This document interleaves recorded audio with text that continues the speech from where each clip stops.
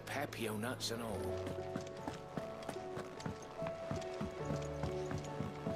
Come back. Covered in nicks and lumps, the lot of them.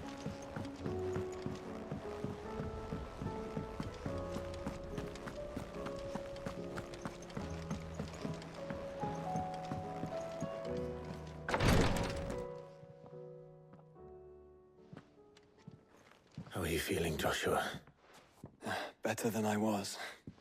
But not nearly as well as you should be. Your cuts and burns may have healed, but your body still bears the burden of every spell cast.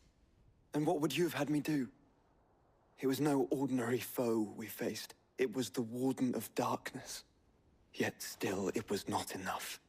The king could have ended me at any moment, but instead chose to toy with me like a curl does a mouse. You underestimate yourself. Oh, it was crystal clear. Only one man established his dominance that day, and that man was Barnabas. I'm sorry, brother. That was ill-spoken. It's just, I have never felt so powerless. And when so many are looking to us for strength, perhaps the prince feels the same.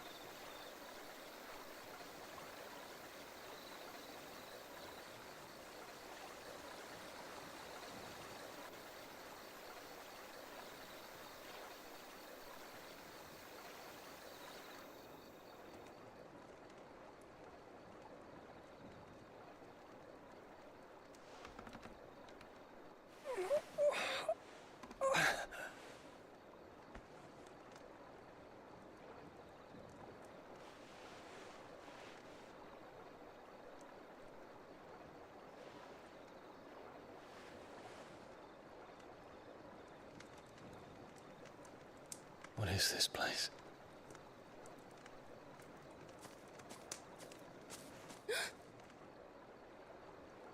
Don't move.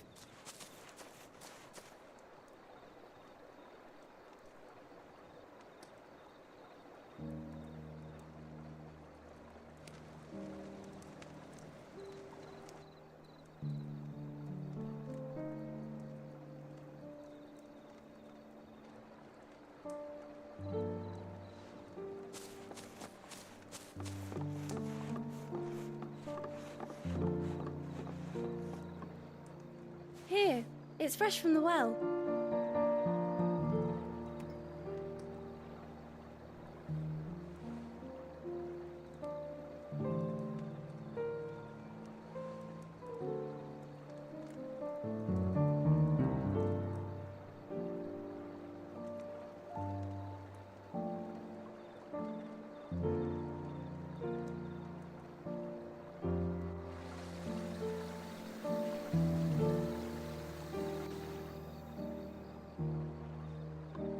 Grandmother told me spirits sometimes get lost, and that the lanterns guide them to their proper place. I set one on the river for her when she passed away.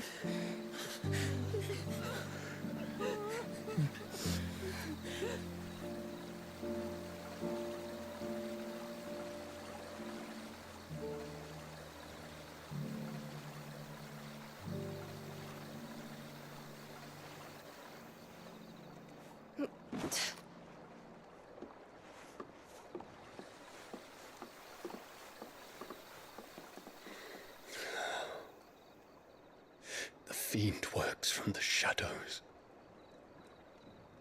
Was it you who guided my hand, then, Ultima? No, not you. This is my doing, my fault, my sin to bear. And for it, I must atone. Your hurts are healing nicely. It was my poultices that saw you well. You make them? and sell them, or try to. Earns me enough for bread, most days. Forgive me. I have nothing to... I know, but I couldn't just leave you lying there.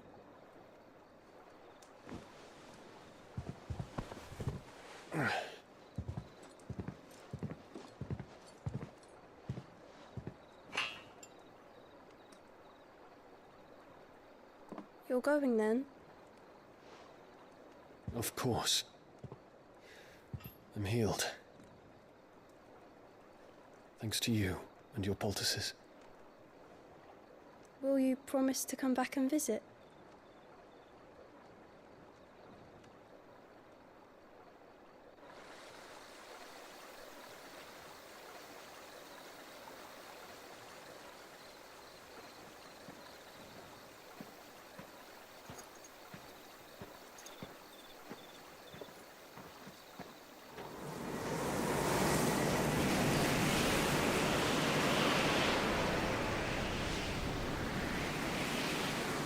Well, Phoenix, it would seem that I owe you my wings.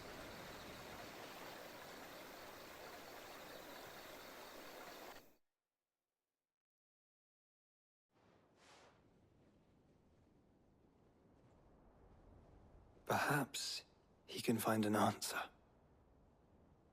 You will be returning to Waloed soon, I gather. I see no reason to wait. Then neither do I. I can think of a few, but I doubt they'll stop you. You will take your medicine. Of course, Lady Daya. Set on leaving already, are you? How long will it take us to get back to Ash? Dunno, about the same amount of time it took us to get here. Maybe less, if your uncle can find someone trustworthy to patch up the Enterprise. All depends on where we're putting into port, mind. Yes. It's not as if we can put ashore wherever we choose. We have to assume that the whole of Ash is hostile, and that we'll be attacked on sight. Then we must find a place they won't think to look. And I have an idea who might know of one. The Professor! I'll go and tell you come in. While you're plotting our course, I'll be in the shelves with your lawsman. I wish to pick his brains about Ultima.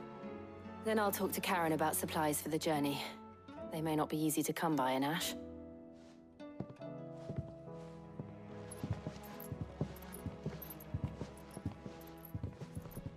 Your brother's body won't take much more of this recklessness. You know that, don't you? I do.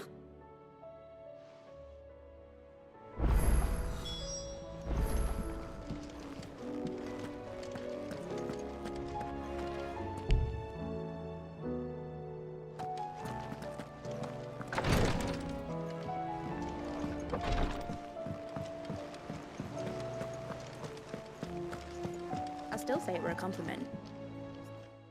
Ah, Clive. I was wondering when you'd arrive. Please tell me you've come to take our young prodigy here off my hands. I'm not here for Mid. I need information on Ash. Then why not ask Molly if you can look in one of her ovens? Go on. As soon as the Enterprise is ready, we'll be setting out for Drake's Spine. And we're going to need a safe place to land. Preferably one that won't see my ship blown to shit and splinters. If it were that easy, do you think Waloed would have resisted invasion for so long? Very little is known of Ash, and the information we do have is spotty and outdated. We have the good King Barnabas to thank for that. Waloed's borders have been closed to outsiders since the day he seized the throne. If there is anywhere safe to land, you won't find it on my map. Then tell us what we will find. I'm sure you know better than we do. But no splinters. All right, if it will get you out of my hair. But interrupt me, and it's over. Understood?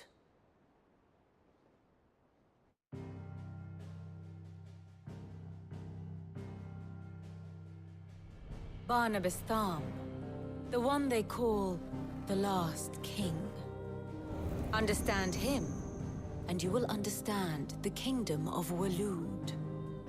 Barnabas was only a boy when he arrived from beyond the southern seas, and barely a man before he united the ragged tribes of Ash. And having unleashed them upon the formidable Veldamark, he set his throne upon the ancient kingdom's ruins. The victory sent shockwaves around Valisthea, tales of Odin's might spreading through every court, parlor, and drinking hole in the realm. Note that this was in the year 843, and that the king still sits upon his throne some 40 years later, quite untouched by time. Waloed's recent inaction left many wondering if Odin had lost his appetite for war. And yet here we are. The Einherjar was committed to the fray, a bold declaration of intent. Orcs swarm around Drake's Fang, and throngs of Akashic haunt Canva's streets.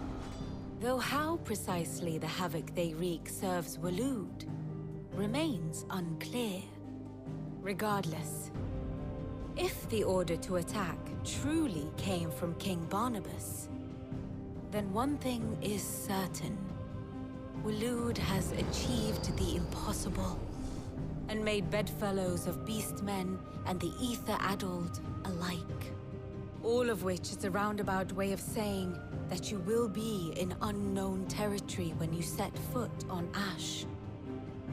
Much of the continent has already been lost to the Blight, and what few ports remain will be fiercely guarded. And that is to say naught of its natural defenses. Offshore currents will cast an ill-equipped ship out to sea one moment, and dash it against the rocks the next. But then the Enterprise is anything but ill-equipped. And Mid has made land there before. Now, if only there were someone with an intimate knowledge of the Shadow Coast, and where a daring gentleman might put ashore.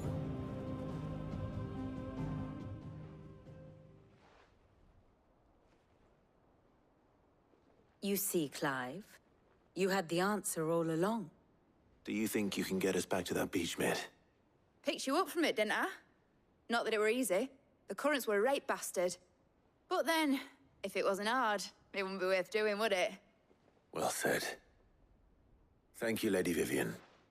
If a few morsels of common knowledge and a sprinkling of tavern talk are worthy of your thanks, I wonder what genuine intelligence might earn me. Probably more visits. Mid, I need everyone in the ale hall now. I'll fetch Joshua from the shelves. Aye, aye, Captain.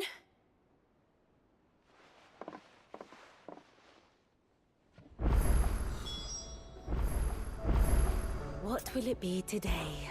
What is it that you wish to learn? Here you are.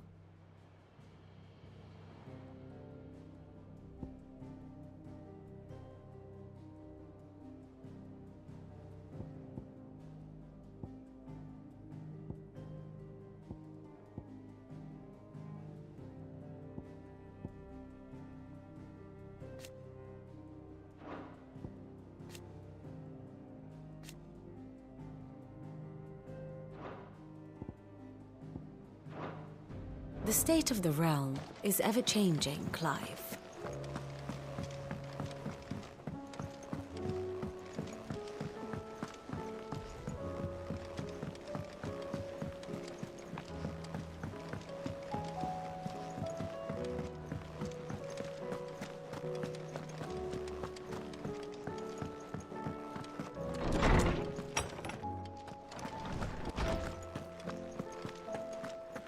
I have no reason to... Clive, you must listen to this. Lawsman, tell him. Do you recall when we spoke before on the divinity of Ultima? Well, it inspired me to delve deeper into the subject. And what I discovered appears to agree with the findings of His Grace. You will recall that my quest to uncover Ultima's origins began with the mural at Phoenix Gate. But while I've always known it to be important, its secrets have heretofore eluded me. Now, however, I believe I know where to find the more complete example, one that will reveal all we seek. Master Clive, have you ever in your travels chanced to hear of the Circle of Malleus? I would think not, if you have. But there was once a time when the faith flourished, the oldest known religion in the Twins, and though its popularity eventually waned on Storm, hints of its dogma remain embedded in more modern faiths such as the Crystalline Orthodox. Wait, you said it waned on Storm. What of Ash? Religious monuments are often torn down or repurposed when new faiths rise to prominence. But if no new faith arose, then perhaps the ancient temples might still stand. And so, you see now why I must accompany you to Waloed. It would appear the past still has much to teach us, though in this case, it would not have been possible without the musings of Moss. To think that you carried a copy of my old mentor's chronicles all along. I am relieved to discover it in good hands. I shall guard it with my life. Joshua, if you're finished here, join me in the ale hall. I need to speak to everyone before we leave. Right away.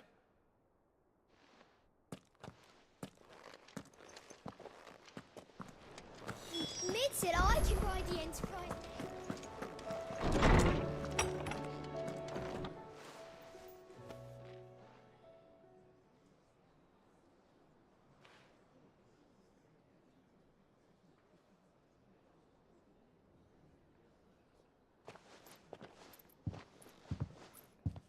My apologies. By now you've all heard where we're going and why. So I won't bother you with the boring details, only the important ones. If we attempt to approach Stone here by sea, there's a good chance we'll be sighted and fall prey to the capital's artillery. So instead, we'll disembark on the southwest coast and make for Drake's Spine on foot. I say we, but it's highly likely the entirety of Ash is under the rule of Ultima. A large party would only attract unwanted attention, as well as slow our march and require supplies which may be difficult to obtain. Only Joshua and I will be going. And a scout. Preferably a good one. Gav, do you know of any? You bet your ass I do. Might still borrow some of Lady Vivian's maps, though. Just in case, like. Once you've dropped us off at the Shadow Coast, you need to retreat into neutral waters, fly merchant colors, and stay inconspicuous. If you sense any danger at all, you leave us behind and return to Storm. Inconspicuous is my middle name. But like hell am I leaving anyone behind. The ship ain't going nowhere till your scurvy mugs are smiling on deck. Jill, the Enterprise will appear a tempting target for royalists and pirates alike. You're to stop anyone boarding. Don't worry. I'll keep the ship and her crew safe. You'll be needing passage home, after all. But... very well. If there are no questions, I'll see you all at the docks.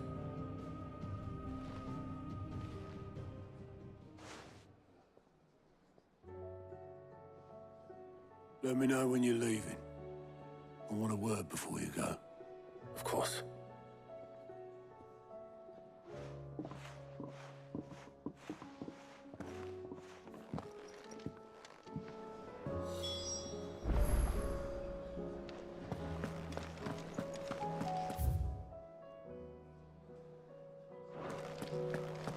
Oh, don't tell me we've run out of Papillon.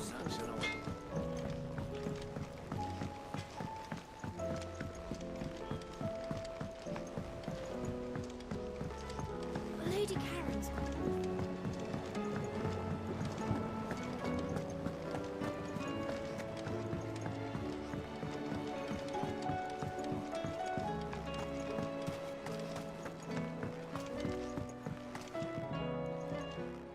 Sid, do you recall the flowers I had you bring back to the yard? Vaguely. Is something wrong? I'm afraid so. I was able to get most of the Morganbeards to take root, but they rarely flower. I fear the soil here does not agree with them. However, I believe I have a solution. I can't wait to hear it. I'm going to marry the Morganbeards with Morbles. I know, but hear me out. Morbles are possessed of a highly choleric temperament, The fire which drives them appears to be maintained by an abundance of nutrient-rich ether drawn from their environs. I believe that by grafting a marble vine to a morganbeard, the appendage's wealth of vigor-inducing nutrients might well stimulate the flower to bloom. The endeavor, I assure you, is scientifically sound. I simply need a vine to prove the theory. And all you need is a single vine from an ordinary marble. That is correct. A single vine. As for the marble, I fear ordinary may not suffice. But, as luck would have it, a most extraordinary specimen is rumored to haunt the swamps of Rosaria. Why, a notice concerning this very creature was only recently posted on the hunt board. How timely. Well, I shan't keep you any longer. I know you have much to do, as do I. Now, where did I put my watering can?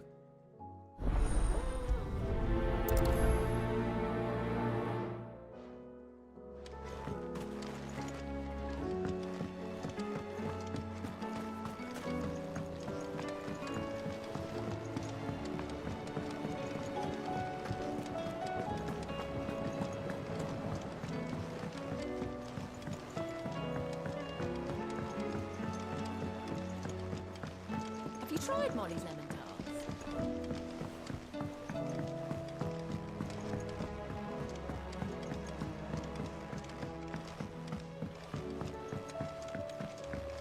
Canva lost.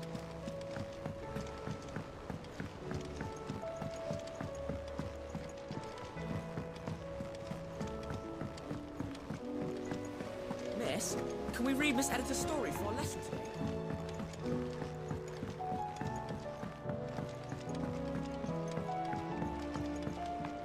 How was she?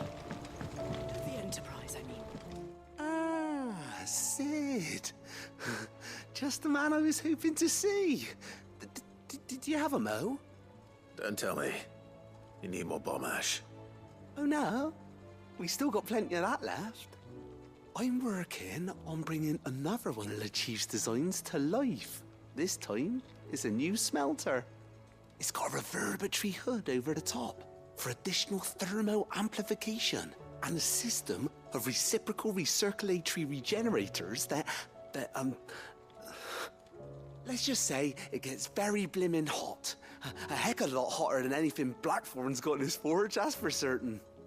Only mithril engines get hotter, and you can't chuck ore in one of them and get metal out the other end. Trouble is, we won't be able to make out of any old rubbish neither. We need the good stuff. And I hear you once helped Helena get her hands on exactly that. Any chance you could help me too? If it's for the good of the hideaway, I'd be happy to. Oh, it is. I promise you. So, what exactly is this good stuff you need me to find? We've got a couple of examples here. Spherical echoes, we call them. More fallen materials. So this smelter is similar to the mithril engine in more ways than one. That's right. They're a bit like the thermal helms. Fallen ceramics deal with heat like nothing else, see? And what's more, they're directional, transferring heat from the inside to the outside. But these things, they're all outside. If we line the hood with them, they'll reflect the heat right back into the furnace. We've collected as many as we can, and I know where we can get the rest. Trouble is, they're all watched over by their bigger, uglier cousins. So you want me to visit some ruins, destroy some echoes, and bring back the spheres they're guarding? That's it in a nutshell, yeah. We're only 3 short, mind, and we know exactly where they are. There's one up Amber Way, in that ruin that they call Lost Plume, and another in the Silent South, over in Dalmekia. Last one is in the ruins of Advent, which is in the Empire. All right then. Wish me luck. It'll do. I'll be keeping all my fingers and toes crossed.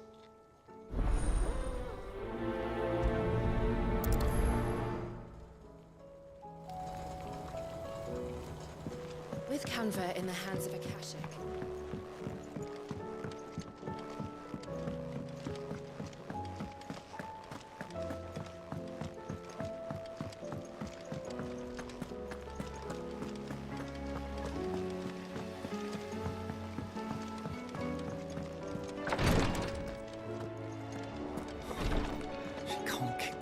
Glory to Griga. There you are. And not a moment too soon. What's happened? Taya's busy working herself into an early grave. Since the arrival of her latest patient, she's refused to stop, even for a moment.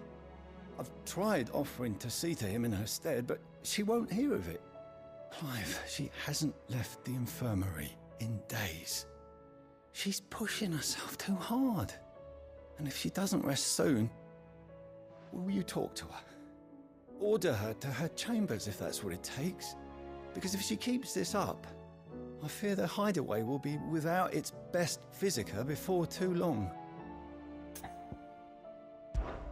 I know better than to order Taya to do anything.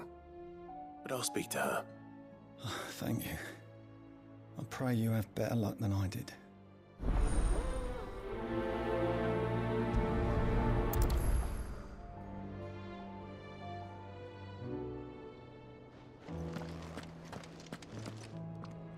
Well, Taya, Rodriguez worried about you. And if what he says is true, then so am I. We all admire your dedication, but you do need to rest. I will, when it's time. Until then, I'm staying put. We owe him that much. Who is he? Someone from my past. Someone who doesn't deserve to die alone. It won't be much longer. The crystal's curse has almost finished its work.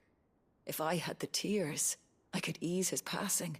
But without them, we've nothing that will touch the agony of those last few hours.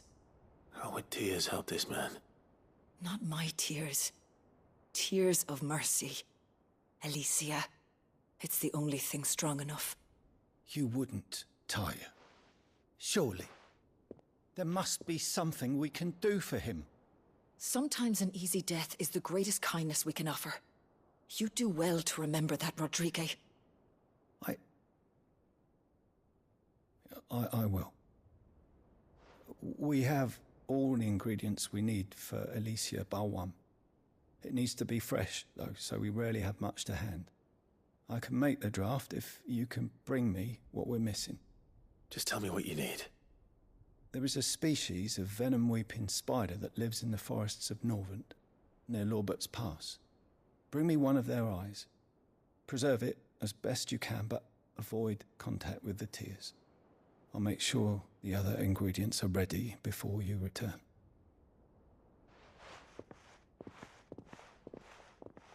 Thank you, Clive. I won't forget this.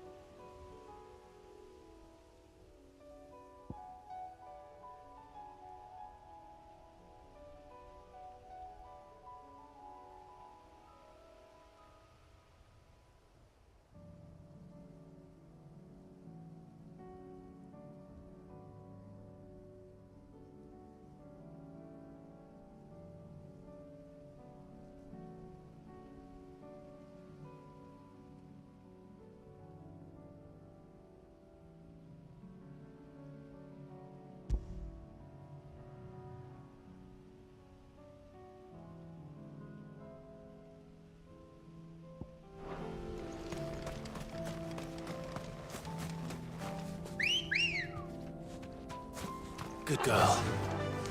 Faster! Time to fight.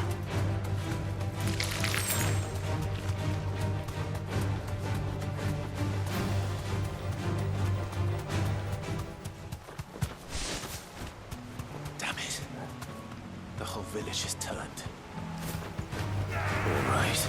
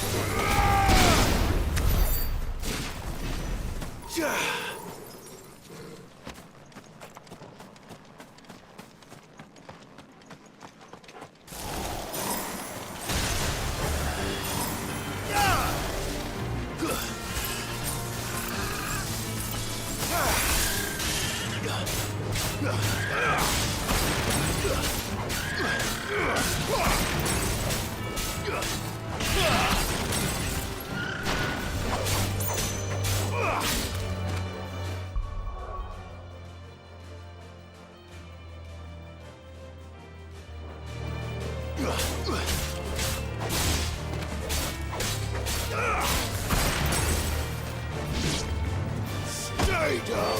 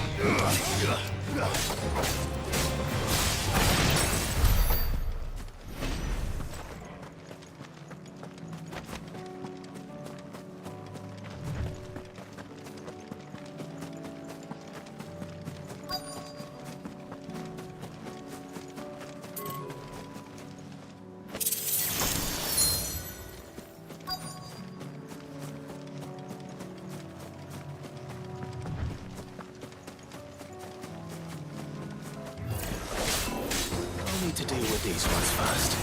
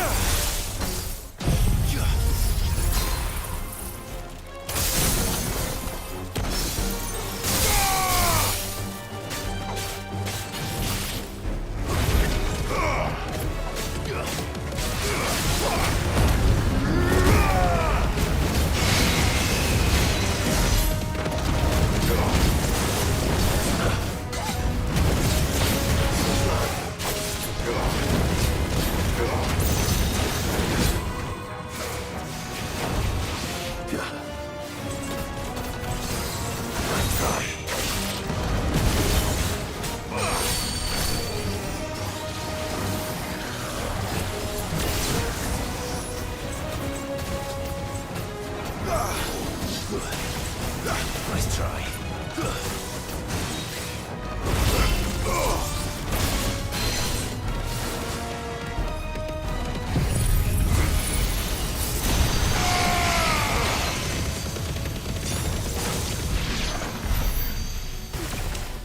Now to find this spherical echo.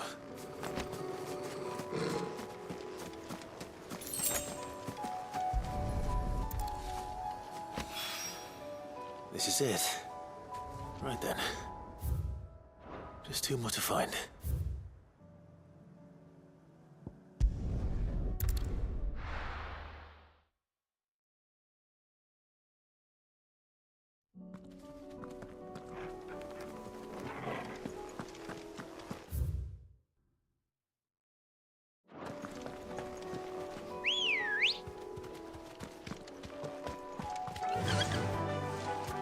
Faster!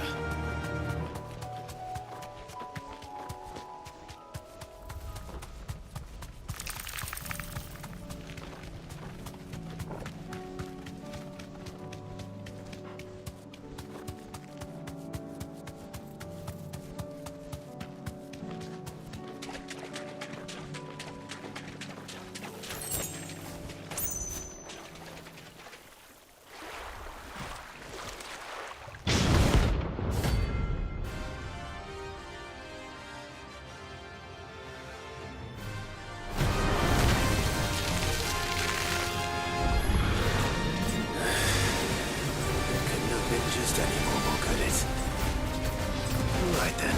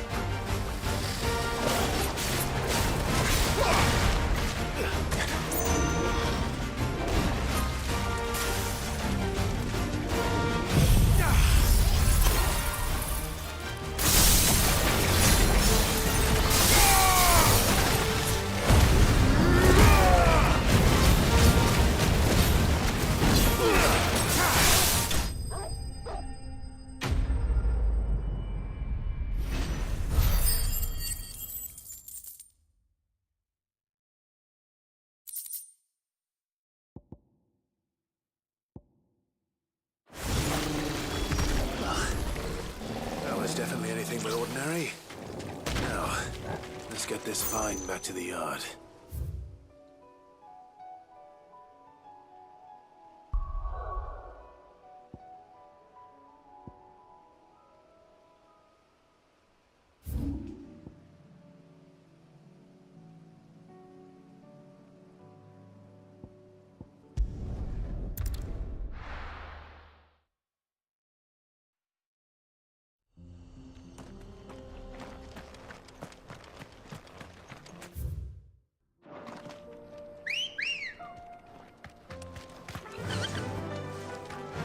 Fly, Ambrosia.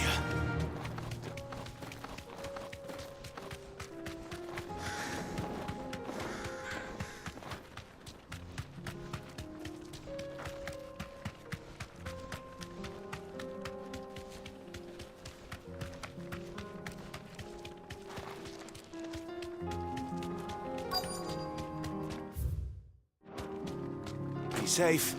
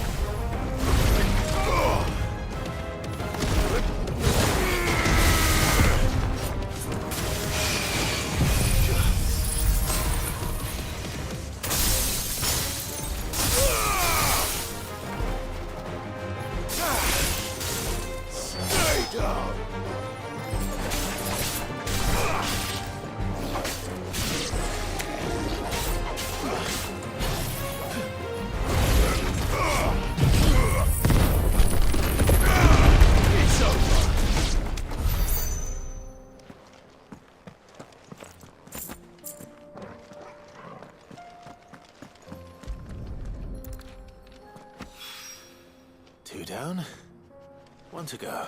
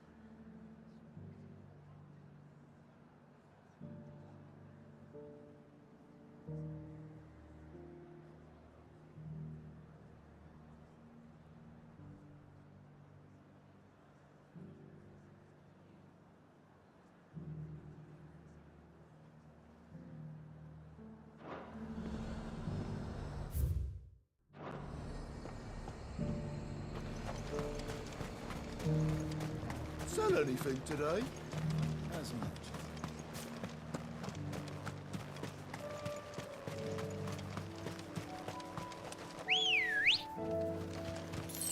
Ready, go?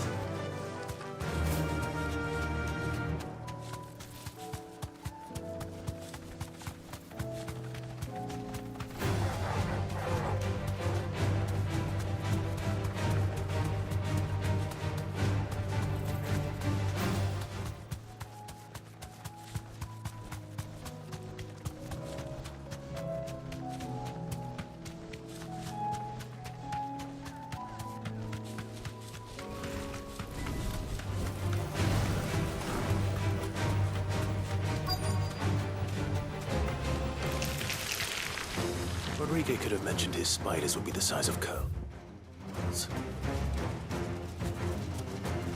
Straight home now.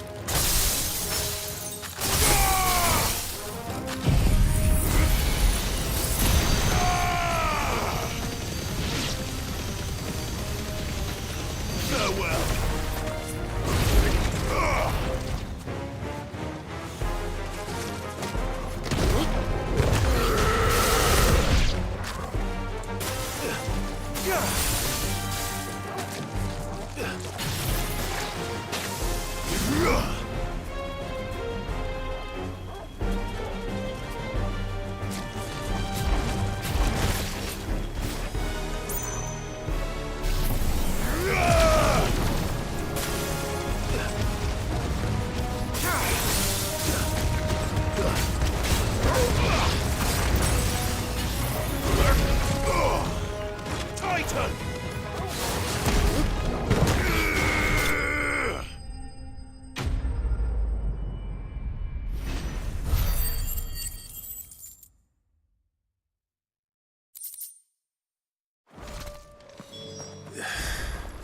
Hopefully one will be enough.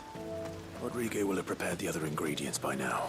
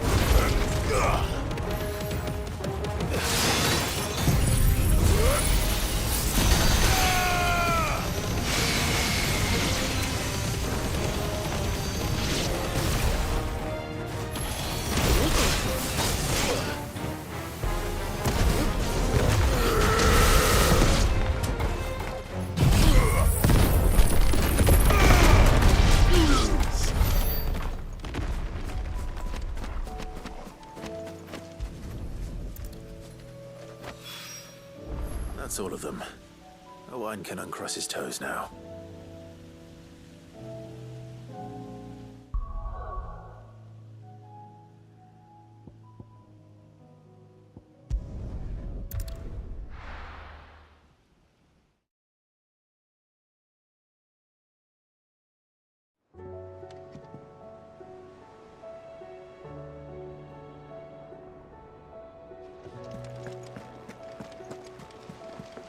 Covered in nicks and lumps, the lot of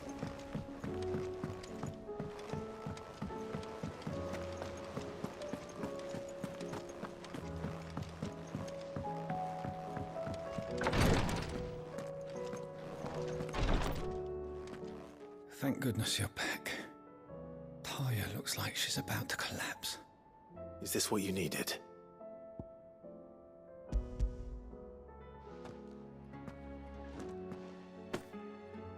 Yes, it is. Thank you, Clive. I'm loath to give a patient Alicia, but Talia's right. Sometimes it's all we can do. A single dose dulls even the most agonizing pain, and all other sensation with it. It may be a gentle way to die, but it is death nonetheless. I wish there was another way.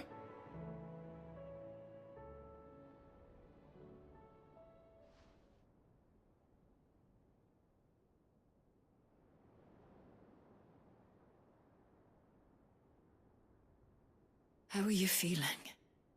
Light, mid-here. Drifting on waves. Good. Just relax. Let the waves carry you to a better place. Thank you, Talia. I'm so proud of you.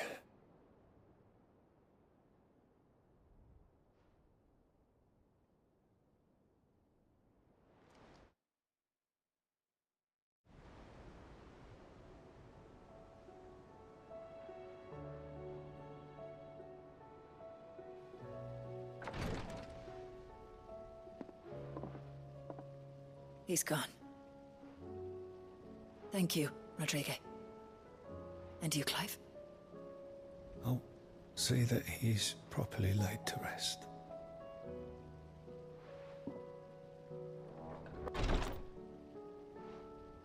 The man you helped today was my mentor, back in the Southern Isles, on the front lines of some meaningless war.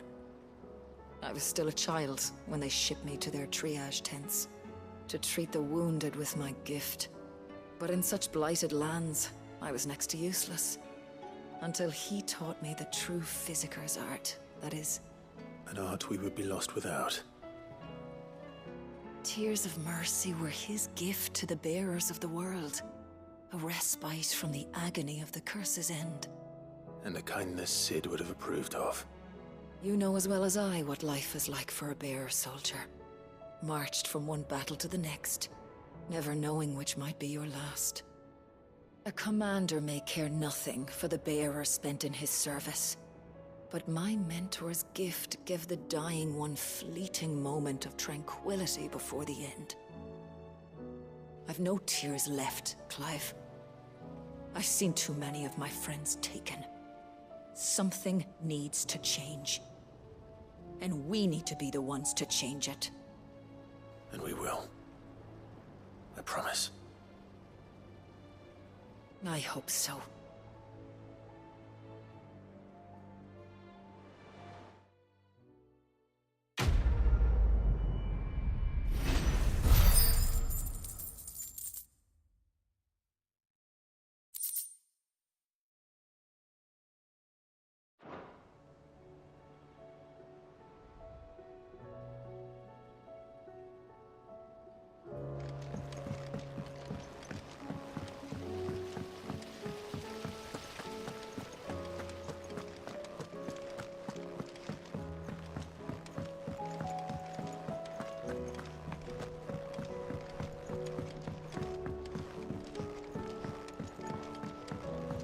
How was she?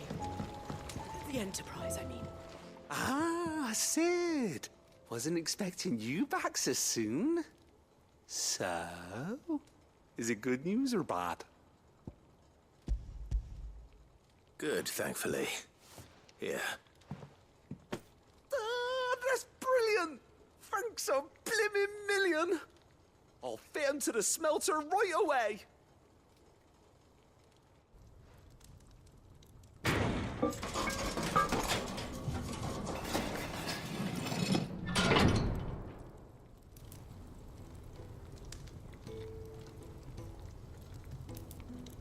May I present to you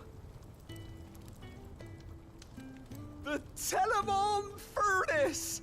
Ain't bad, is she? She's a beauty.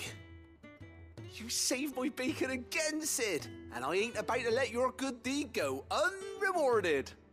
It's fine, really. My bag's flexible enough already. Oh, don't say that. I'm sure I can make a few improvements to it yet. You could just buy me a bigger... How about that clasp? Looks a bit stiff. Reckon you could loosen it up and make some more room? And I reckon I know how. With a new alloy we've been working on. The Telemon Furnace was just what we needed to perfect it. It's a metal, see? So it's lovely and strong, but it's also, well, stretchy, if you can believe it. Stretchy metal. Well, if you insist. That is the spirit. You'll love it, I promise.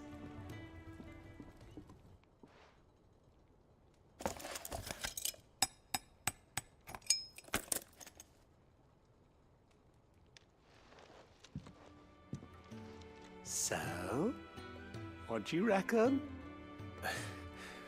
It's actually quite ingenious. Thank you, Owain. Shh, don't mention it. You earned it. And I wanted to get some practice in using that metal anyway. Reckon we'll have all kinds of uses for it around the hideaway. Can't think of any right now, but that's our job, innit? Dreaming up new ways to make life easier around here. Maybe even out there, too. One day, the whole world's gonna know about the inventions you've helped us put together. That bag of yours will be the first of many. You mark my words. They'll hardly believe their eyes, I'm sure.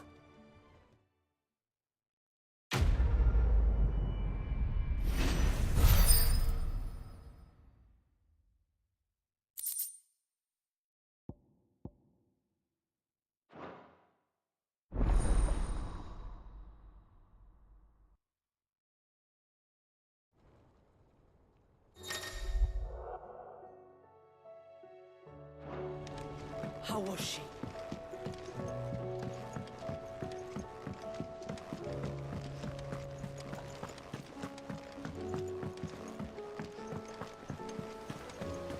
Miss, can we read Miss Editor's story for you? Canva lost? It can't be true.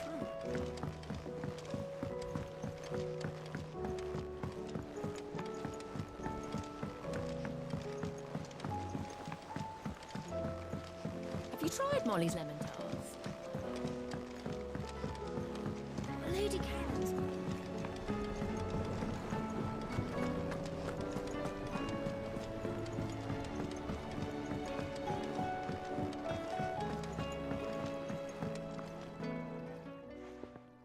Sid, I can't help but notice that your satchel is twitching in a most violent manner. Here. It's your problem now. What an amazing specimen. The flesh positively throbs with vitality. If I can successfully graft this to the Morganbeards... When I successfully graft this to the Morganbeards, I suspect the results will be immediate. I shall begin at once.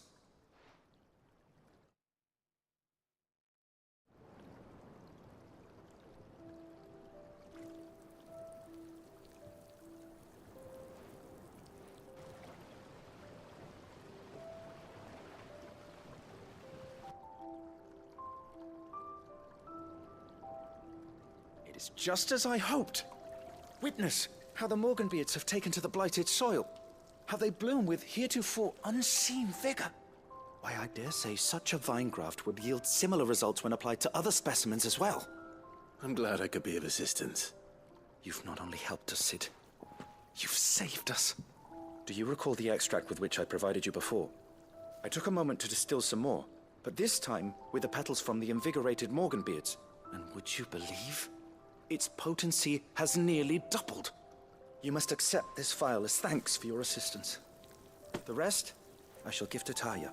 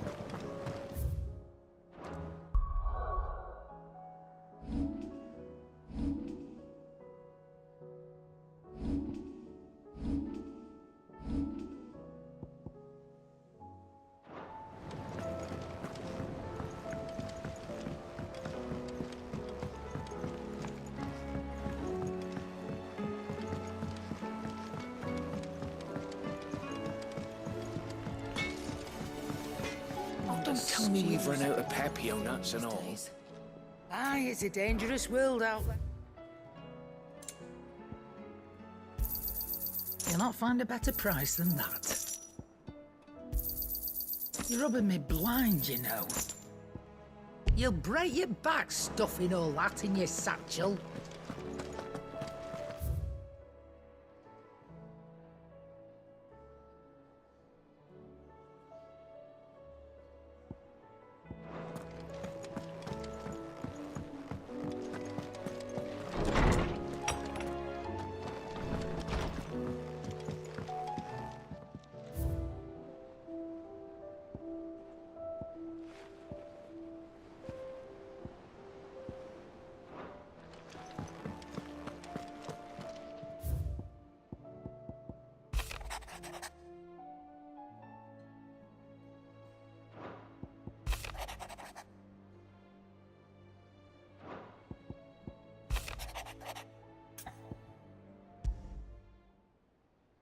There's no way of knowing if Doris will confide in me, but I can speak to her at least.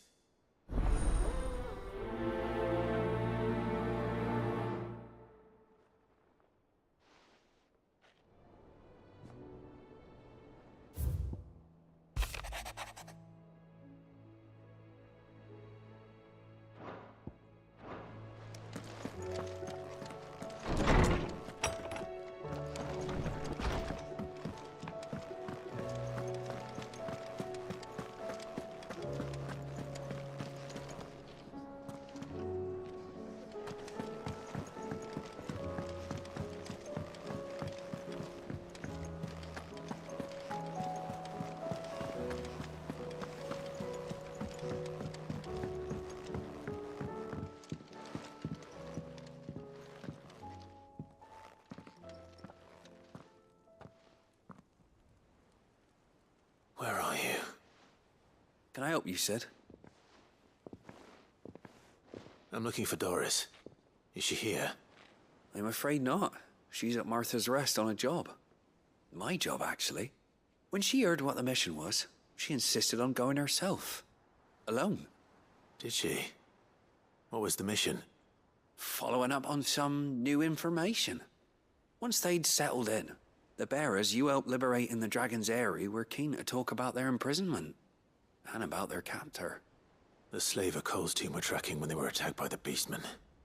I'll go and find her. She's at Martha's Rest, you say? If she's not moved on already, yes. I hope everything's all right. Why would Doris insist on going alone? Maybe Cole was right to be worried. How may I help you today, Clive? Your benefactors are a generous lot. All yours. Come again. I may have more for you.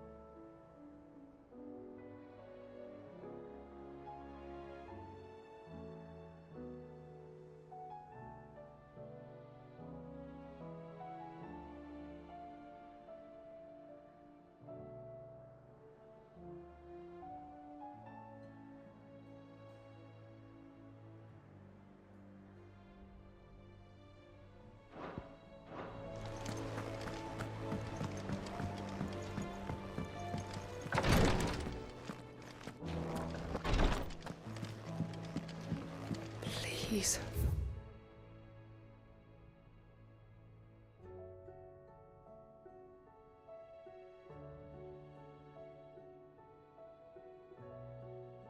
Grace, stay strong. Ah, my Lord Marquis. Yote, is anything the matter? You seem troubled. Perhaps I might be able to help. My lord. Yes. Perhaps you might. It's your brother. His condition continues to worsen, though he does his best to hide it. The lesion on his chest pains him more with each passing day. I had feared as much. There are certain elixirs which can ease the suffering of those afflicted by the curse, but... But His Grace's case is severe. The drafts I have been able to prepare for him thus far have ceased to have any real effect. So I consulted with Talia and certain of my comrades among the Undying about the possibility of finding something stronger. And thankfully, a recipe was found. The only problem being that the critical ingredient is exceptionally hard to come by, and our supplies are almost exhausted. Unless we can secure more soon, your brother's anguish will likely become unbearable. My lord, I know that I have no right to make demands of you. But would you help? For Joshua's sake. For Joshua? Anything. Thank you, my lord. So, what is this critical ingredient? A rare herb by the name of stonerwort. It grows only where the ether is densest. The vigor it stores in its stems helps to counteract the curse. We discovered a patch near the aqueduct in Rosaria. But alas, yet more ether has erupted from the earth there recently, leaving the whole area flooded. The search continues for a new source. One that we might reach without being turned. So it's only that you can't reach it? The Stonerwort itself is unharmed by the flood? Well, yes, but... Then I shall go in your stead. But, my lord... You've yet to find another source, correct? So for now, the aqueduct is our best hope. Besides, I'm a dominant. The ether can't hurt me. Well, if you're sure, my lord. Stonerwort is easily identified by its blood-red blooms. Search around the aqueduct, and you're sure to find some soon enough. I shall remain here and prepare the other ingredients.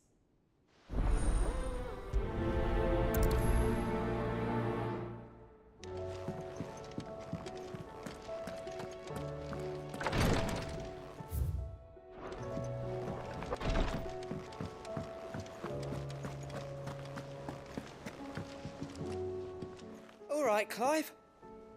Blackthorn told me you helped him out again. Tough for that. Speaking of which, I'm actually a bit, Worried about him. And you want my advice? afraid so. It's a bit of a funny one, this, but I saved this posh knob while I was out on a mission, and he gave me this flashy ring to say thank you. So, obviously, I show it to Blackthorn, thinking he'll be impressed, only for him to go white as a sheet and quiet as a curl instead. Try as I might, I can't for the life of me work out what could have got him upset like that. And seeing as how Blackthorn opens up when you're around, I thought maybe...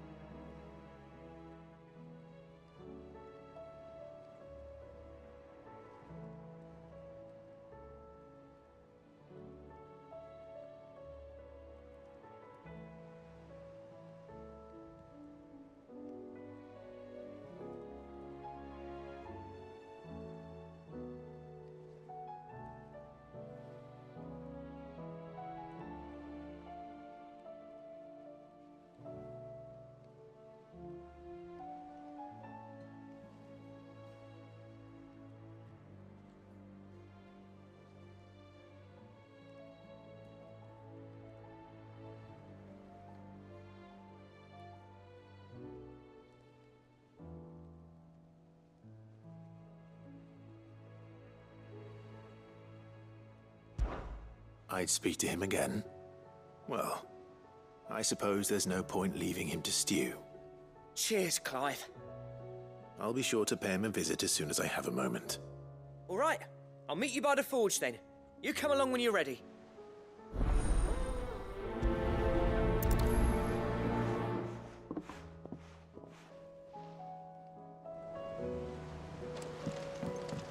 How do you split the sea?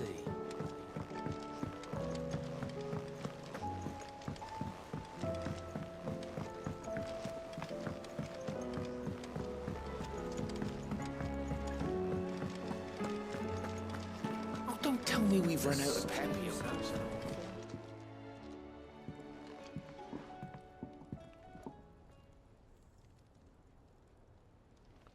Bloody hell, Clive. Not this again. Oh, ain't you got better things to do with your time? That remains to be seen. August tells me he showed you a ring, and that the sight of it clearly upset you. Would you mind telling us why? Come on, mate. Bottling it up ain't gonna help no one. If it weren't the ring, and it was something I said, then I'm sorry. It was the ring, right? It brought back some unhappy memories, that's all. Memories better left forgotten. Memories of what? There are things we'd all rather leave behind, Blackthorn. But sometimes it helps to talk about them. And sometimes it doesn't. Is that so hard to understand? Don't be like that. Fine. If it'll get you off my back. That ring you flashed was the work of Zoltan. We apprenticed together, back in the day. You've never mentioned him before. Why would I? Ain't seen him in decades, and the last time I did, we almost came to blows. The ring brought it all back. I could tell it was one of his the moment I saw it. Bastard's improved, though. More than I thought possible. That thing's a work of art. So it was a nice ring. Worth a few gil, maybe. What's it matter to you? It matters because engraving metal's a nightmare, and I've got no bloody idea how he managed it. The fact is, I couldn't make anything even half that detailed. So what? You're an armorer, not a jeweler. I'm the Hideaway's master craftsman. I'm not stealing a living at some backwater village forge. My armor keeps you lot safe and my swords keep you dangerous. As far as I'm concerned, every swing of my hammer's another blow struck in the name of our cause. So I put my heart and soul into my work. Because the curse breakers deserve better than second best. And I refuse to be shown up by the likes of Zoltan. Very well. Why don't we go and pay him a visit? Learn his secret. I doubt he'd be too happy to see me. Then just this once. Make peace with being second best. Swallow your pride, and focus all your energies on the task at hand. Keeping the curse breakers armed and armored.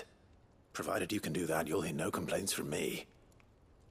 But if you can't, and it's going to distract you, we need to do something about it. What'd you say, Blackthorn? You know he's right. And it's not like you'll be going alone. All right. Magic. So, where do you reckon old what's-his-name is then? Zoltan, was it? In Dravozd, my old village. He won't have left.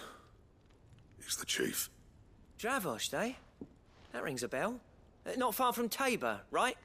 Just north of the fields of Carava. Got that, Clive? Meet us at Dravozd as soon as you can, yeah? And I'll make sure Blackthorn don't get cold feet. Good luck with that. I'll see you there.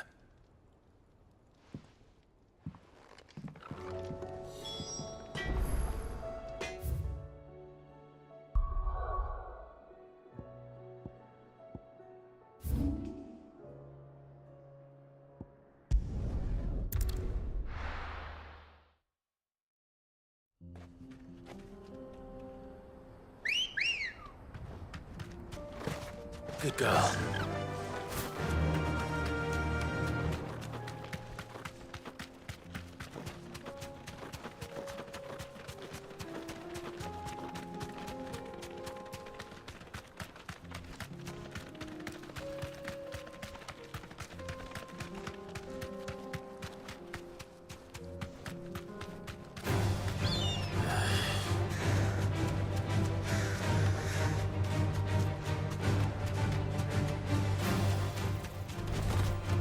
Mistakes.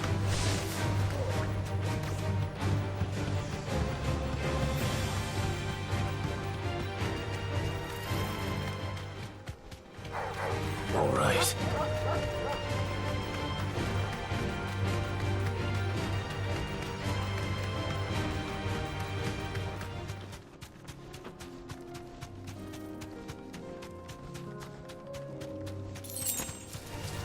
Enough of you, are there?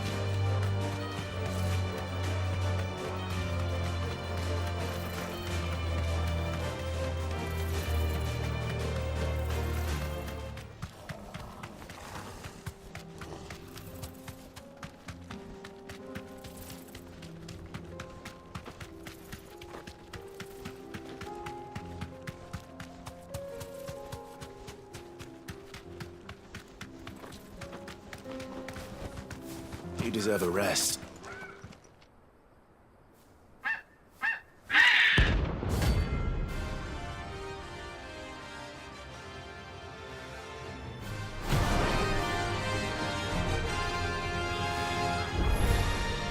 That's like no chocobo I've ever seen. Something tells me it won't be easily broken.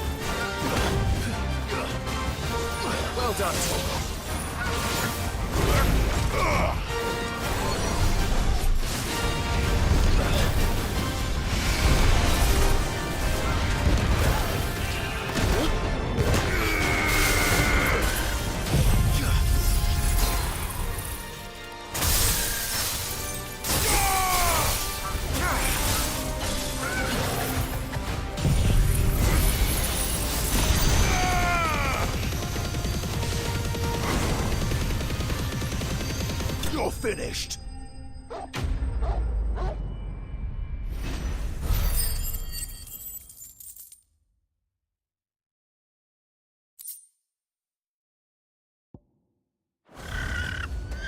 Poor beast. There was nothing I could do.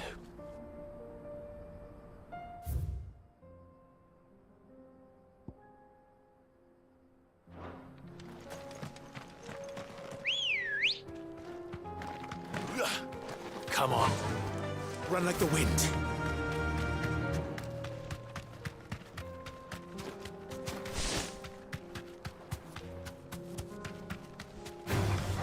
All right.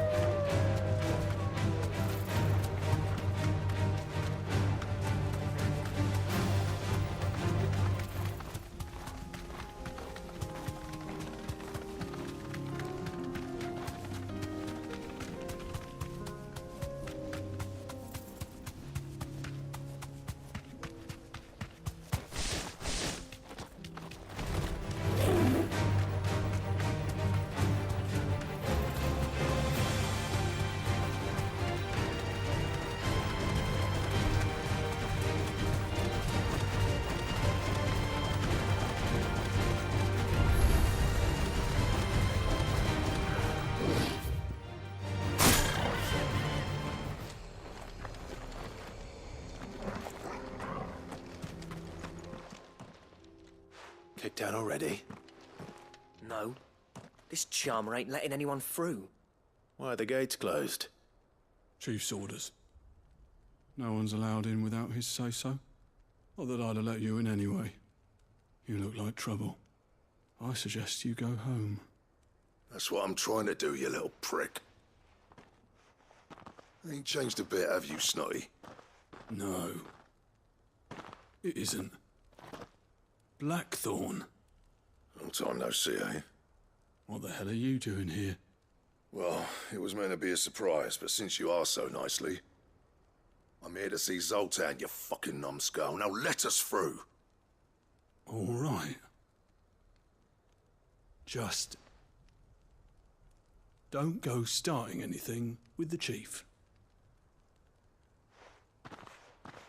Yeah, I promise I won't throw the first punch. That good enough for you?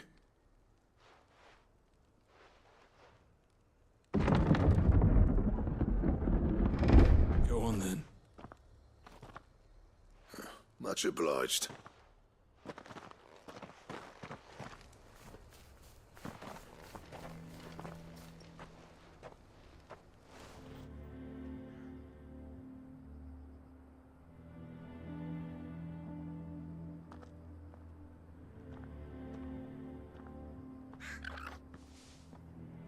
So this is Dravoged. Not much going on, is there? It's a smithing town. When I was a lad, you'd have to shout to be heard over the sound of hammer on anvil.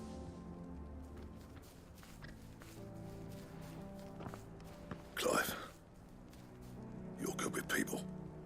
You speak to Zoltan. Hey, you ain't backing out now, are you? There's a river of bad blood between me and the chief. But if someone can build me a bridge, then I'll cross it. All right. I'll see what I can do. I appreciate it. It'll be near the forge on the hill. It was our master's. He'd have inherited it when I left. Forge on the hill. Good luck. You'll be needing it.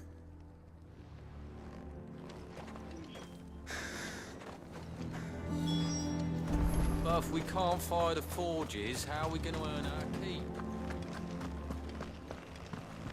Mama, why hasn't Papa come back?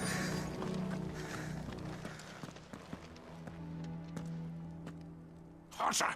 Hotter, damn it! Those miserable flames wouldn't melt butter, let alone iron. Pardon the intrusion. I'm looking for the chief. That'd be me. It's a pleasure to meet you. I'll bet it is. Keep the gates closed, I tell him. Well done, Snotty. You're not welcome here. Get out. Before things turn nasty. Blackthorn's here. What did you say? He's traveled a long way to see you. Yes, has he? He's waiting. Down by the gates. Then I suggest you take him with you when you leave. Didn't you apprentice together? So what if we did? Fuck! We're getting nowhere! These bearers' flames are next to bloody useless! We're never going to be able to fire up the forges unless we can find some new crystals. I'm a busy man, as you can see, so do me a favor and piss off. Oh, and if you're struggling to find your way out, ask Blackthorn. That prick knows exactly where the exit is. He's not wanted here. And neither are you. All right. I'm going.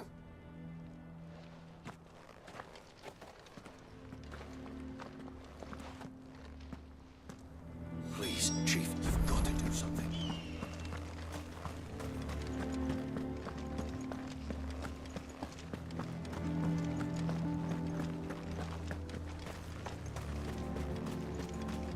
But if we can't fire the forges... Let me guess. Zoltan told you to piss off. As a personal favor to him, yes.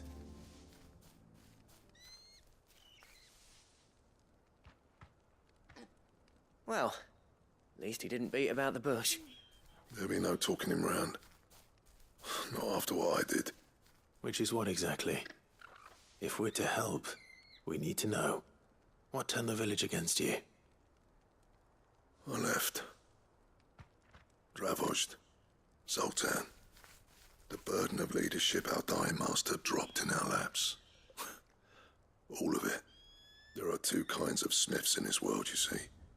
My kind, who are in it for the love of the craft, who labour on a single piece from dawn to dusk to get it just right. And the other kind, who are in it for different reasons. People like Zoltan, whose work is quick and cheap. The kind of smiths who shit out a few hundred blades, reap the profit, and divvy it out among themselves. There wasn't a single day we weren't at each other's throats.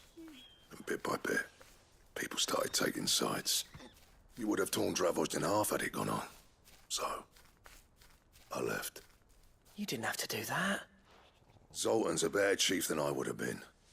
His way of doing things kept food on people's tables. Dravozd prospered without me and my lofty ideals getting in the road. Until the crystals run out at any rate. Without magic to fire the furnaces, this place is as good as dead. It depends on how you look at it, though. There's got to be other ways of making fire. We manage it in the Deadlands. Thanks to Sid's ingenuity, yeah. He saw all of this coming. Knew crystals were the problem, not the solution. And spent years coming up with ways of doing without.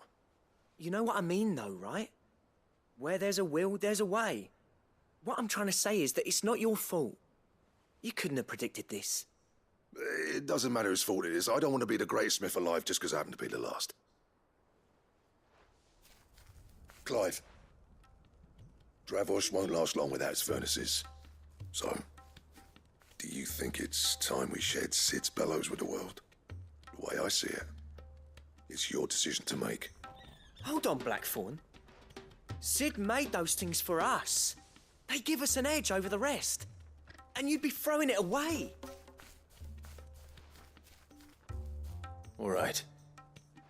Do it. This place was your home. I won't abandon it to its fate. Sid's creations were never meant to be hoarded. It was only ever a matter of time before we shared them. Let this be another step on the road to freeing Valisthea from the prison of the Crystal's blessing. Dravozd will show the world that it's possible. Wouldn't you agree, August? When you put it that way, of course. As like hearing Sid speak from beyond the grave. Thank you, Clive. Shall I go and fetch the plans, then? I know I'm off by heart. I'll be needing some help, though. Building a furnace isn't exactly a one-man job. Do us a favour and round up anyone strong enough to lug a brick or two, would you, August? All right, then. And I've got a job for you too, Clive. Finding me some salamander skin. I need leather for the bellows and nothing else will withstand the heat. Luckily for us, salamanders feed out in the fields of Carava. Time for a spot of hunting, man.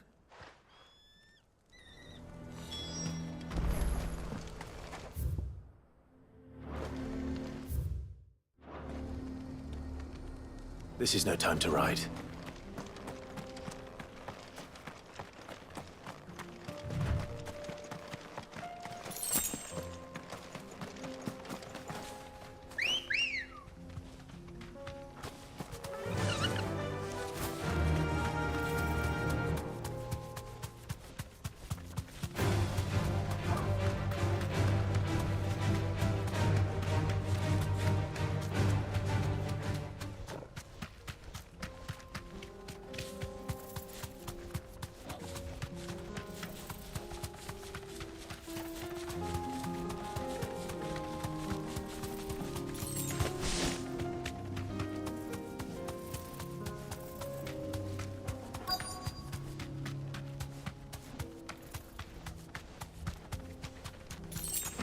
Let's make this quick, shall we? Straight home now. This won't be easy.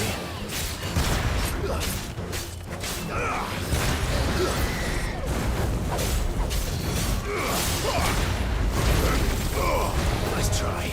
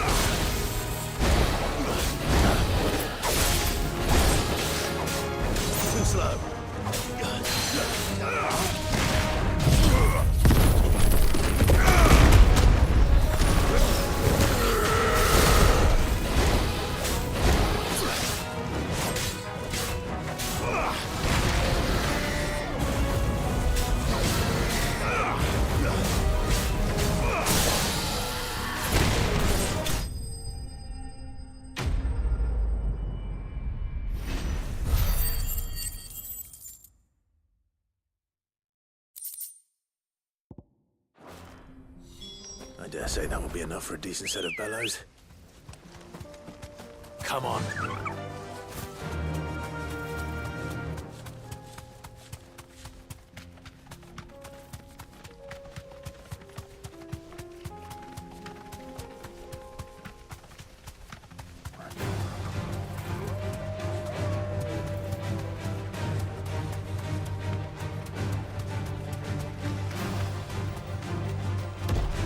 Holding back.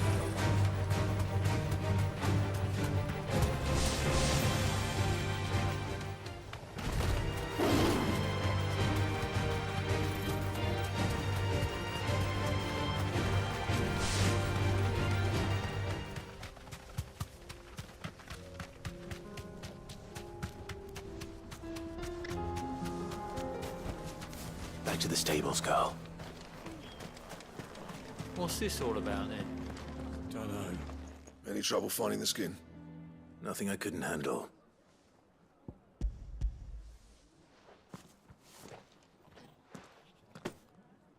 There should be plenty. Right then, time to put these louds to work. If everyone pulls their weight, we'll be finished in no time.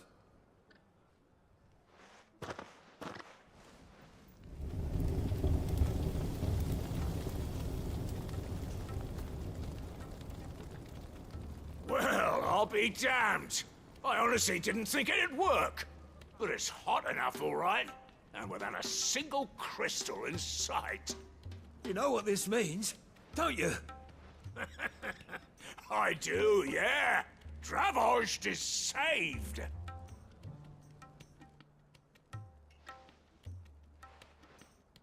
Sorry about earlier.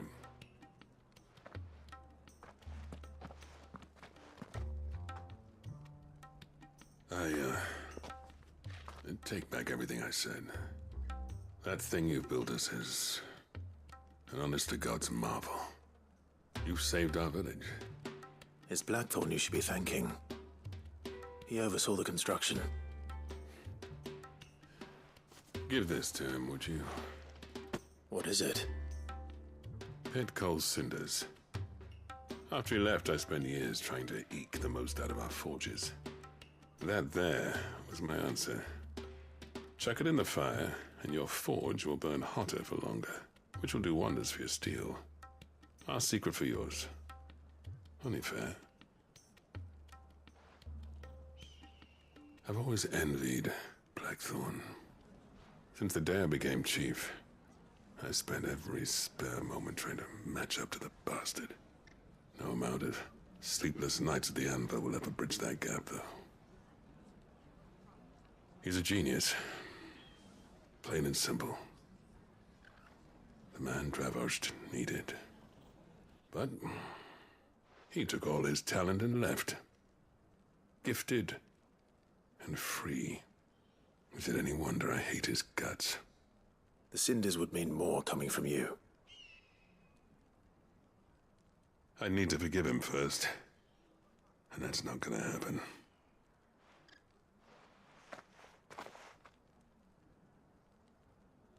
Well, you know what they say. Oriflamme weren't built in a day and all that. These things take time. Especially when they involve two geezers who hold grudges tighter than their hammers. But what matters is, Blackthorn's got that twinkle back in his eye. And I'd call that a job well done. So would I. I reckon he's going to be at it a while yet, though, so why don't you head off without us? I'll see that the old git gets home safe and sound. See that you both do.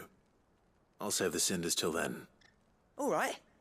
It'll be a nice little surprise for him.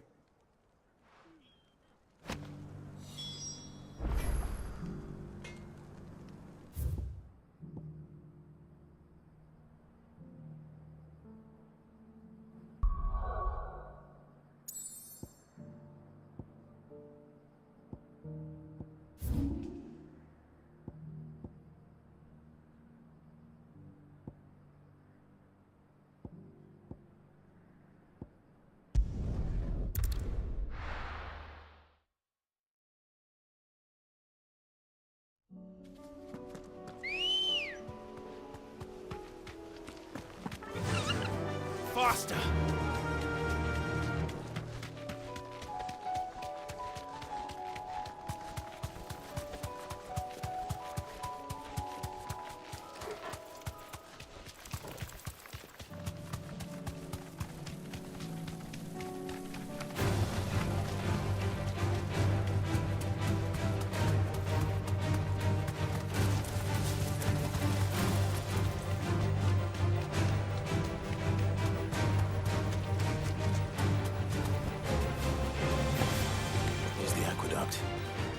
Now to find our stonewort.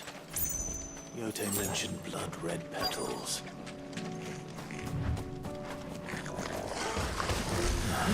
That's my luck. Well, there's only one thing for it.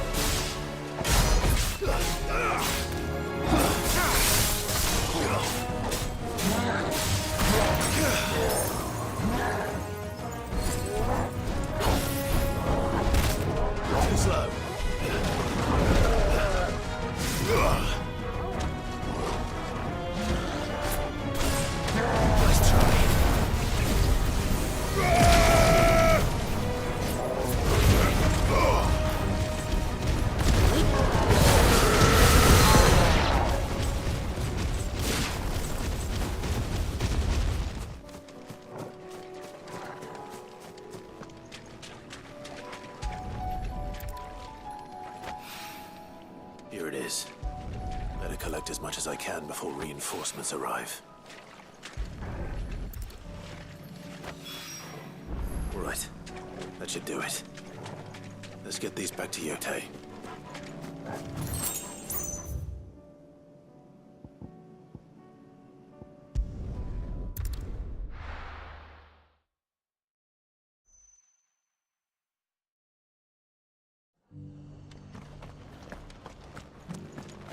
Doris should be somewhere nearby.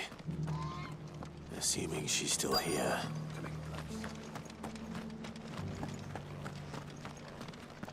The world seems to be changing so fast lately I can hardly keep up. But what I do know is that there's more bad news than good. You can tell that just by looking at people's faces.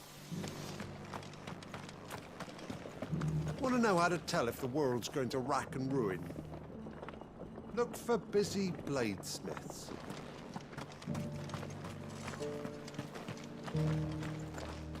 I expect you heard what happened to the noble quarter.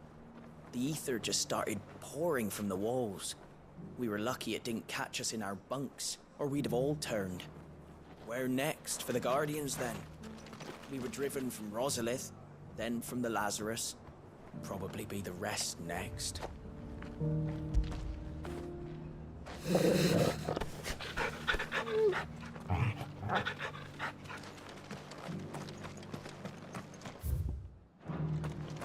Just because the heavens have gone to wreck and ruin, it don't mean we have to. It doesn't still hurt, does it? It's been a pleasure, Doris. Just like old times. I'll give your offer some thought, my lady. How goes the investigation? Sid, what brings you to Martha's Rest? You. I heard you were out here on your own, tracking our slaver. I trust you're being careful. Of course. And it had to be me. The bearers from the Dragon's Eyrie confirmed a long-held suspicion of mine that the slaver we've been tracking is an old acquaintance. She's no fool. If we'd come in force, she would have spotted us straight away, and then vanished without a trace. That was her just now, wasn't it? So, was it a fruitful reunion? I'd say so. She tried to recruit me. Seems her time in Rosaria is coming to an end. She's abducted bearers from across the region and is looking to smuggle them back into Sambrek. After her brush with those beastmen on the road to Northreach, she hired herself an Imperial escort, which she wants me to join. She's dangerous, Sid, but I think I can stop her. Then I'm going with you. I'll take care of the escort. You can see the bearers to safety. Where are they? The Baum Archers, soon to break camp. You go on ahead. I'll follow once I've sent word back to the hideaway.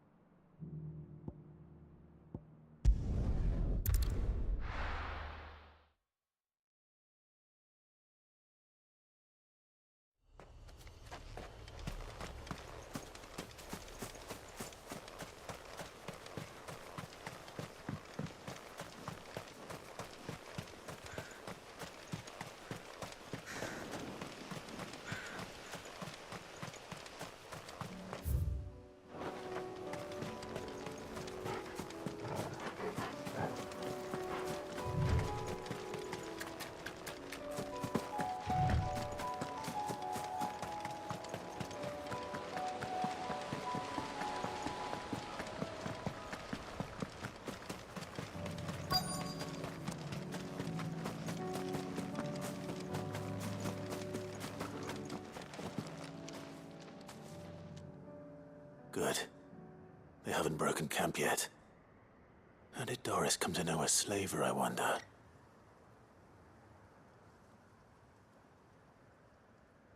We've waited long enough. She's not coming. Ready the bearers. We're leaving. Back to civilization, is it, Mom? With all haste, lest any of you lackwits start talking like these feckless bumpkins. I presume your men are ready. We've suffered too many delays as it is. Any more and I'll be docking your pay. Yes, Mom. Oh, but before you go, it appears we have company. Kill him. You're welcome to try.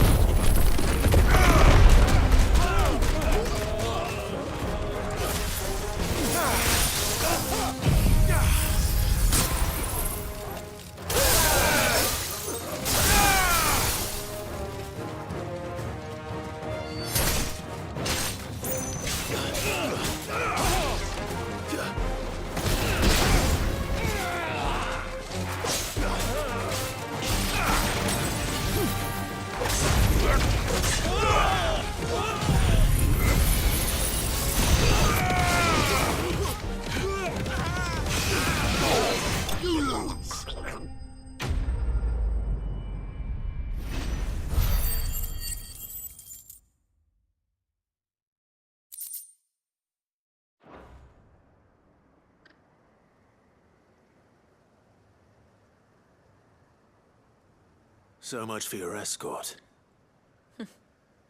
You'll forgive me for not avenging my men. I'm not the swordswoman I used to be. I surrender. Do with me as you wish, Sid the Outlaw. Sid. Ah, Doris. I take it you're not here to rescue me from our brooding renegade? You know, I always wondered where you'd vanished to. But casting your lot with this criminal of all people. Better fighting for a cause than killing for coin. I'm sorry, Sid. I should have told you sooner. This woman, my former master, once trained bearer children to be weapons in service of the highest bidder. She raised me like a daughter. And I did terrible things to earn her favor. It wasn't all terrible, surely. We had our fun, too.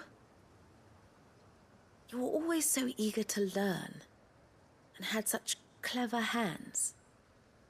All my other children took either to the blade or to the books. Always either or. But you proved yourself a master of both. That's why I kept you for my own. How about it, my little dagger? Care to swear that blade to me again? I never swore my blade to you, nor will I ever. I fight for a higher cause, to liberate the bearers of this world. Farewell, Master. Thank you for making me the weapon I am. You always were a righteous child. Perhaps that's the reason I loved you so.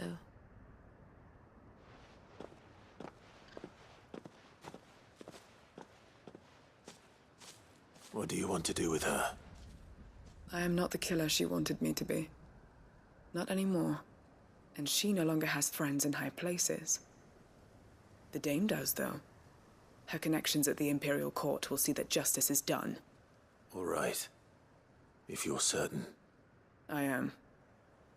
And thank you for everything. Now, I better let these bearers know that they're safe.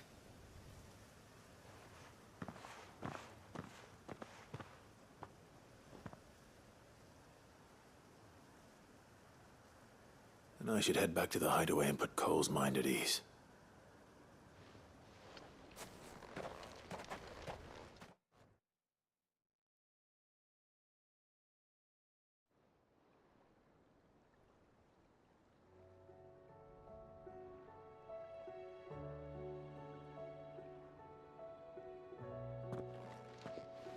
Welcome back, Sid.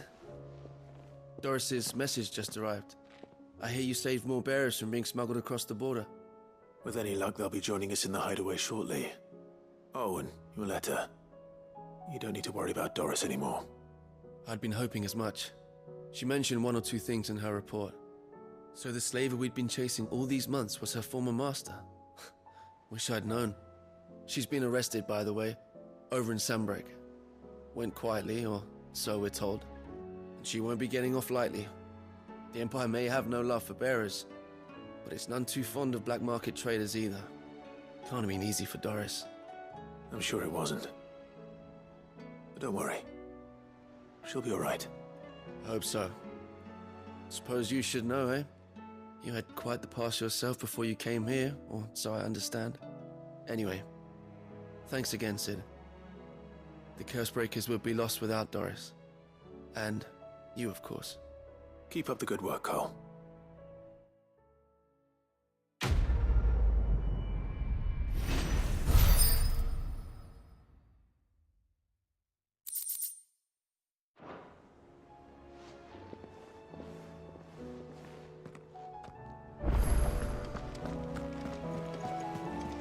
Covered in nicks and lumps.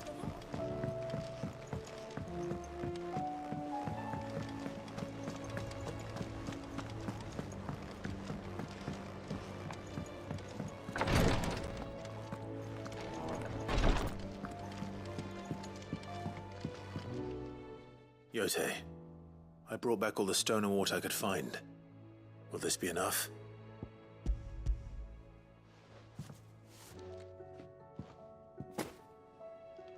Yes, my lord. Thank you. I'm sure it will serve us until we can find another source. I'm very glad to hear it. You and His Grace are very much alike, you know. You think only of how you might help others, and never of the danger to yourselves. No more than you have minding my brother. You've risked a lot for him, and I thank you for it. I am honored that you should say so.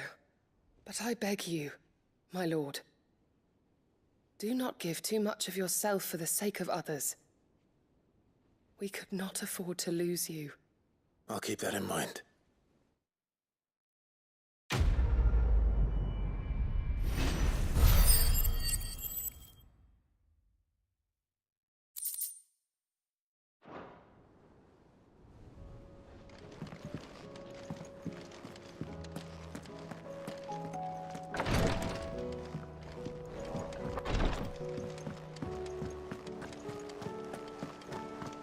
How do you split the sea?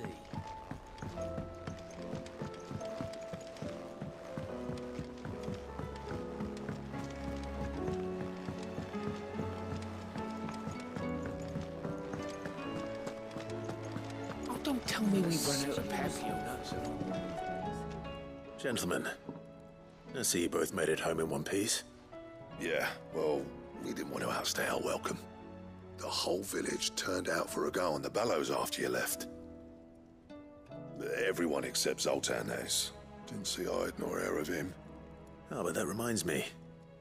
I have something for you.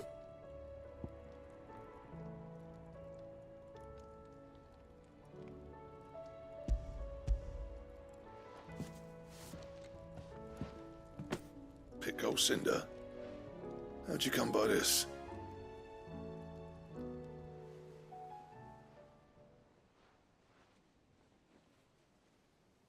And you're sure he wanted me to have it?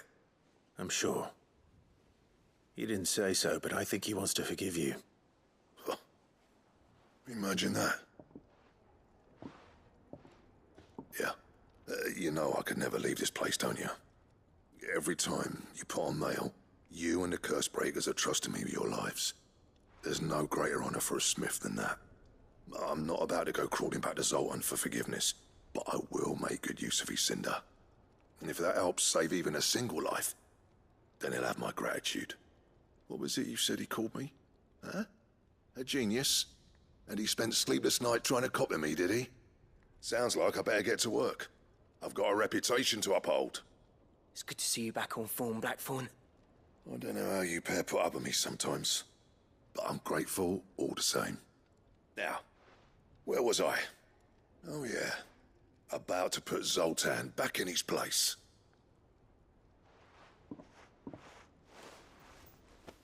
Ain't got the art to tell him how similar they are. Stubborn bastards. A little healthy competition should be good for him. You're not wrong. Still, it's a shame him and Zoltan couldn't let bygones be bygones. No use grumbling about it now, though. Blackthorn's happy. Or as near to happy as he gets. And that's good enough for me.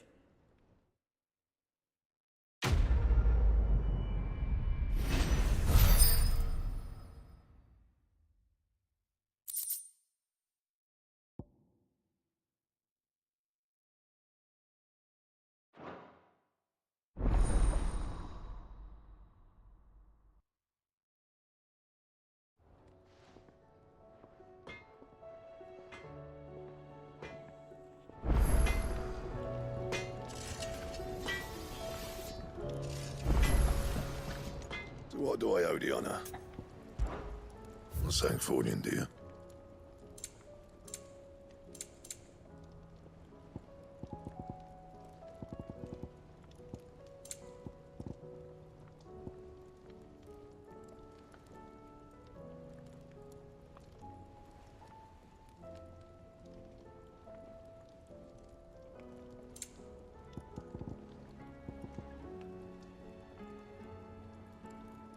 Anything else?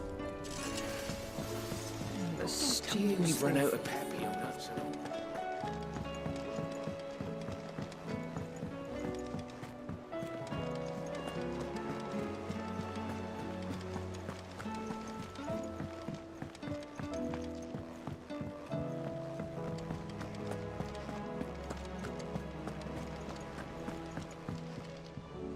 Heard the bad news then, did you?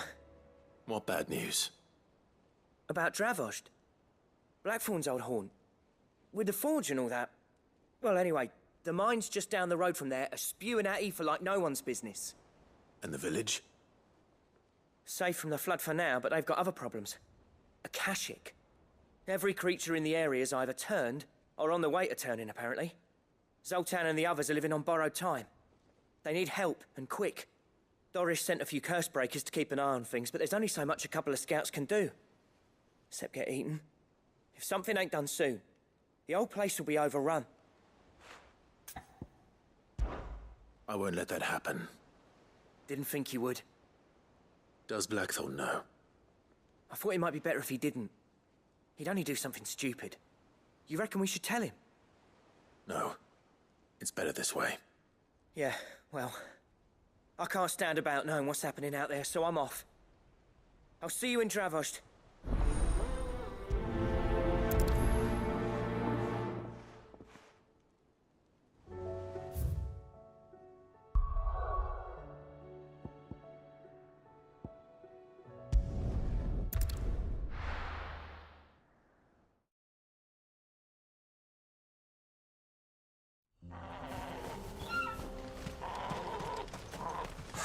So Dravost is still standing. For now, at least. If you could swing a hammer.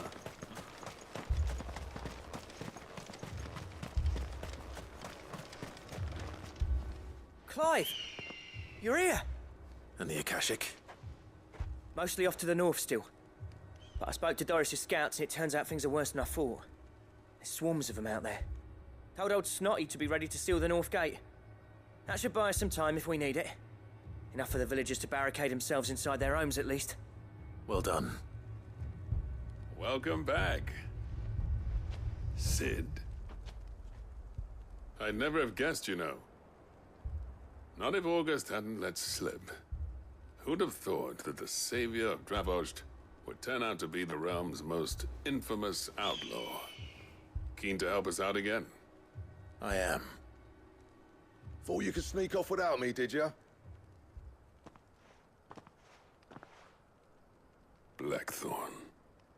Oh, what are you doing here? One of the scouts couldn't keep his voice down. Unlike my best mate who didn't think I deserved to know. Zoltan, how long's it been? Long enough for us two to turn into a pair of old codgers, I see. That your idea of an apology? Prick. Don't listen to him. You only did what you thought was best. For the village and that. I did, yeah. But that ain't the whole of it. Vulcan, our master, didn't leave the chiefdom to the two of us. He left it to me, the best blacksmith in Dravost, barring himself, of course. Bloody stupid tradition, in my opinion. If someone's got talent, you should let them practice their craft, not ask them to settle petty feuds and barter for grain. Our master wasted half his life that way. I wasn't about to let that happen to me. So you wasted half of mine instead? You're what Dravost needed. Under me and my precious ideals, this place wouldn't have lasted a year.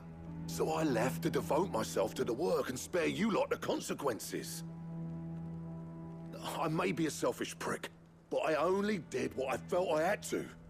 What you had to do was your duty! Even if it meant we all starved? Enough. This is no time for bickering. You can finish beating each other up once Dravoj is safe. Fine. I've said my piece anyway. Yeah. So have I. Sorry, Clive. I shouldn't have stuck my nose in. We're short enough on time as it is. Still, give us a mo, would you? I need to get my head straight before any of them Akashic try to bite it off.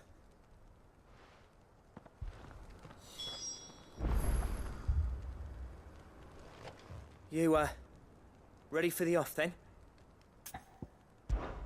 We can't afford to waste any more time. Right you are. Might be worth having one last word with the scouts, though. Don't want any nasty surprises, do we? Oh, and Blackthorn, you and Zoltan might be better off staying inside the... Akashic on the move. How close are they? Within sight of the walls, and there are more coming up from the mines. What was I saying about nasty surprises? They'll wash right over us if we stay out in the open. We're pulling back behind the gates. Good idea. Get yourselves inside, but keep your weapons handy. Understood.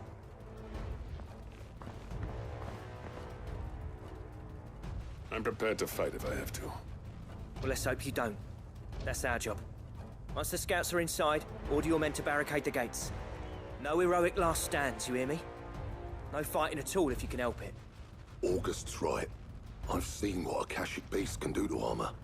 The people here are tough and willing, but they ain't equipped to face what's coming. I'm going out there. Start work on the gate as soon as I've left. I'll give you as much time as I can. And if they kill you? You evacuate. But it won't come to that. I promise. You'd better be right. Take good care of Dravoj till I get back. Leave it to me.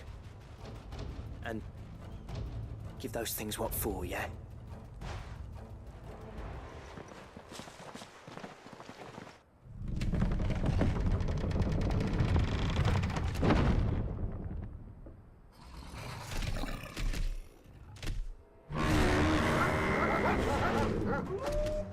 All right. Which one of you's first?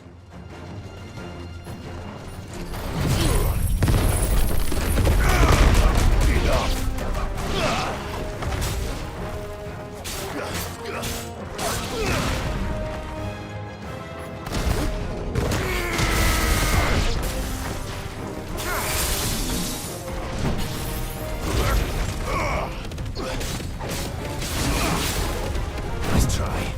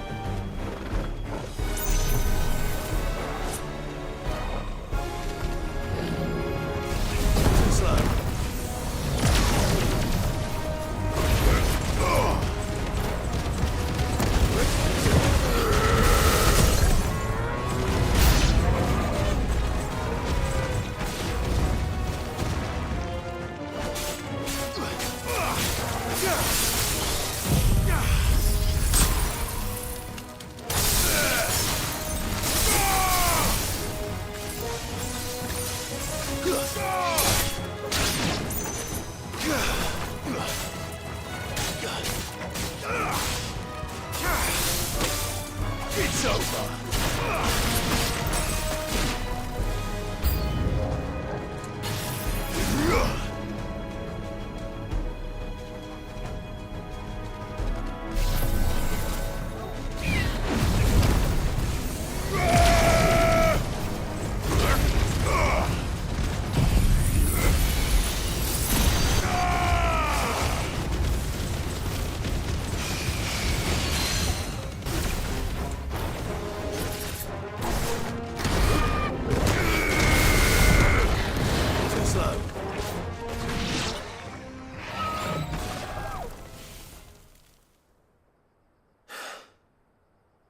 Is that it? Apparently not.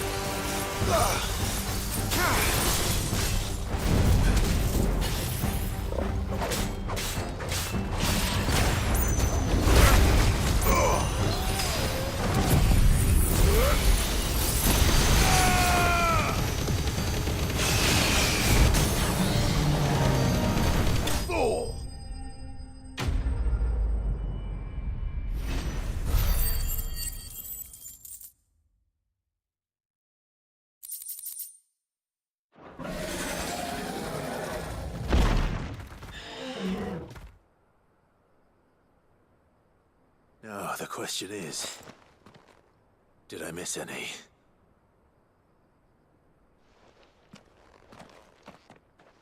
Man alive! You're still in one piece! I slew as many as I could. As many as I could, he says. The old bleeding lot, more like it. Well, almost. Only almost. Yeah, one or two did try to sneak over the wall. But we got the bastards, don't you worry. Good. Though you do know, more will come in time. In time, yeah. But we can think about them later. Let's get you back inside.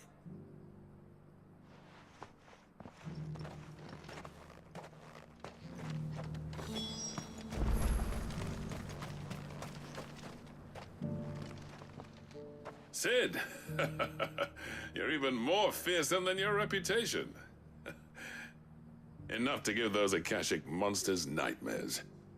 I almost felt sorry for the wretched things. But mostly, I felt grateful. Dravoged won't forget what you did today. I'm afraid I've only delayed the inevitable. There's no getting rid of that ether flood. Meaning that any living thing which stumbles into those mines will end up clawing at your walls again. And that's if the flood don't spread. If it does, well, I hate to say it, but the village's days are numbered. That may be, but we're staying just the same. With ether floods springing up all over, it's no less safe than anywhere, and more importantly, it's our home. We'll fortify the gates to the north, and I'll see that they're guarded day and night. All right. Then we'll give you a hand shoring up those defenses. As for you, Blackthorn, that's twice you've turned up when Dravos needed you. So, thanks.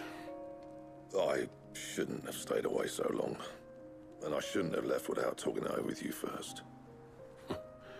Too bloody right you shouldn't.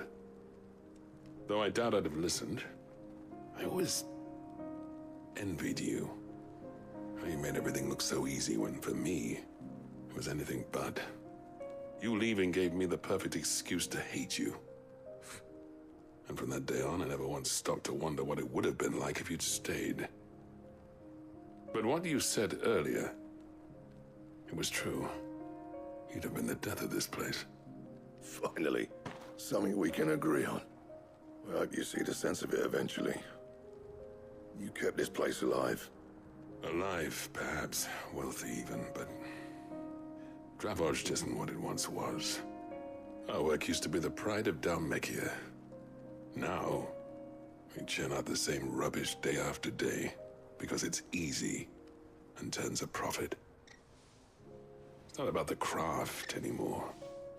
I wouldn't send my sons to war wearing the shit most of our smiths are making.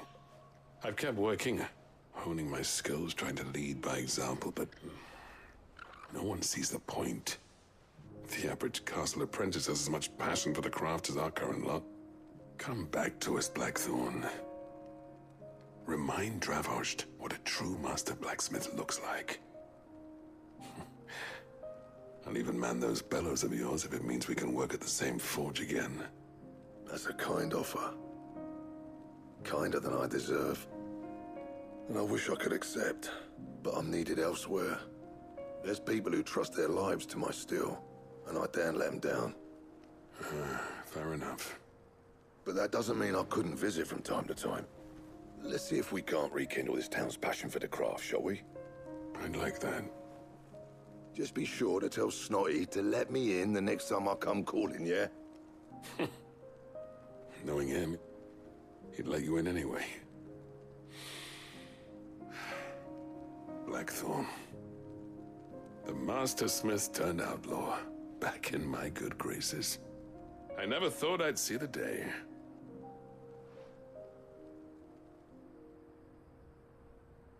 I'd say that went pretty well, wouldn't you? Even better than I'd hoped. Sid, I've got something for you.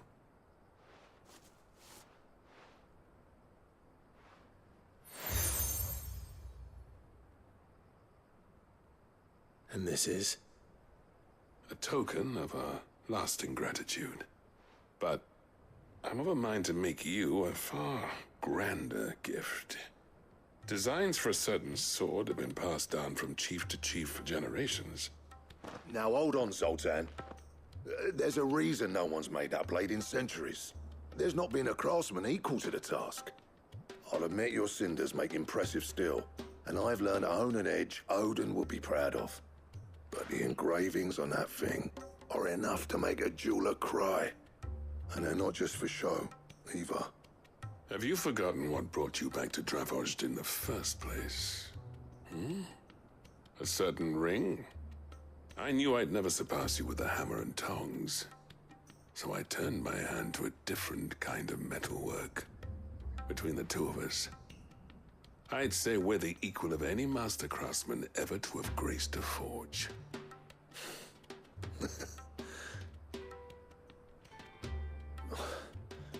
You know what? I think you might be right. Clive, you wouldn't mind if Zoltan came back to the hideaway, would you? He's more than welcome. As long as he can keep our secret. Right.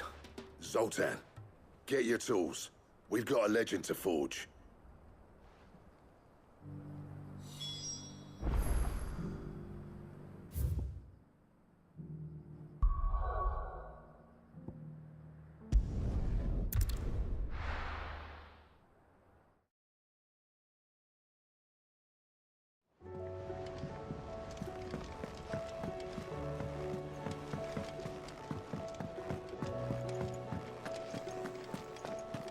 Don't tell me we've run out of peppy nuts and all. Ah, the man himself. We were just about to make a start on that sword I promised you. It's funny, but none of this would have been possible without your help. You remember Camille? We'll be using his leatherwork for the grip. The steel, meanwhile, will be tempered in a fire, burning the cinders you charmed out of old Zoltan here. And that whetstone from the Outer Isles, that'll be what gives the blade its edge. And the final flourish will be my talented colleagues' engraving. A team effort led by the greatest blacksmith alive. Now, save that talk till the thing's finished, yeah? Right. I'm ready if you are. To the bellows it is, then.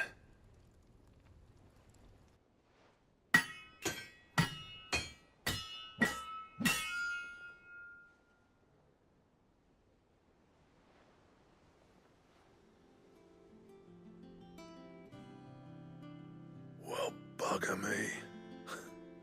We actually did it.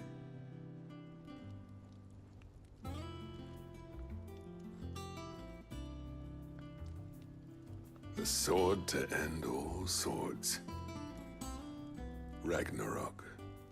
It's quite something. I, trust you'll take good care of it.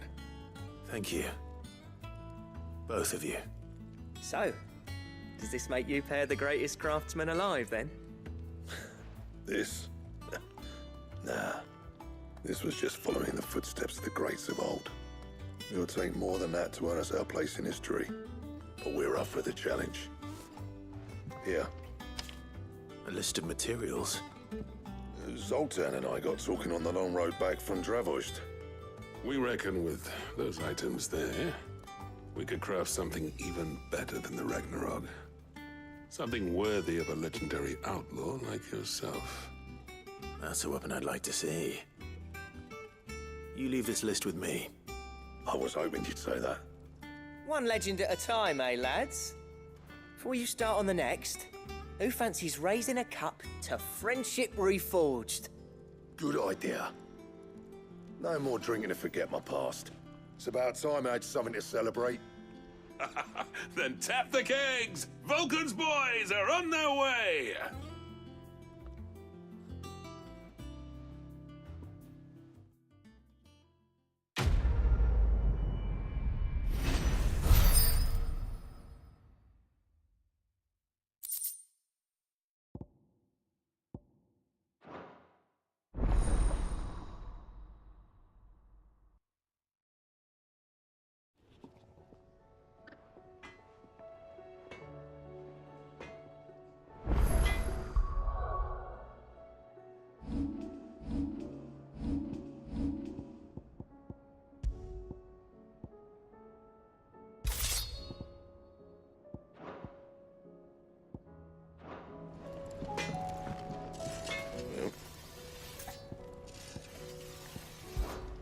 So, will it be?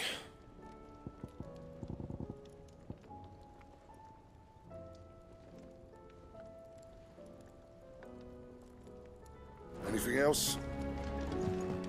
Oh, don't tell me we've run out of papio nuts and all. Clive. Go on then. You're rubbing me blind, you know. Trouble with your gear, or something for you, dear? And?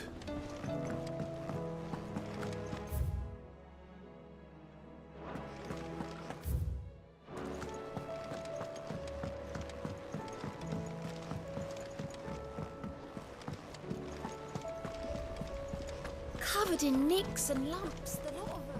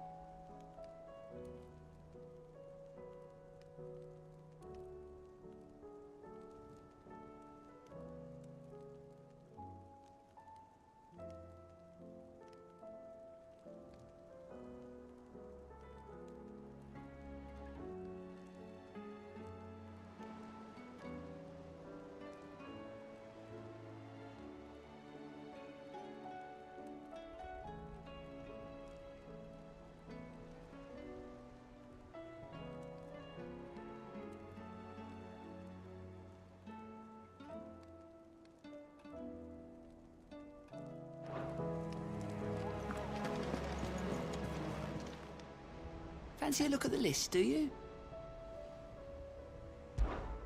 Quick look. Seen enough? Welcome to the Patron's Whisper.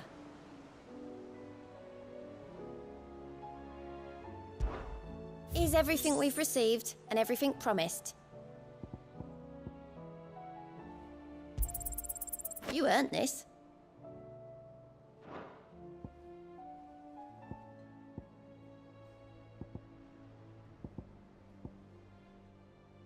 Come again.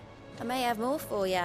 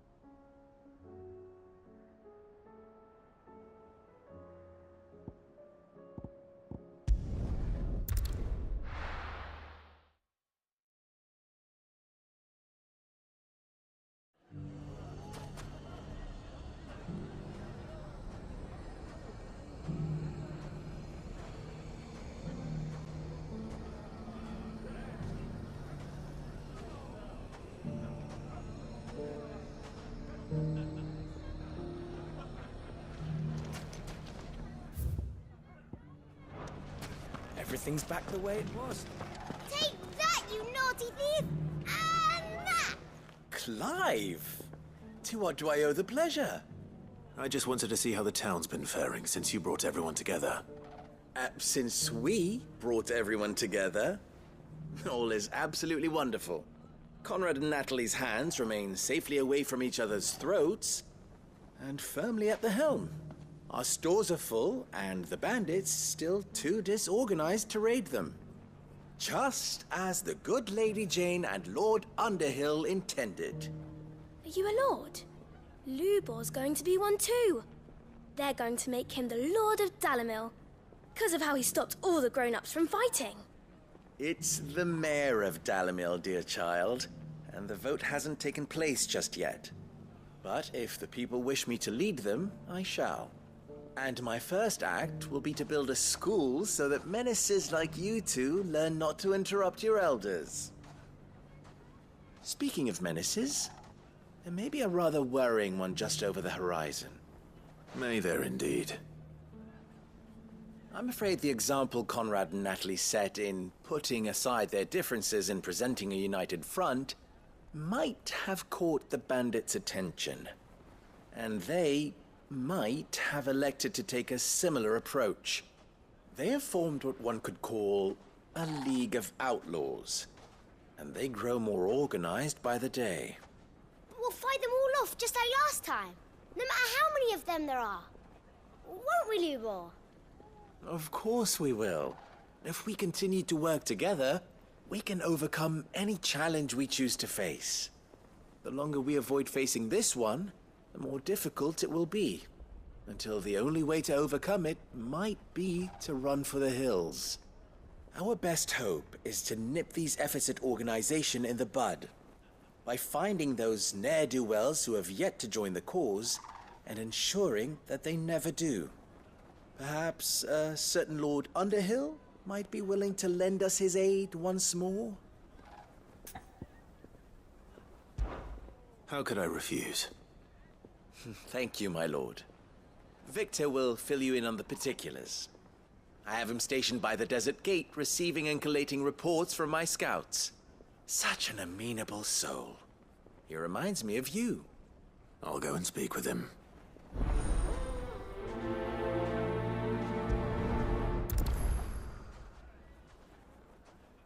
What's the difference between a lord and a man? A League of Outlaws. Sounds like we have some competition.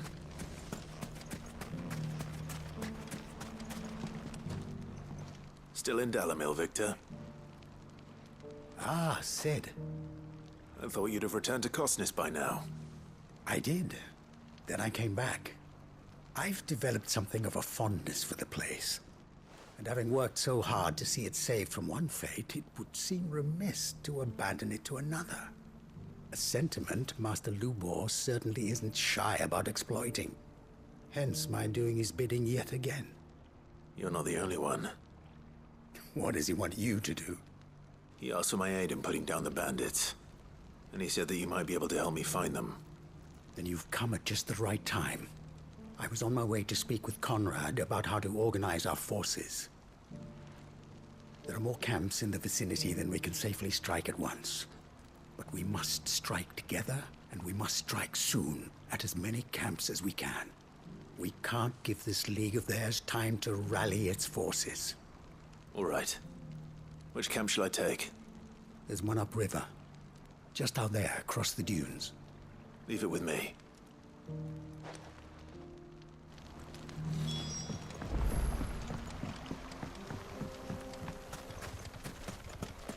Those ne'er-do-wells were back together.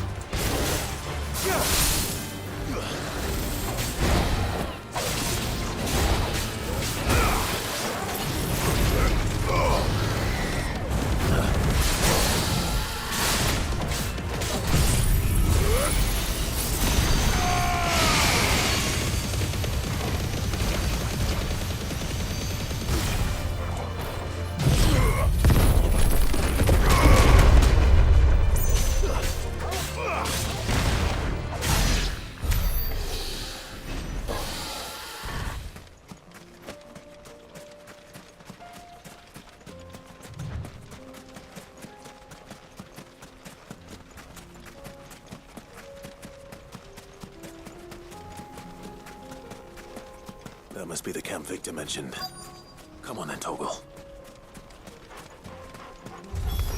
That's him! The one who killed Locke and Fingers!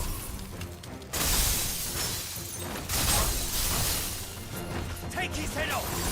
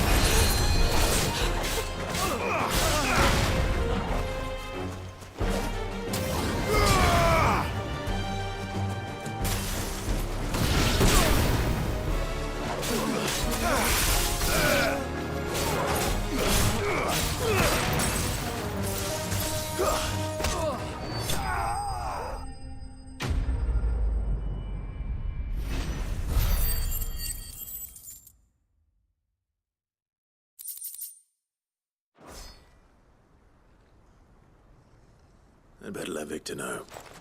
Sid, where are you? Ah, I see the bandits didn't pose you any trouble. No, but that's not why you're here, is it? No. Something's happened. We need you back in Dalimil. What is it? The whole town's in uproar. They're saying that Lubor is a bearer. What? Seems that one of our parties wasn't as thorough as they should have been.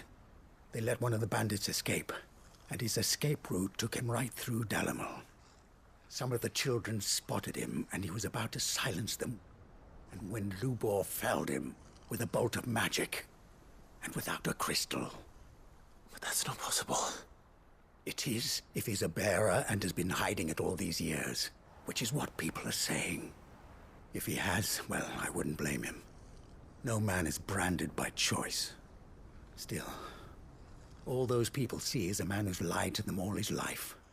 One who was made a leader of himself when the world believed he should have been a slave. Fuck.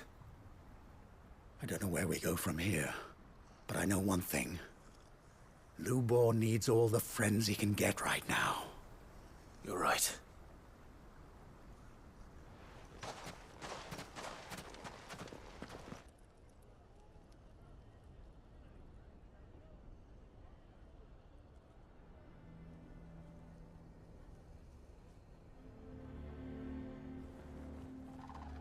And now everyone knows.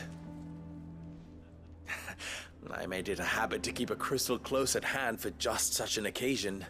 And when that occasion arose, I forgot to reach for it. Well, it was bound to come out sooner or later. We're sorry, Lubor. We tried to keep running. But we just couldn't anymore. There's nothing to be sorry for. I rather enjoyed playing the hero for once. All that matters to me is that you two are safe. Look at him talking to his betters like it's nothing. All lies, I'll wager. Just like the ones he fed us all these years. Once people make up their minds, it's hard to change them. We need to do something, and quickly. Convince the people not to let their prejudices blind them. Convince them that nothing has changed. That their enemy lies outside these walls, not within them. You're right. We should speak to everyone. I'm glad you agree. I'll handle the townsfolk. I'm a Dalmec born and bred. They listen to me. You head to the tavern. Make Conrad and Natalie remember who Lubor really is. They know that Lubor and I are friends. I might not make for the most impartial of interlocutors. Lord Underhill of Randalar's League of Merchants, however, is a trusted and impartial mediator of note. I'll do what I can.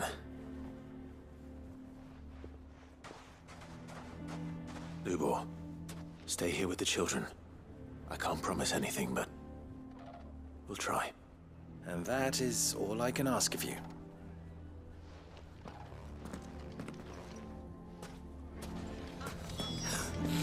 Why you taking the bearers? Why do they always have to make such a fuss out? He knew all along that he was playing us for... Forgive me for disturbing you, but could I have a moment of your time? I've seen your face before. As have I. Lord Underhill, wasn't it? Of the League of Merchants. That's right. I wanted to speak to you about Lubor. The rumors that he's a bearer. All true, I'm afraid. He'll never be mayor now. Not if I have anything to do with it. But what of his wares? Bearer or no, his steel is highly valued throughout the Republic. In this at least he's done the town a service. Might that not earn him a little leniency? Leniency?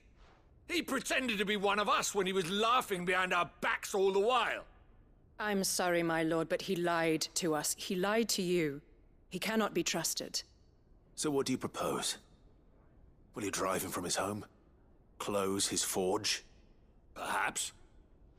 That is a question for the people of Dalimil. And they will thank you not to get involved.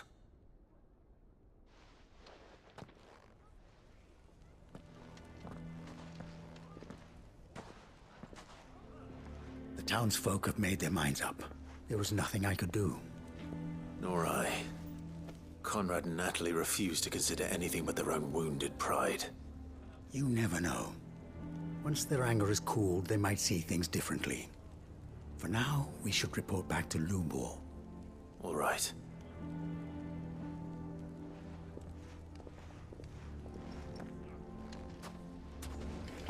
Why the hell would Victor take the bearer's side? For a share in... I assume the situation is hopeless? There's still hope. But...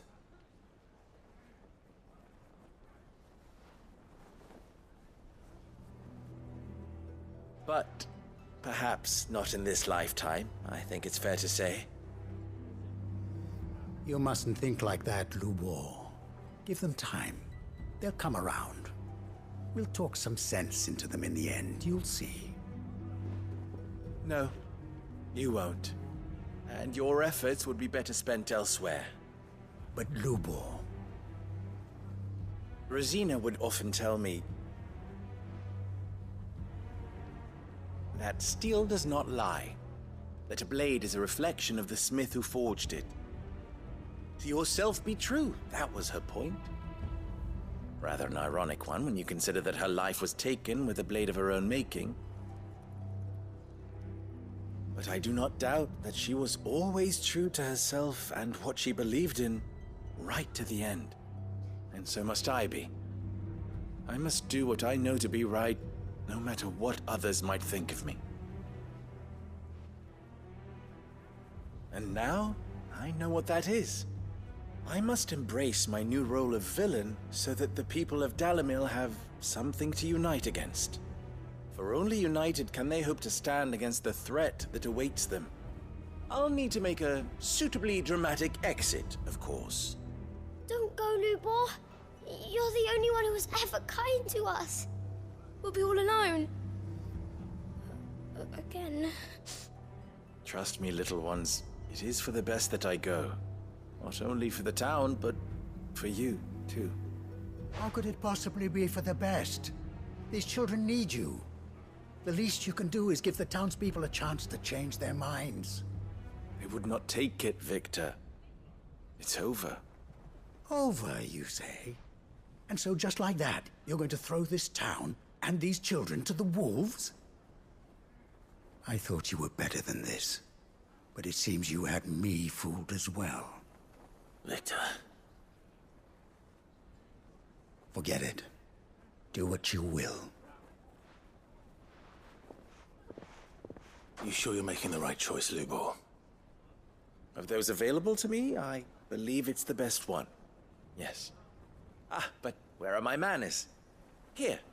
A reward for clearing out that bandit camp. Right then. I have packing to do. If there's anything I can do. Anything. I'll bear it in mind. Thank you.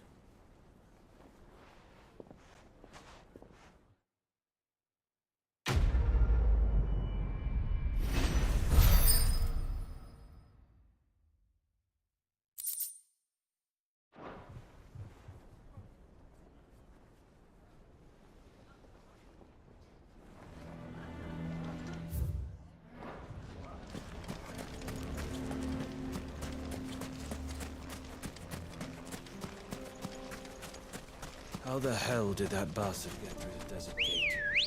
Where were the guard? Come on! Yeah!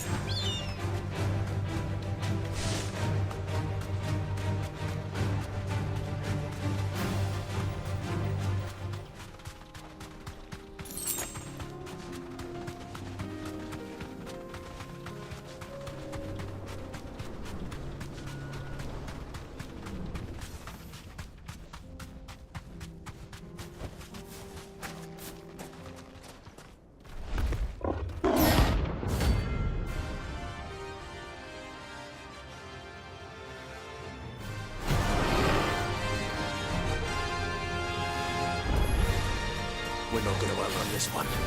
Stay close, Torwal.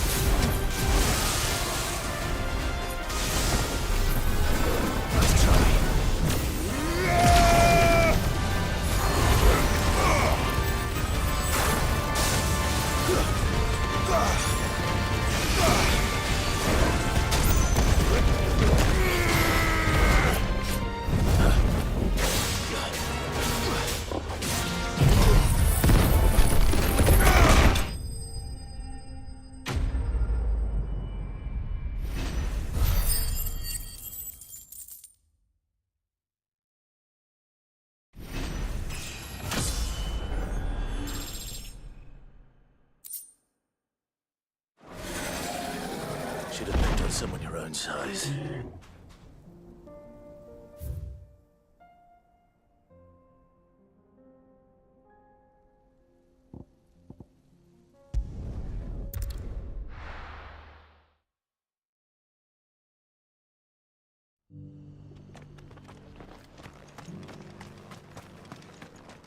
Are you buying or selling? Take care.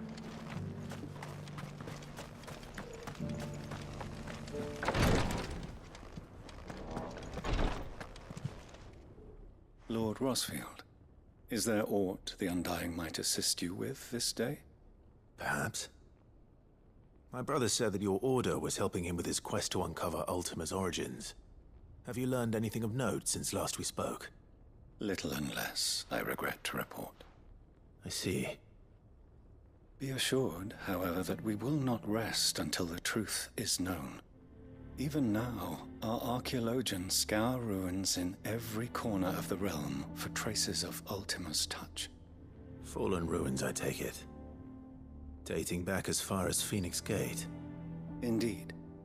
Ultima's thralls are oft sighted among the remnants of the fallen civilization, as if protecting the secrets concealed within. Secrets we'd see unearthed. Should our methods be of interest, my lord, mayhap it would please you to observe some of our number at work. Would that be possible? Of course. A survey is being conducted not far from here. Perchance you are familiar with Kretov, a small hamlet built around a fallen airship. I was due to visit my colleagues there to collect their preliminary findings, but if you would consent to do so in my stead, I'm sure that they would be honored to relate any discoveries they have made to you directly. All right. I'll go and meet with them. They will be most gratified, I am sure. Might I suggest you take the road through Titan's Wake? It will lead you straight to the village after but a short walk. Thank you. I will. I wish you a safe journey, my lord. May the Firebird's flames burn ever in your heart.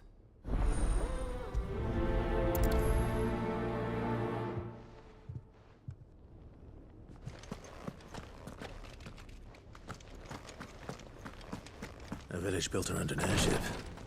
Sounds like another Lost Wing. I hope the inhabitants are just as friendly.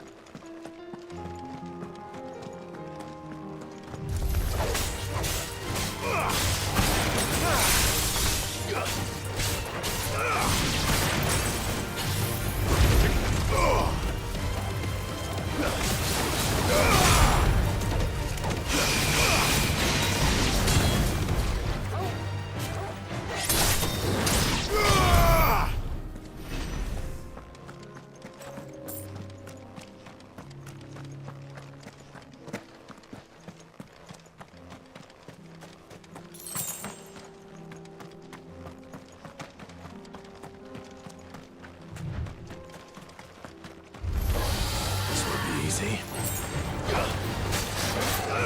Too slow.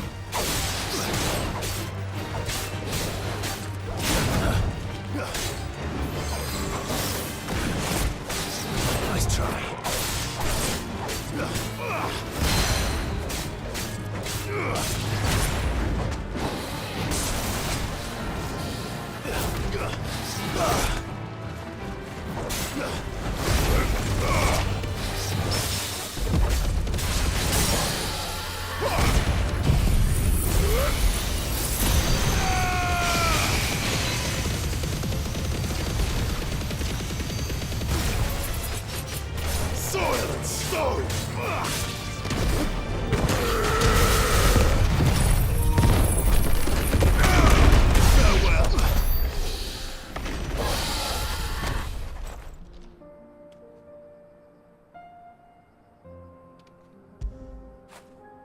Where would I be without you?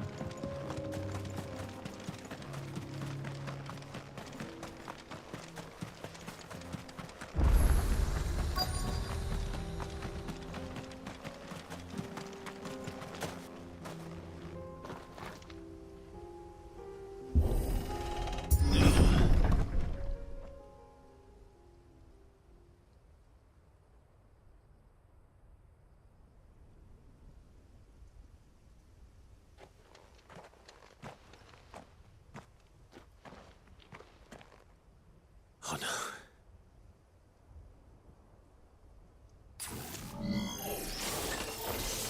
You'll pay for this. There may still be survivors.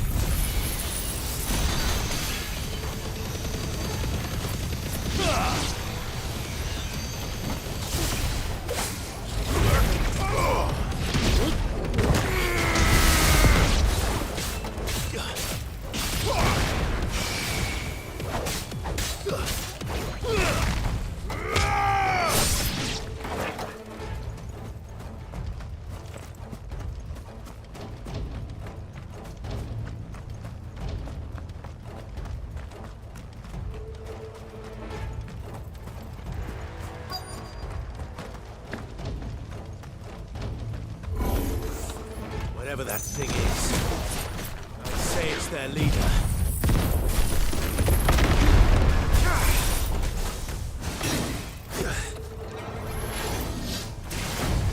Too slow.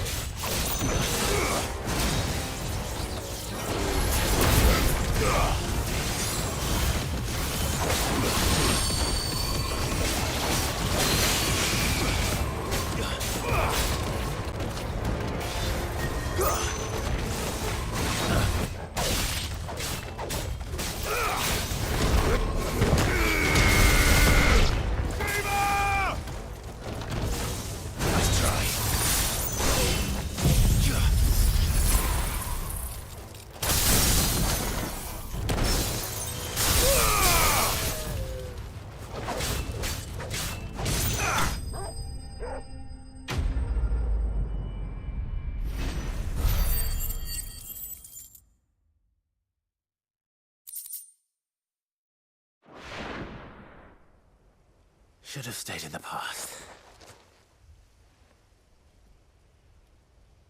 These must be Cyril's colleagues. You have our thanks, stranger. Who are you?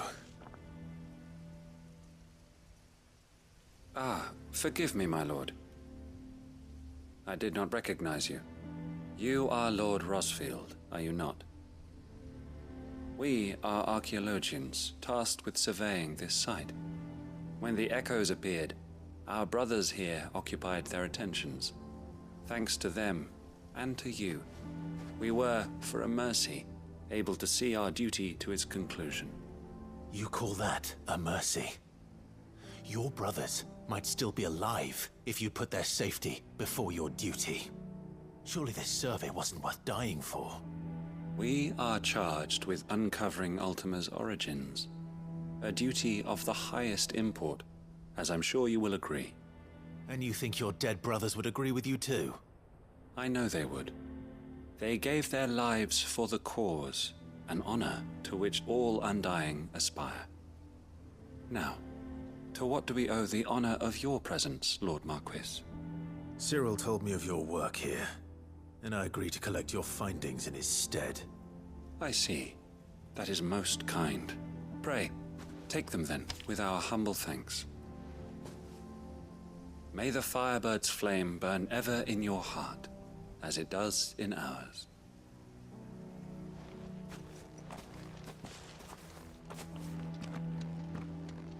It's one thing to lay down your life for another, but for a survey... I suppose I'd better get this back to Cyril.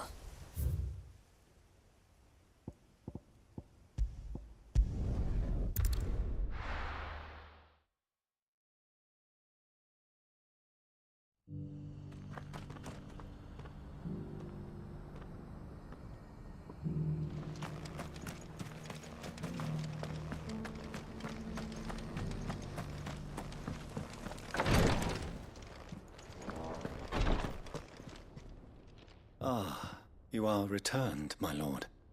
I collected your colleagues' preliminary findings. Here, take them.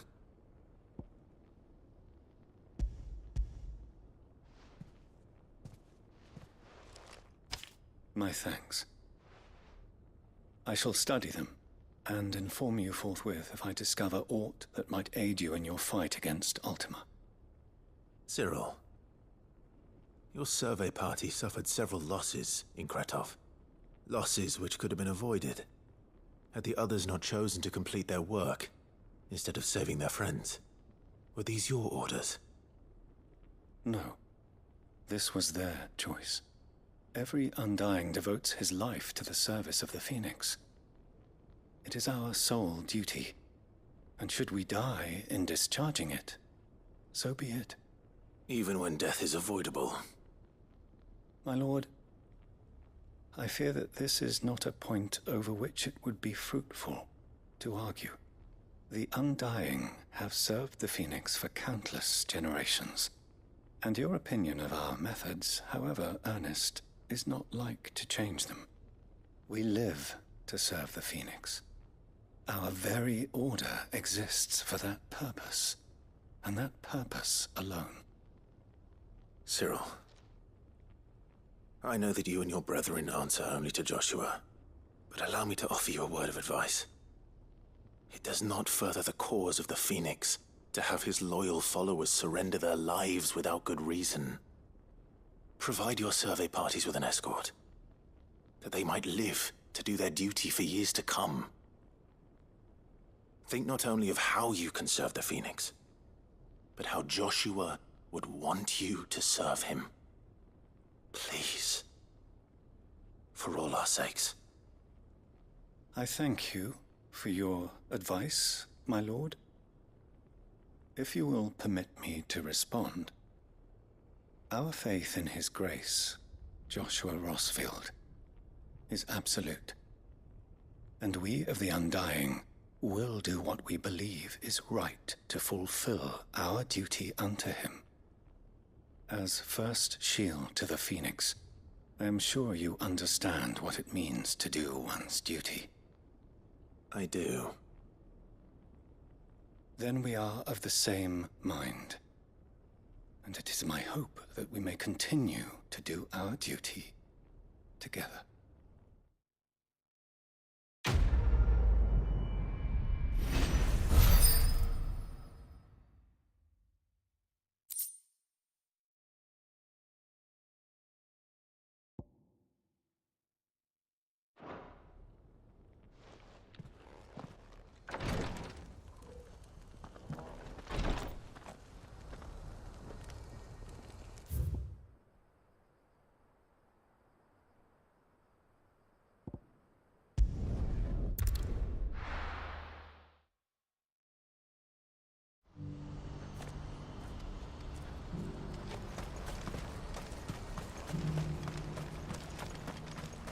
We're going to do this. Clive, your timing is impeccable. It just so happens that right at this very moment, we're in need of someone with your talents. And what talents would those be? Why, your fearlessness and your skill with a blade. I'm listening. Well, as I'm sure you're aware, when these dark skies swept over the Republic, so too did a wave of chaos and confusion. Randalar has been particularly badly affected. Many of the capital's bearers have lost their masters, or taken the opportunity to flee them.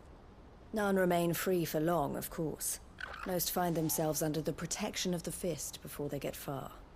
But the army too is in disarray, and finds itself unable to provide for its new charges. Which means it has been looking to sell. And you've been looking to buy, to make sure these masterless bearers remain that way. Precisely. It's the perfect opportunity to free dozens more, and for an attractive price, no less. So where does my skill with a blade come in? Though we may have the funds to buy these bearers, we have nowhere to house them. So we've been searching for a place where they can be resettled. Somewhere far from the prying eyes of those who would see them enslaved once more. And we believe we have found one. Cashlock. A small hamlet hidden in a canyon. The place was abandoned a long time ago, but when the men moved out, the beasts moved in. And so we seek the aid of a fearless swordsman to encourage them to look elsewhere. You'll help, won't you? How could I refuse? Excellent. Theo, if you wouldn't mind making arrangements for the transportation of our guests, as we discussed. Of course. Leave everything with me. Sounds like you'll have your work cut out for you. I will. We have an entire village to stock and furnish. Residents and all. Even if I begin right now, I'll be working day and night. So I'd better get started. Try to clear the place out before the wagons roll in, won't you? I'll do my best. You will find a village in Chairdra's Thread, past Lateney's Cleft. My man there will open the gate for you. All right. Wish me luck. I'm sure you won't need it.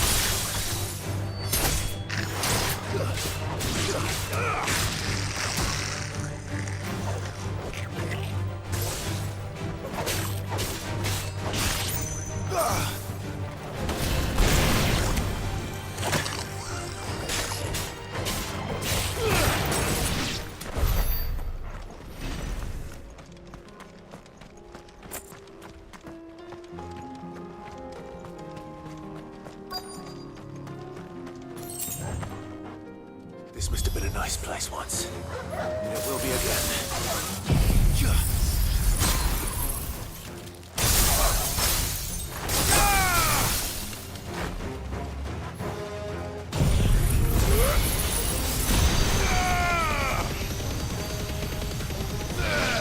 It's over.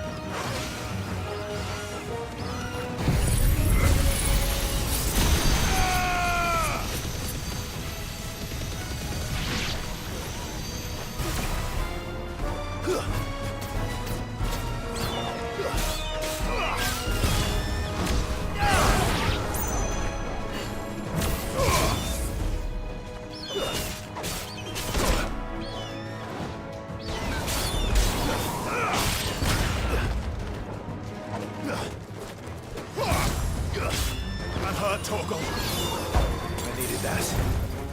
That's better.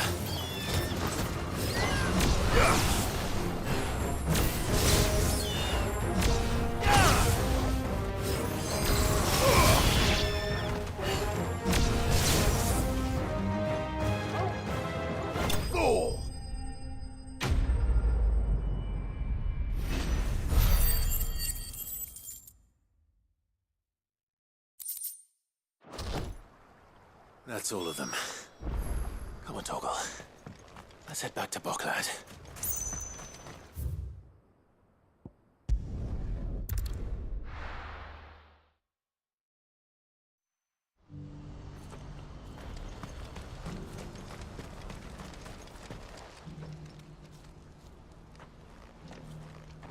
Something the matter, Theodore? Quiet. Those are our terms. I trust that you will give them your full consideration. I shall. Thank you.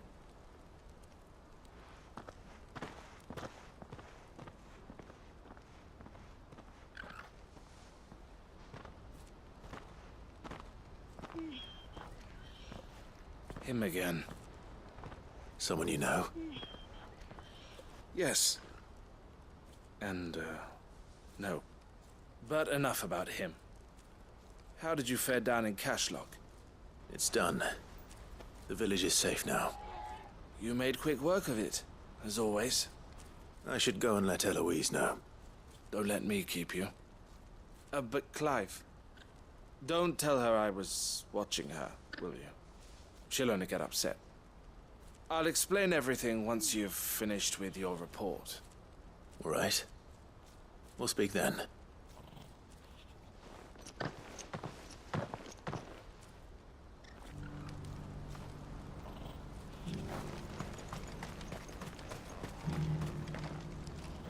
Eloise, I just got back from Cashlock.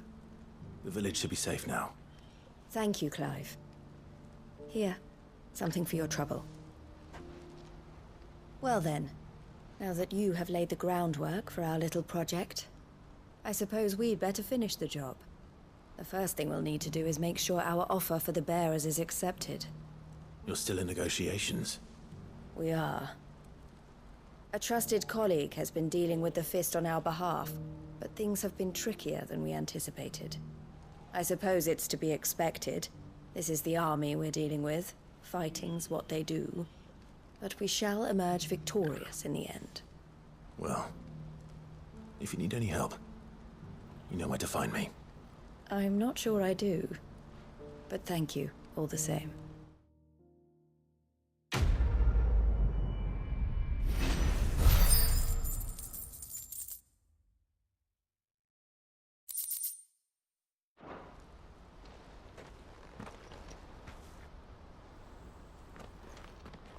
Ah, Clive. You wanted to talk? The man I was watching earlier, the one speaking to my sister. He represents the Silver Peak Consortium. It's one of the bigger trading houses. I don't think I've heard of them. Well, every trader in Dhalmekia has. They operate across the length and breadth of the Republic, and they're still expanding. They've been trying to get Eloise to join their ranks for some time now, and judging by her reaction earlier, I'd say she had half a mind to accept their latest offer. And you'd rather she didn't? I would rather she did what makes her happy. And I would never deny her such an opportunity. Eloise saved me from slavery, and we have striven to save others like me ever since. But this was not the life my sister wanted, nor the one she deserves. I won't let her give up on her dreams again for my sake. She freed me from my bonds, and she must be freed from hers in turn. You're a good man, Theo. I have always been grateful for what my sister did for me, and I want to repay the favor by letting her live her own life. But each time an opportunity to do just that arises, she turns it down. For my sake. She loves you. And I love her. Which is why I want this time to be different. To show her that I don't need to be watched over anymore. Though I'm sure I'll still need some help from time to time. I trust that I can count on you. Always. Thank you, Clive. Well then, I had better get back to work. These bearers aren't going to move themselves. That's a job for the Crimson Caravans.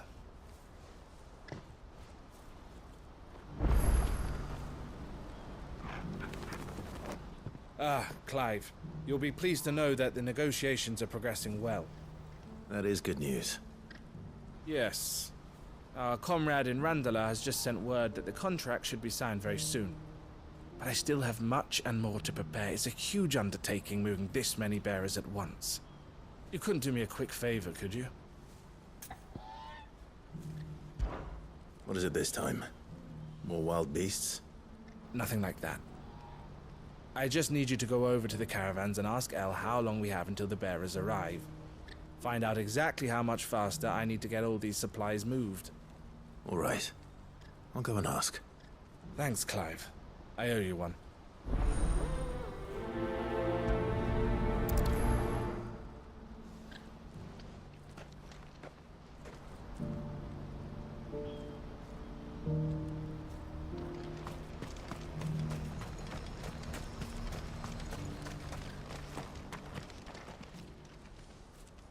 Don't blame yourself, El. This is their fault, not yours. I know, but... No buts about it, all right?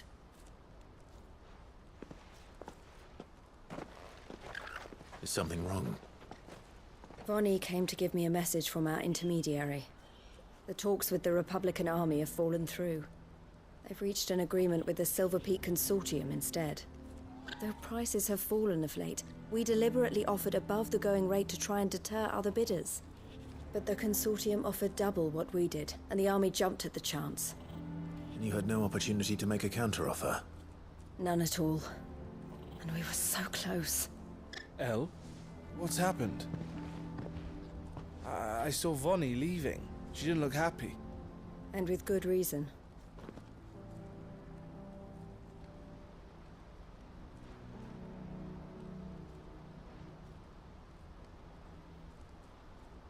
But I thought we were the only ones the Fist were speaking to about the bearers.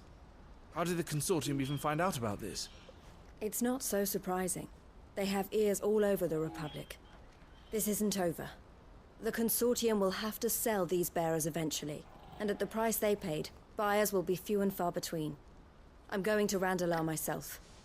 Alone? You sure that's wise? Are you offering to be my bodyguard? How kind. Meet me at the checkpoint near the capital gates. I'll send an owl ahead and request a meeting. You go to Cashlock, Theo, and get everything ready. We've waited far too long as it is. Even if I fail to free these bearers, there will be others. Someone needs to prepare the place and keep any prowling beasts at bay. Oh, and that's me, is it?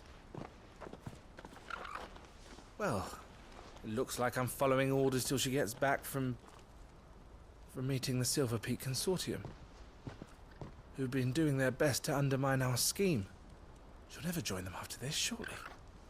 No, she said it herself. She still has plans for Cashlock, even if this one falls through. She means to stay with us, then.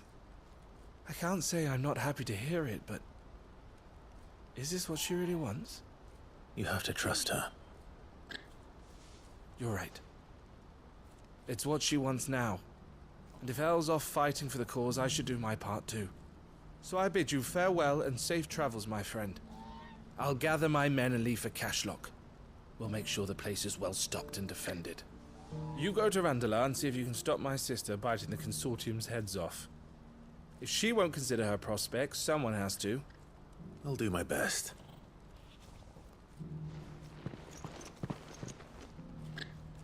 All right. To Randalar, then.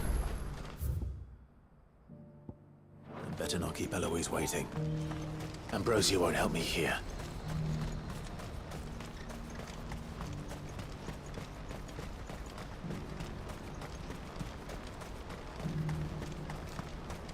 What I wouldn't give for a hot meal. This is the end of the day. When are they gonna let us through?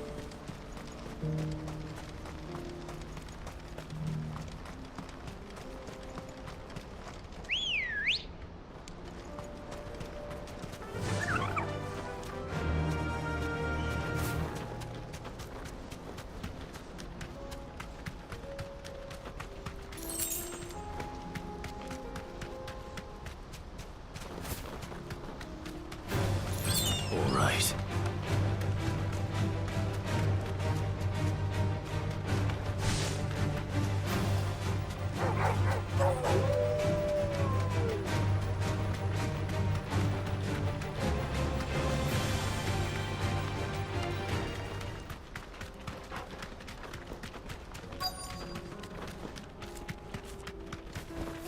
Be safe.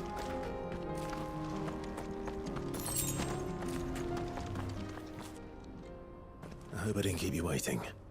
Did you arrange to speak with the Consortium? Here they are now. You wish to consult with me? I did. It's about the bearers you recently purchased from the Fist. We had all but finished making arrangements to buy them ourselves, and then you stepped into the fray. You misunderstand. The Consortium had an interest in purchasing them from the very first. It was only our regard for you that kept us from bidding. But your hesitancy in accepting our offer to you suggested that the regard was not mutual. And so we resumed our business. I did not hesitate. I am simply not inclined to make such decisions without first giving them due consideration. But what is done is done. Come then. How much do you want for them? Alas, you are too late yet again.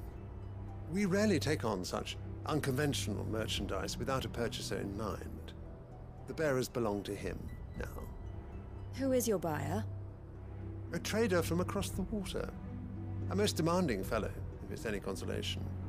He insisted the bearers be fed, dressed, even given their own bunks for the voyage over. That's what you get when you deal with continental types. I wouldn't know. Oh yes, the culture on the continent is quite different to ours. They pay good money for bearers not fit for the knacker's yard, and treat them like kings. But as long as they pay... That does sound unusual. No matter then. If they've already left our shores, there's little that can be done. Allow me to withdraw my interest. And with it, my interest in joining your organization. My associates will be sorry to hear that.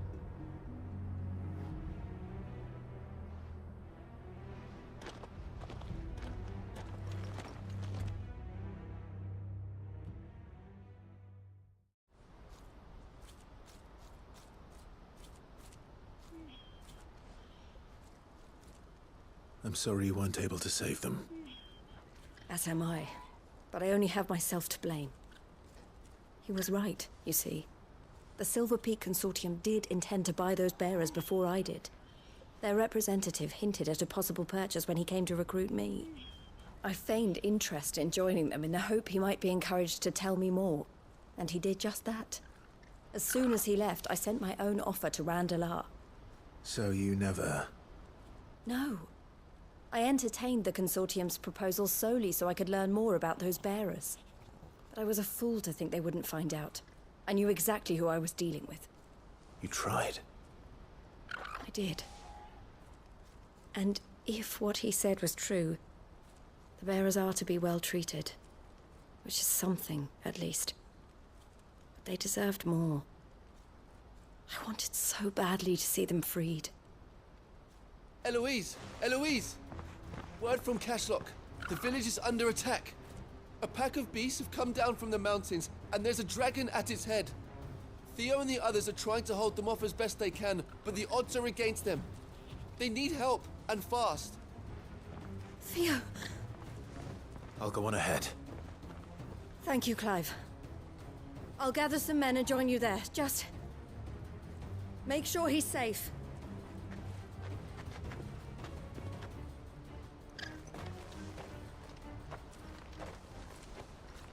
Hold on, Theo.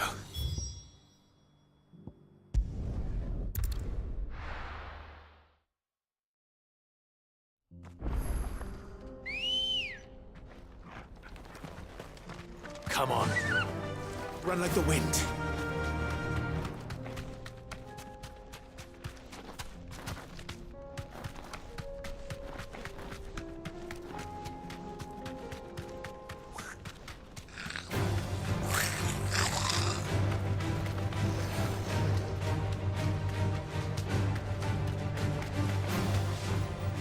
I can walk from here.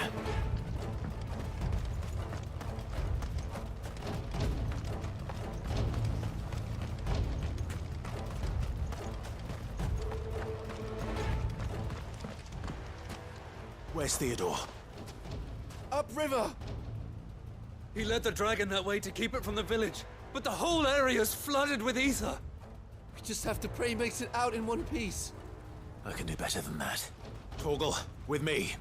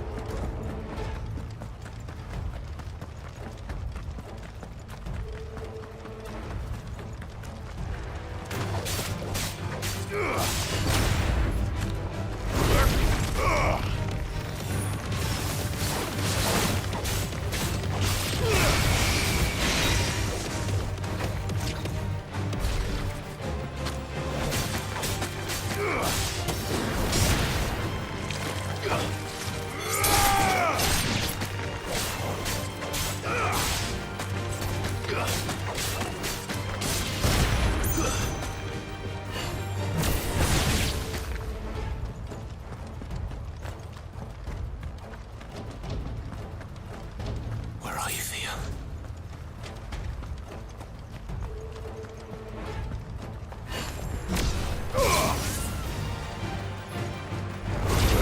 Ugh!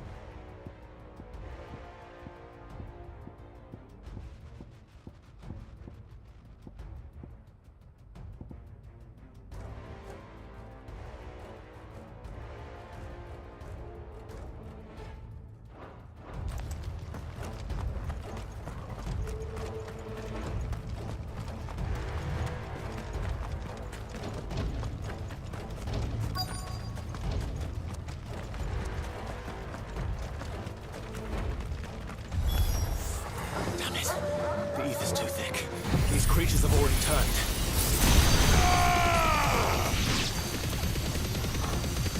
It's over. Farewell.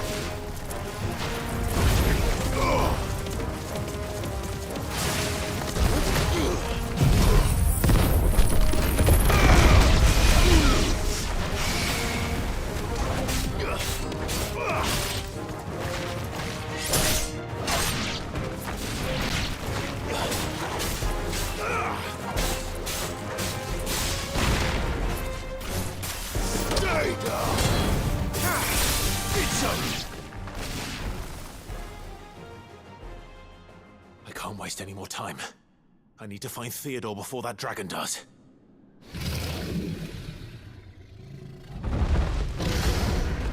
Looks like it's found me. This thing's turned as well. This isn't going to be easy.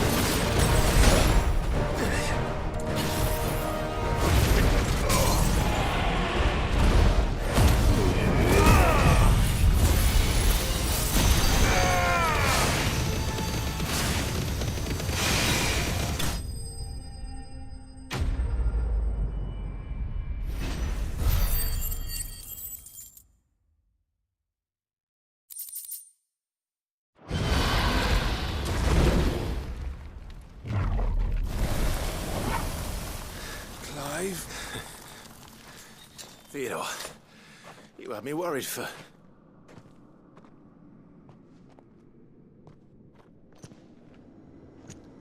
We have to get you out of here.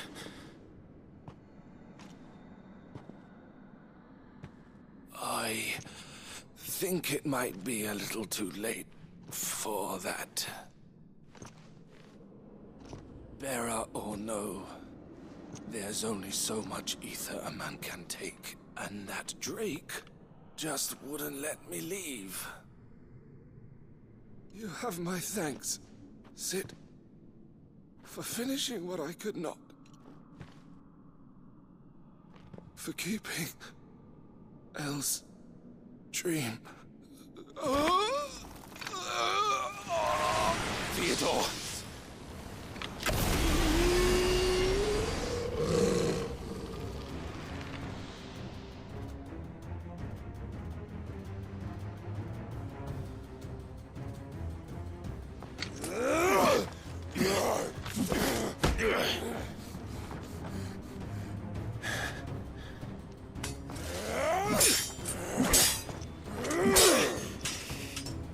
Don't make me do this. Stop it, Theo! Stop! Stay back, Eloise! He's turned. And so will you!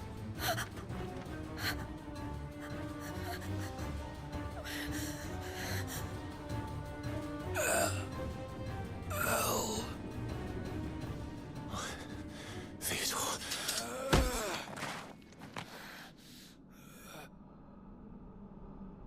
Take care of my sister. Theodore. Wait. Goodbye, El.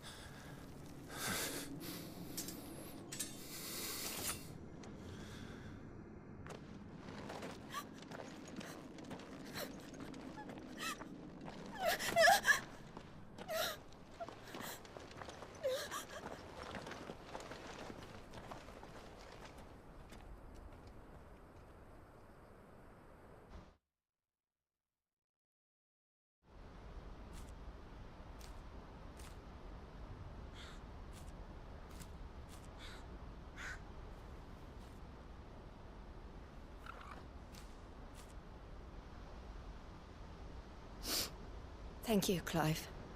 I think I'll be all right now. That was true bravery he showed.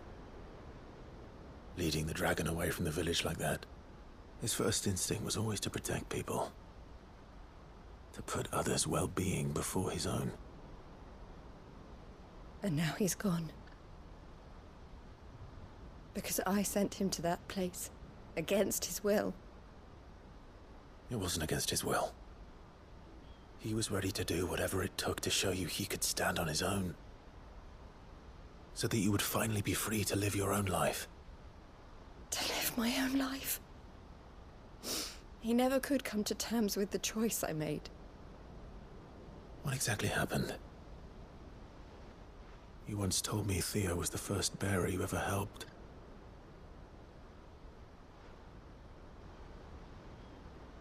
We grew up in Canva.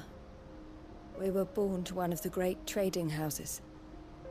And I was chosen to inherit the family business. I had my father's head for figures, you see. Theo did not. While I studied the art of commerce, he played at soldiers instead. A late bloomer. In more ways than one. For unlike most bearers, it wasn't until his 15th summer that his powers awakened. My parents tried to drive him out of the house and into the care of the constables. But before they could, I took him into mine. Theo told me something else. He clearly admired your devotion to the cause of freeing others like him from slavery. But he said you deserved a better life than this. He wanted to free you from what he called your bonds, just as you freed him from his. I would be lying if I said I had not wondered from time to time how much easier my life might have been if I had allowed Theo to be taken and devoted myself to the family business instead.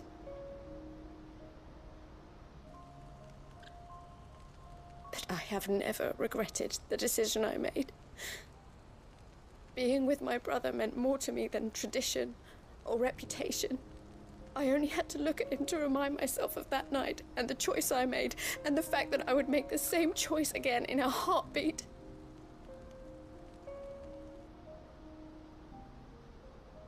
He was never a burden. How could he even think that? If anything, I was the one who weighed him down. You weren't, Eloise. He said it himself, that he had always been grateful to you for saving him, and that he wanted to repay you by letting you live the life you were denied. Neither you nor Theo weighed each other down. You loved one another. You did whatever was necessary to continue living your lives together, and you always would have. You're right. All I ever wanted, all I ever did, it was so we could be together. Oh, Theo, why did you have to...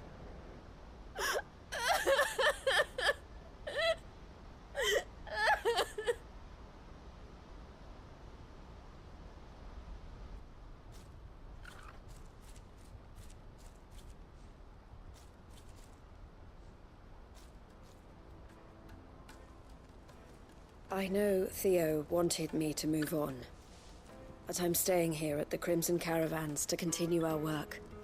We can make a difference here. We can help people, save them. I need nothing more from life than that. So I'll carry on doing what we do, ensuring that goods, people, bearers get where they need to be, bringing smiles to people's faces just like we always have, and to Theo's. Wherever he is. This is the life I have chosen. The life I will always choose. I've made a choice of my own, to continue helping you however I can. Whenever you need it. Thank you, Clive. Let's go on together then. For Theodore.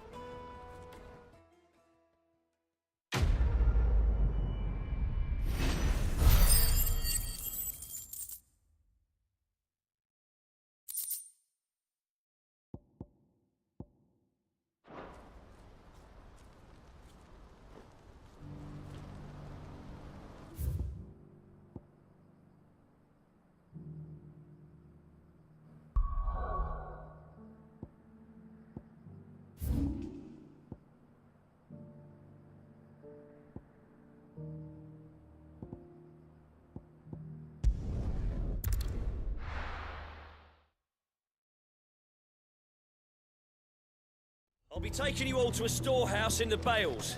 Leave anything you don't need.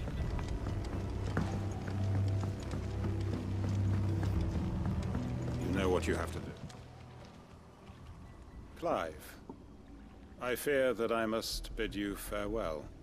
As you know, our time grows short. The Lord Chief Justice's vultures are circling. We must strike now. Before we part, I want you to know that though I may not always have been your most vocal ally, I trust you, as I trusted your predecessor. Thank you. I appreciate the sentiment, and I understand more than anyone how you feel. But is revenge really the answer? It is the one I found, and it is all that I have lived for since that day. But what of Lostwing? Everything you've built. I built Lostwing to achieve this aim. Once it is done, the village will have served its purpose. My comrades and I are sure of our cause, and we shall fight to the last, come what may. But there are those among us who cannot fight. Children, the elderly, bearers afflicted by the curse. I would place Lostwing in their hands, if I thought it would do them any good. But a village home only to the frail and the infirm is not likely to stay a safe haven for long. And so, Clive, I find myself turning to you once more. Will you take them to your hideaway, that they might live even should Lostwing die? I will. Thank you. I will not have it said that I did not see to the well-being of those who rallied to my cause. The people I speak of have withdrawn to Gotan's Bales, away from danger in case the Black Shields strike. Understood. I'll make sure they get to the hideaway safely. Then the last of my preparations are complete. Fare you well, Clive. And may Griga guide us. All of us.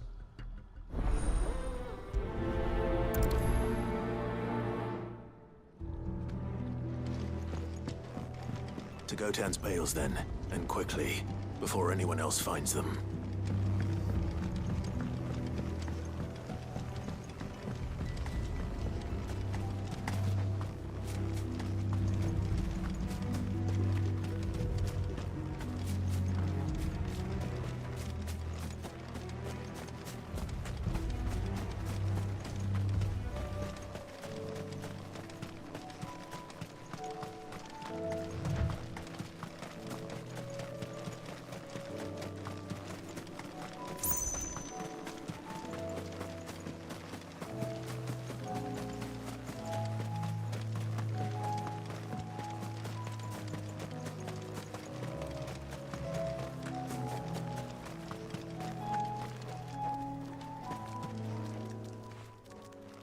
Everyone, Quentin has asked that you come with me. He can no longer guarantee your protection, but I can. There's a safe place I can take you to. Well, if that's what the Master thinks best. Sid, none of us would be standing here today if it weren't for Master Quentin. We owe him our lives. So we ain't about to start telling him what he should do with his. If he's saying we ain't safe in Lost Wing no more, it's 'cause he ain't coming back. And if that's what has to happen, then so be it. I only hope he can see this through to the end. That we get to see justice done. I hope so too. Oi! You lot! Where's everyone else? They ain't already left, have they? They've gone with Master Quentin. Fuck! Fuck! Fuck! What's wrong? I've just come from the Justice's manor.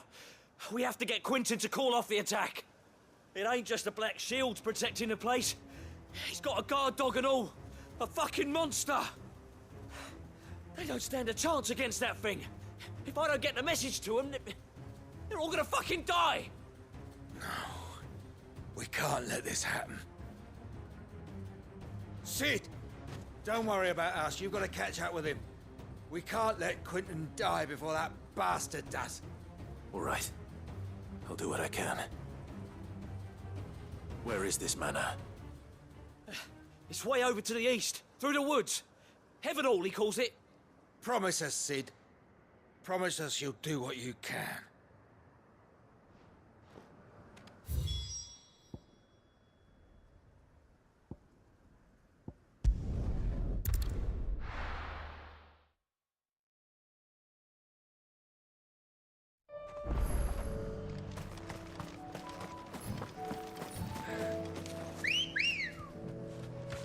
Come on. Faster!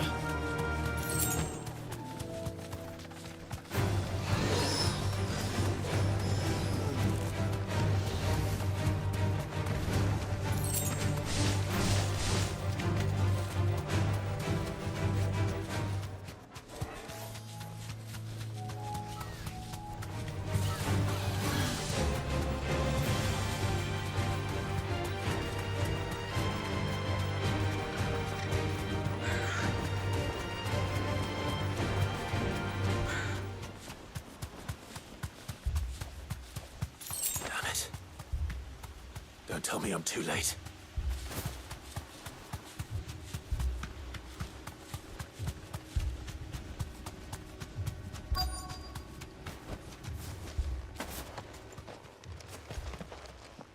Quentin, are you all right? No.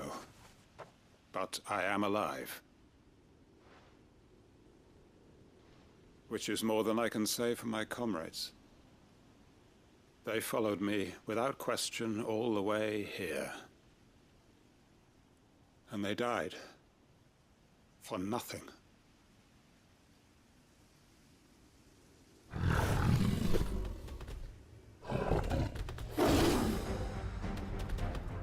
This must be the guard dog. Quentin, I'll hold it off. You go. But... Your comrades didn't die for nothing. They died for you. Don't let their sacrifice be in vain. I won't. Come on, then. You're no guard dog. It's another beast that needs to be put down.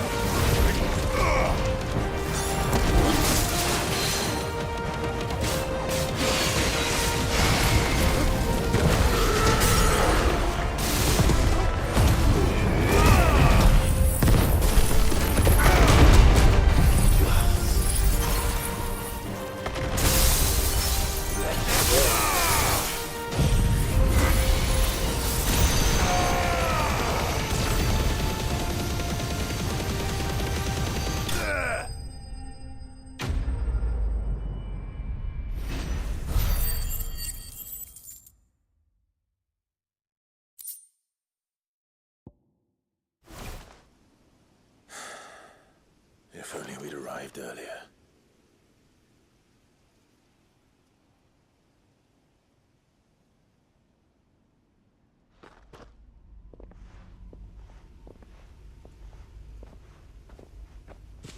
Is it over? It is. He wept and begged for mercy. And I cut him from ear to ear. Just as I dreamed of doing all these years. All my plans. Building a haven in Lostwing. Freeing bearers from their chains and recruiting them to my cause. It was all for this. But what is this? Justice? My faithful comrades. All those lives lost. So that I might take another. Quentin. Master Quentin! Oh, thank Grieger you're safe. You're alive. And so are you. I'm so sorry. I tried to warn you about that thing. And I hate to say it, but there's more bad news. It's Lostwing. It's been flooded. What?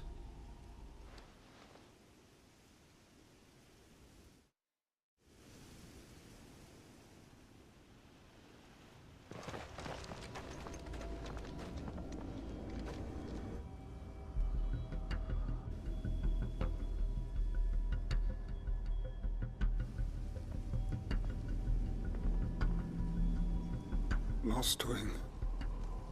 My Lostwing. And look who's here. They must have stolen in after we left, just before the flood struck. What if there are still people in there? Don't be a fool!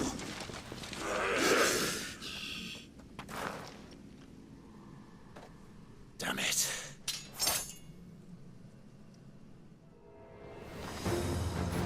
It's not going to last long in there. Come on, Torgal. We need to make this quick.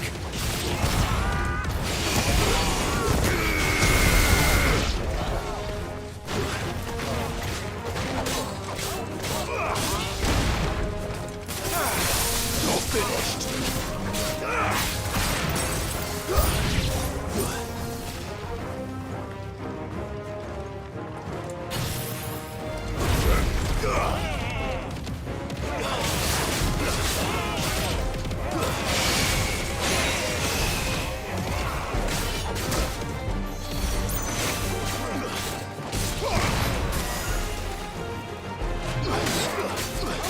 It's over.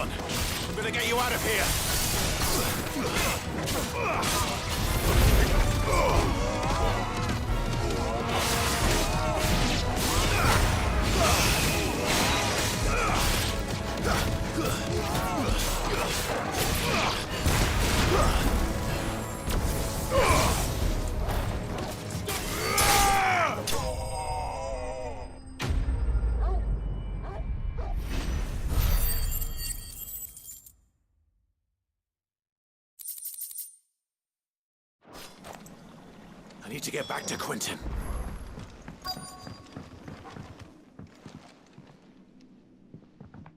Quentin! Quentin! Look at me! Thank the Founder. He hasn't turned. I'm going to get you out of here.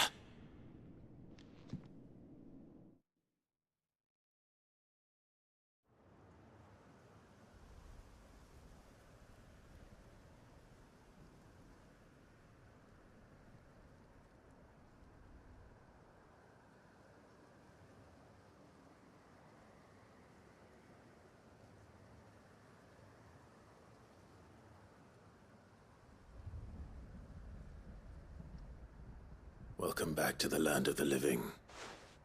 Is Lostwing? The flood has filled the valley. I see. Then all is at an end. A strange way to achieve one's life's ambition. No, Master Quentin. Save your strength. Why?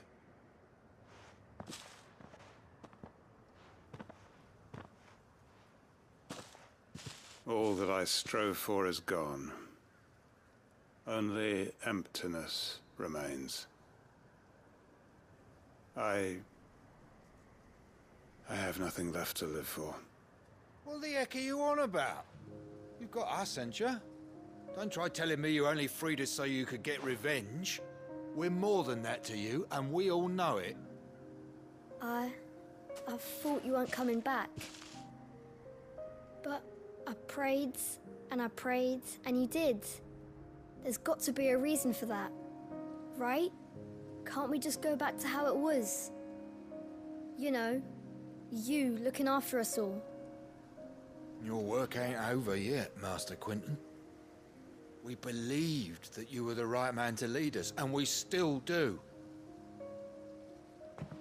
Your village may be lost, but it seems your people aren't.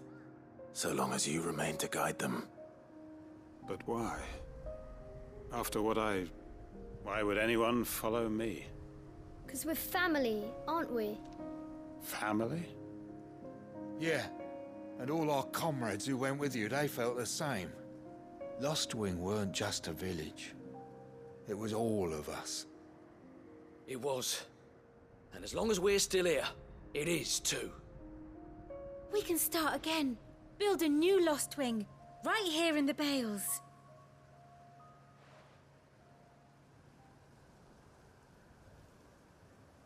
A fresh start. One life ends, and another begins. Why just a village? We could build towns. A nation, even. What's to stop us? That's the Master Quentin we know. Please. I am nobody's master. Quentin will suffice. After all, we are family.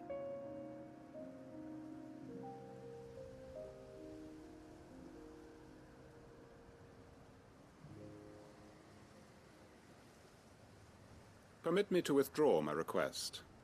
I will no longer be needing your help in looking after my people. I'll pretend you never asked. But you must be rewarded for your efforts on our behalf. You saved my life twice over. And more besides. A bottle or two of your finest red will suffice. Of course. Nothing but the best.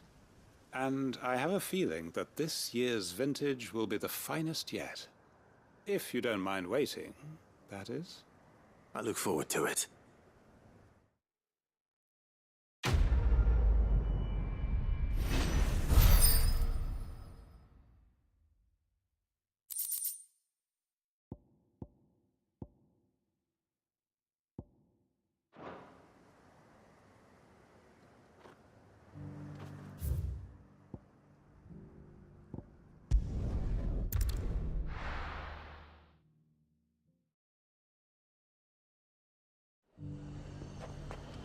The High Cardinal. The Dominion's all but done for. Was that shouting I heard from the barracks?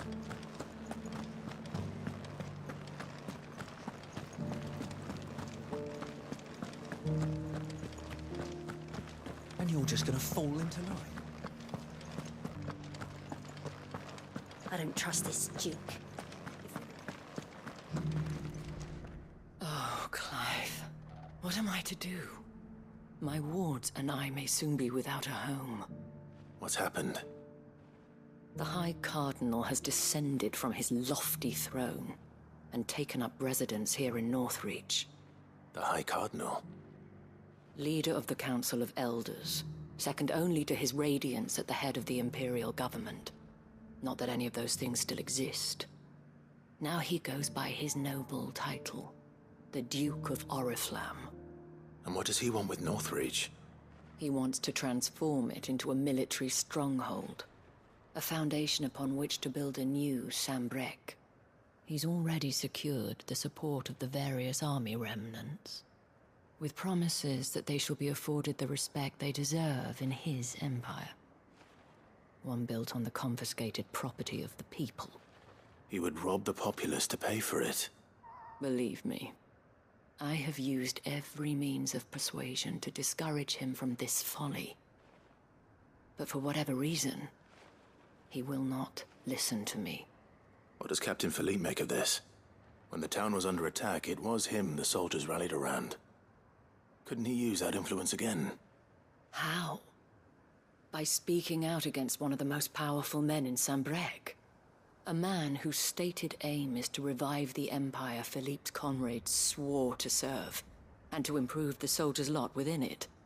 The captain can offer them a regular supply of gruel, and an occasional trip to the Vale to help them forget the terrors they face each day.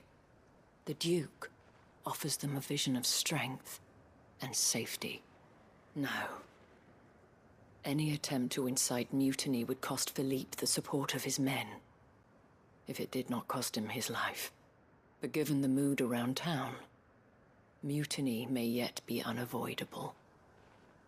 The people have little appetite for further deprivation, least of all when it serves only to elevate others. Who could blame them? Clive, would you appeal to the Duke on my behalf? For your services to Northreach, you have the respect of the soldiers, and they will take you to His Eminence if you ask them.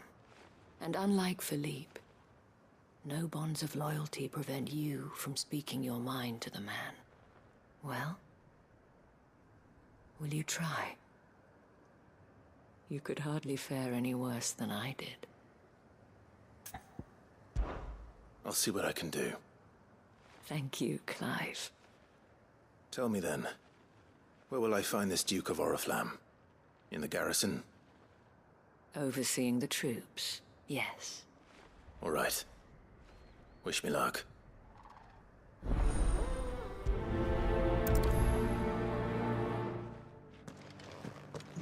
I may have met this Duke before, at the Remembrance Ceremony. Let's hope I didn't make a strong impression. It's not only control of the garrison.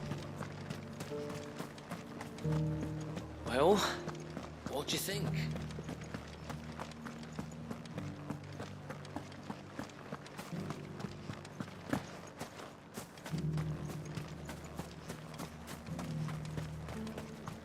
A whole day to dry some... Halt! Oh, sorry about that. You're the dame's man, aren't you? You got some business with the captain? No, actually. With the Duke. I was hoping I might be able to speak with him. We're under orders not to let any civilians pass. But you should be all right. His Eminence has heard all about you and your heroics. Wait here. I'll go and ask.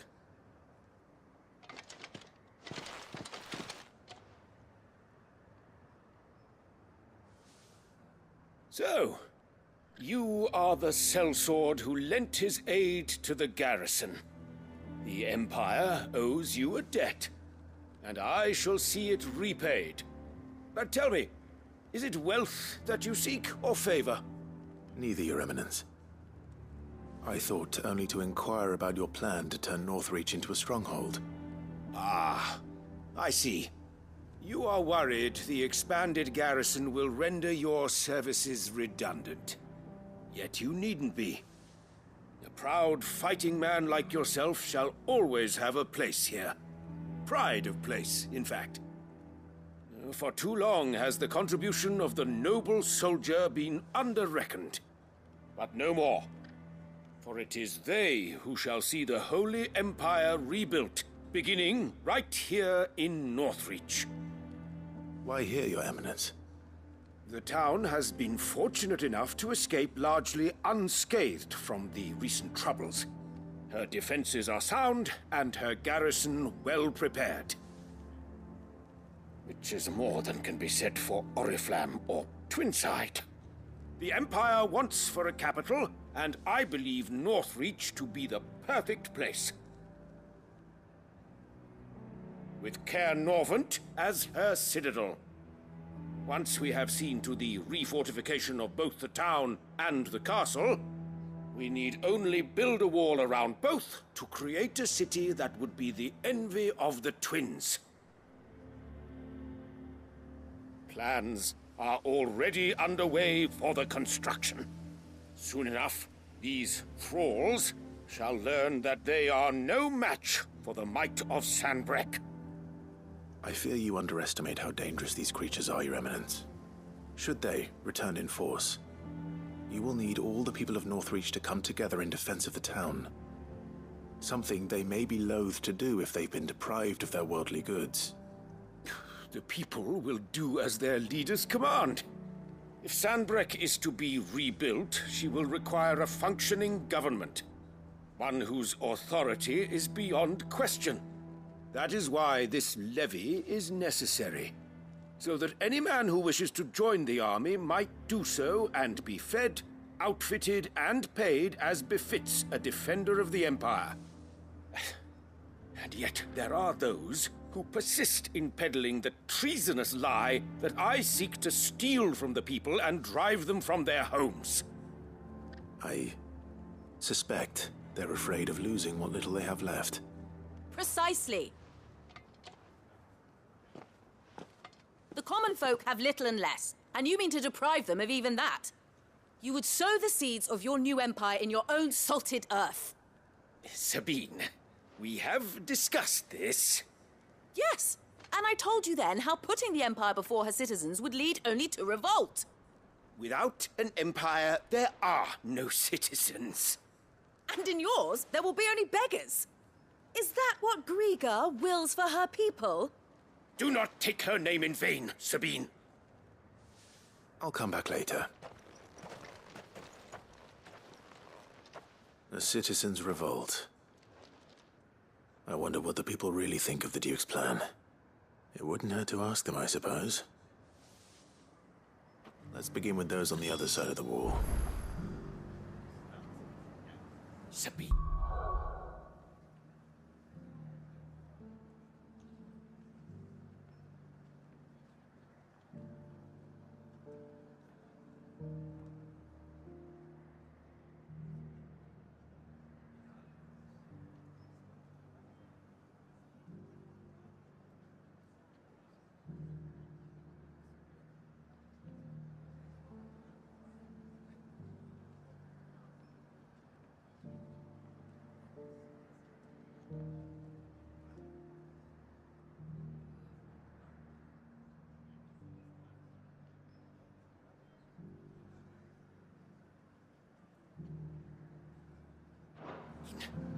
You are embarrassing me.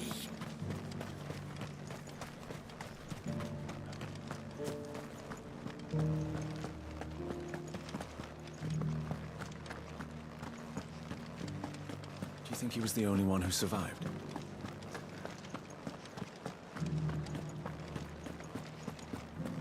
Was that shouting I heard from the barracks?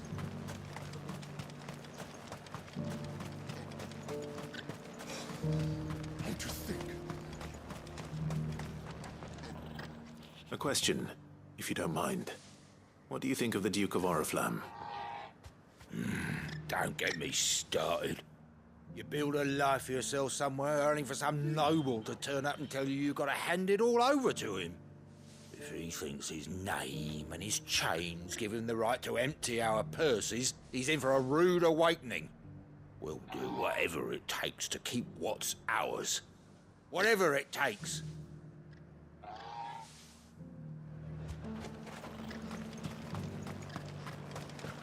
The garrison salvaged what they could.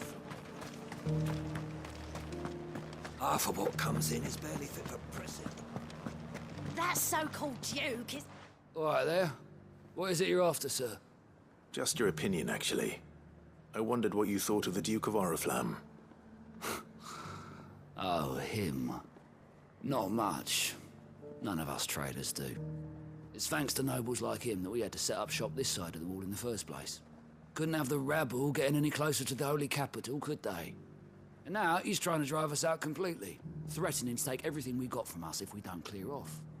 If the dame said she wanted him run out of town, I'd be straight through that checkpoint, tar bucket in hand.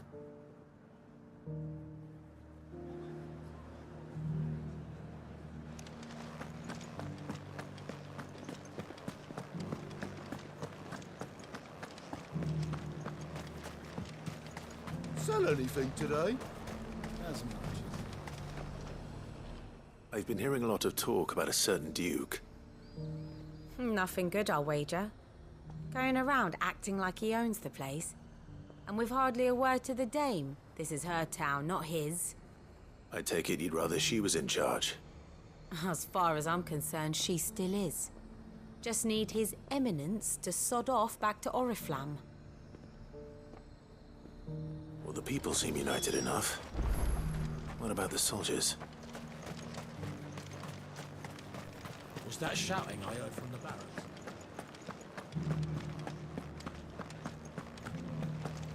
Do you think he was the only one who survived? And you're just gonna fall into line? Excuse me, do you have a moment? I wondered if you'd mind sharing your thoughts on the Duke of Oriflamme. Well, he's made a lot of enemies coming in the way he did. But I mean, look around us. You can see the state the realm's in. The traders might not like having the screws put on them, but if they volunteered a few more of their hard-earned gil before things got bad, maybe they wouldn't have to. I think the Duke's got a point when he says rebuilding the Empire's the best way of making sure we're all protected. And if that means people who don't know one end of a sword from another have to make way for those who do, well, that's just how it goes.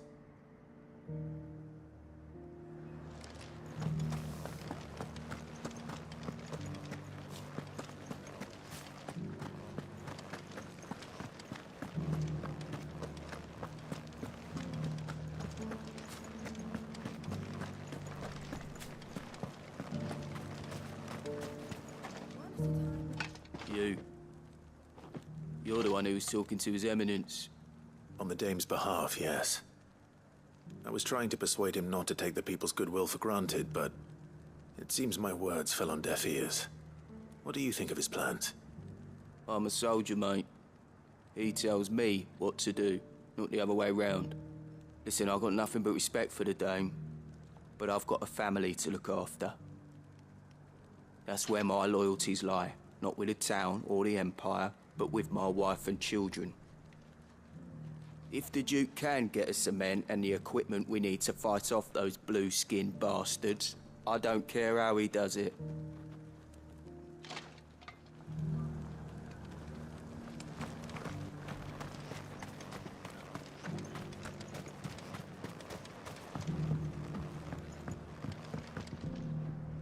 I hear the Duke of Oriflamme plans to turn this town into some sort of fortress.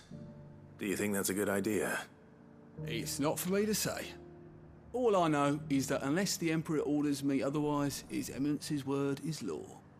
Look, no one likes all these taxes and tariffs, but empires don't come for free. Once Sandbreck is back on her feet, we'll all reap the benefits. Let's see what Philippe makes of all this. Sabine, you are embarrassing me. A whole day to dry some blood.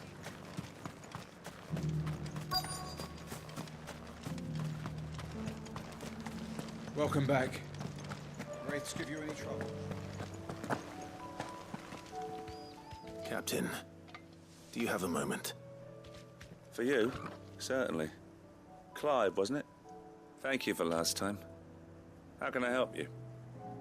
I wanted to ask you about the Duke of Oriflamme. Do you intend to go along with his plan? But to tell you the truth, I'm in two minds. It's my sworn duty as a captain of the Imperial Army to obey his orders. But I can't say I agree with him. Philippe, I remember you saying that you became a soldier to protect the people you loved. The Dame included. That's right, I did. Well, she doesn't agree with the Duke's orders either. She thinks they could tear Northreach apart.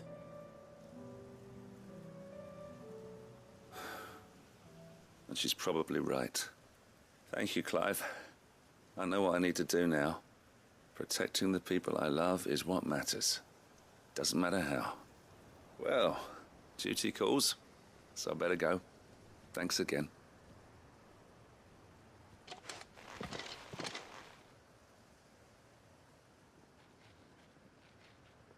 It seems Philippe wants to do the right thing at least. I expect Isabel will be pleased to hear that, if nothing else.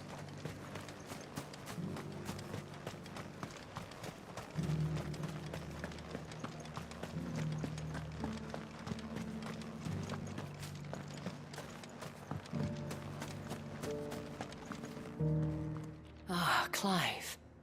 How did you fare? Were you able to speak with the Duke? I was, but...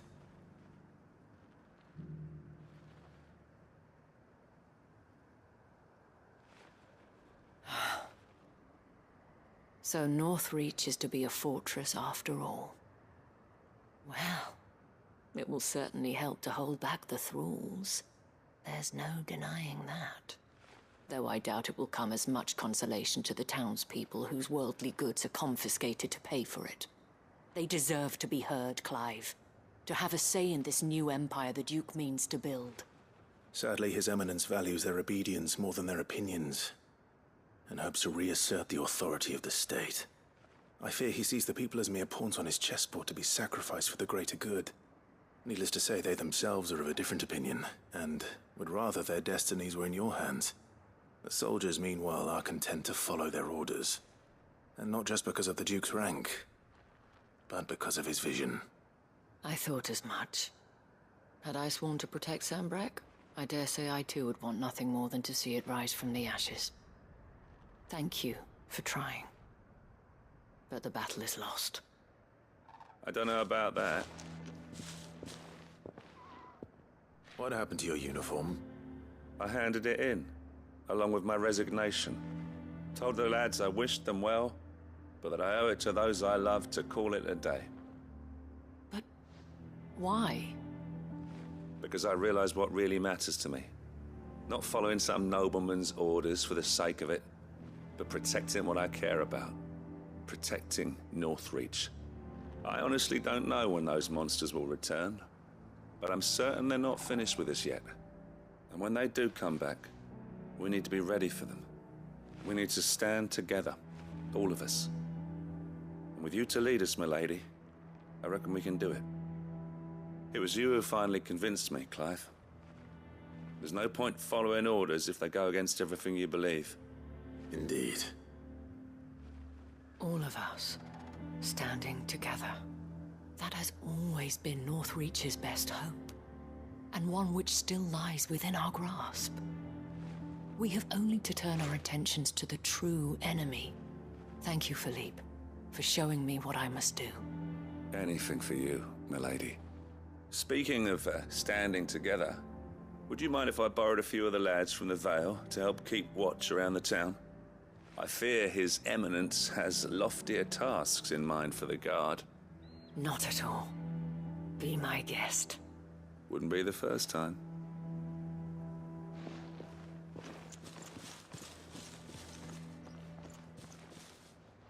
There may be hope for Northreach yet. Especially with men like you and Philippe to champion our cause. I, for my part, shall continue to work upon the Duke, in the stubborn belief that I might still tempt him into joining hands. But I suspect I shall have to call upon your aid again. Until then, Clive. Until then.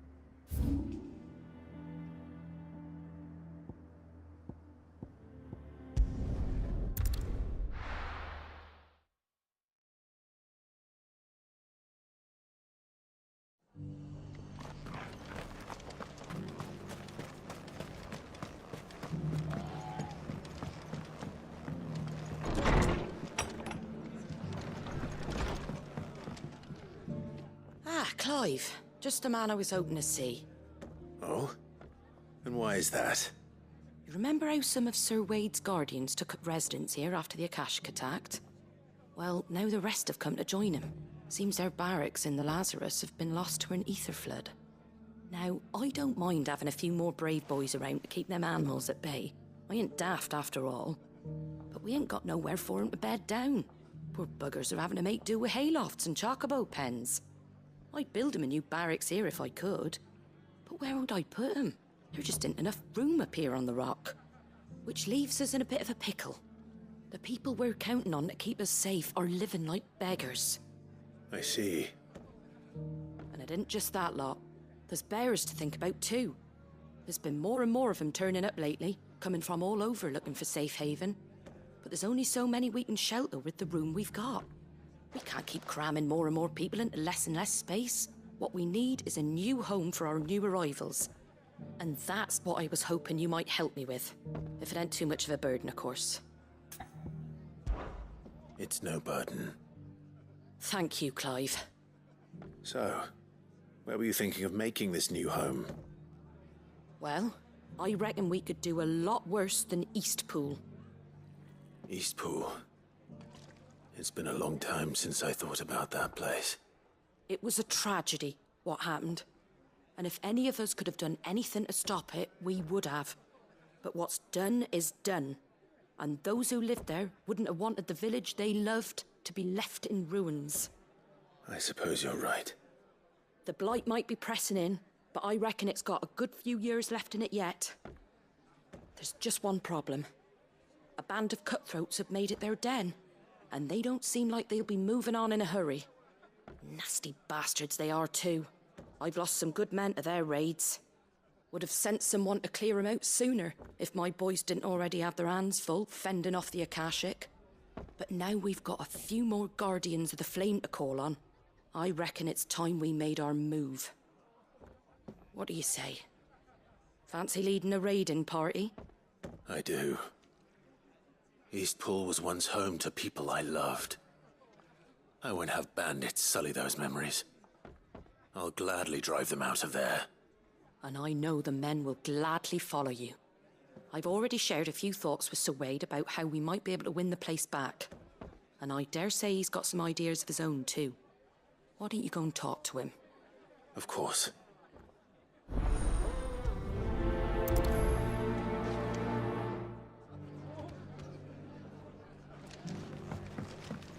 All right, Sir Wade.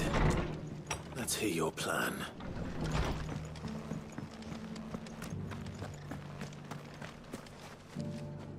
Sir Wade, it's good to see you well. And you, Lord Rossfield. And you. I spoke with Martha. She tells me you have plans to free Eastpool and make it your own. That's right, though it was mostly her idea. I rather fear my men have been treading on her toes somewhat since joining us, not to mention each other's. And then there are the bearers, men and women who found the courage to flee their masters and sought refuge here. We need somewhere to settle them, and I can think of worse places than Eastpool. As can I. Which is why I agreed to help you win it back. That's very kind of you. I'd be most grateful if you would. With you beside us, we shall soon send that rabble of rogues running for the hills. So, what can you tell me? That thankfully there aren't too many of them. Fewer than a dozen at our last count. And rather less, thankfully. The road that leads there will more than likely still be crawling with Akashic. A small force would suffice to clear the village, but if the Akashic were to follow them in, that force could end up trapped between a rock and a very hard place indeed. I'll head into Eastpool and deal with the bandits. You and the Guardians can stay outside the village and fend off any Akashic who come too close. Make sure I'm not taken unawares. I can't ask you to bear all that risk yourself, my lord. The Akashic are the bigger risk. I can handle a few bandits. Well, if you're sure, I shall summon my men at once. Shall I wait for you here? No need, my lord. You go on ahead. We'll be with you before long. All right. I'll meet you at Eastpool then. We shall see you there. And may victory await our coming.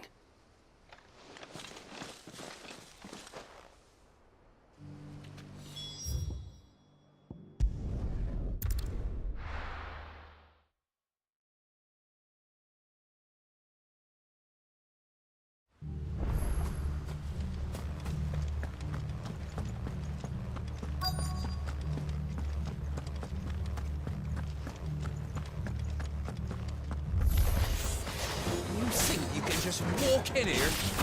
Kill him.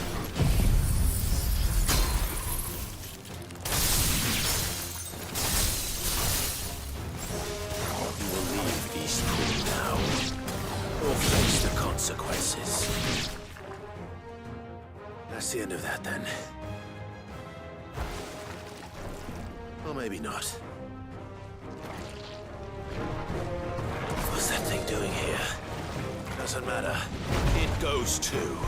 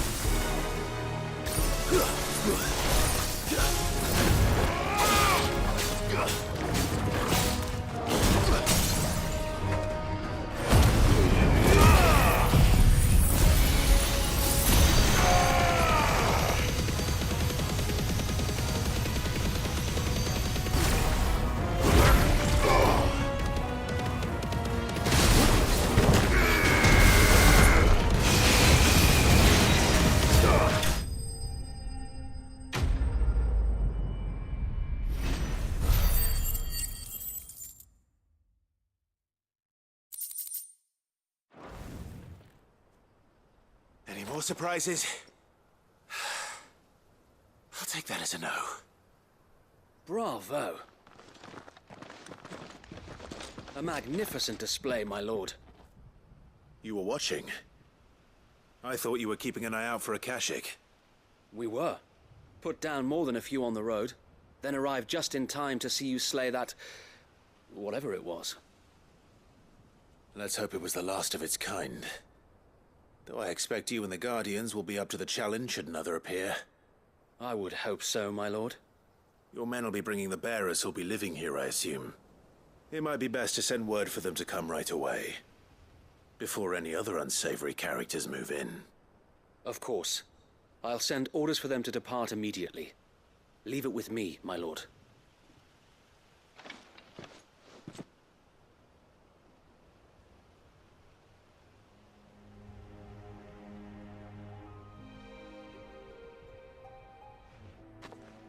Home.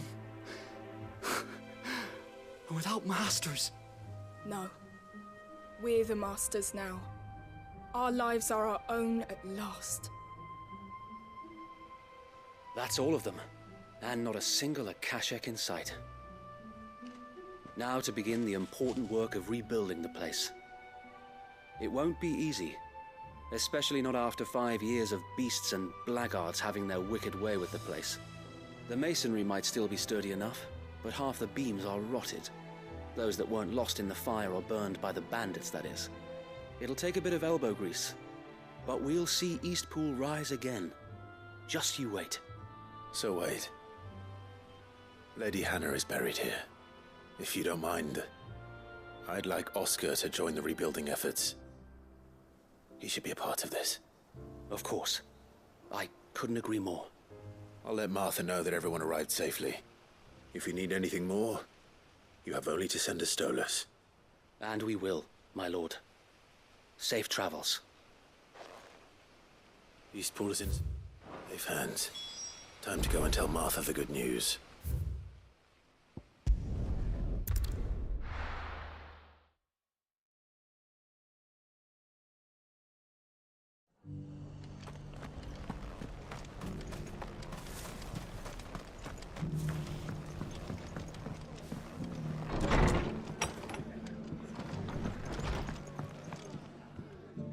Ah, there you are. All went well then. Sir Wade told me you got rid of the bandits while his lot kept an eye out. Nicely done. And what's all this about some shape-shifting nightmare showing up? On second thoughts, don't tell me. It'll only give me nightmares of me own. What matters is you did it. And now we can build our new village. I suppose it will be. What will you call it? What else? Eastpool. Sir Wade said it best. There's plenty bad happened to that place, but that don't undo the good that happened there. No need to throw the baby out with the bathwater. Did Wade say that? Well, something along those lines. Anyway, the poor souls might have made it to Eastpool, but their work ain't done yet. So the way I see it, neither is mine. If it's food or lumber or strong backs they need, the rest is ready to provide it. Thank you, Martha. No, thank you. You didn't have to help us. I wanted to.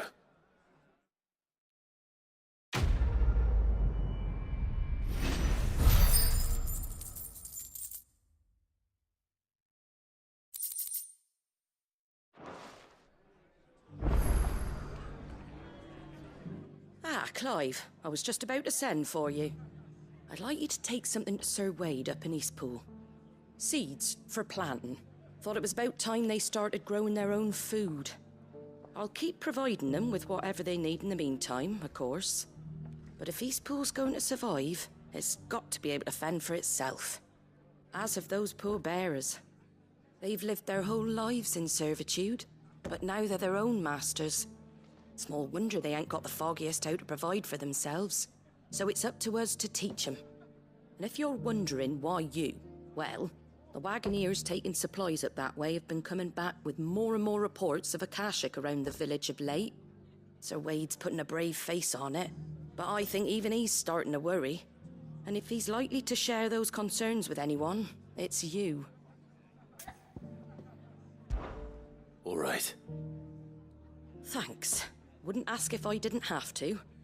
There. That should be enough to keep him in Gazal Greens for a few years at least.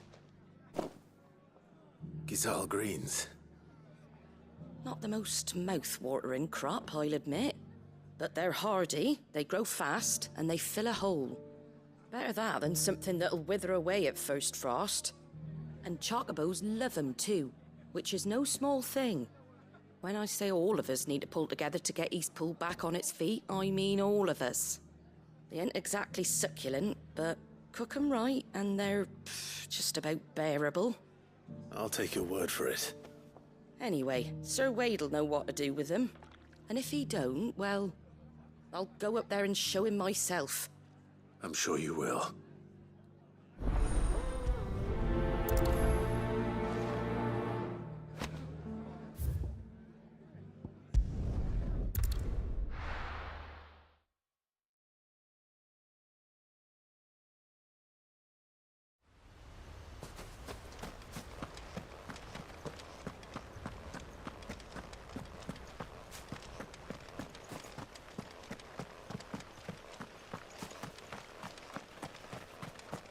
Ah, Lord Rossfield.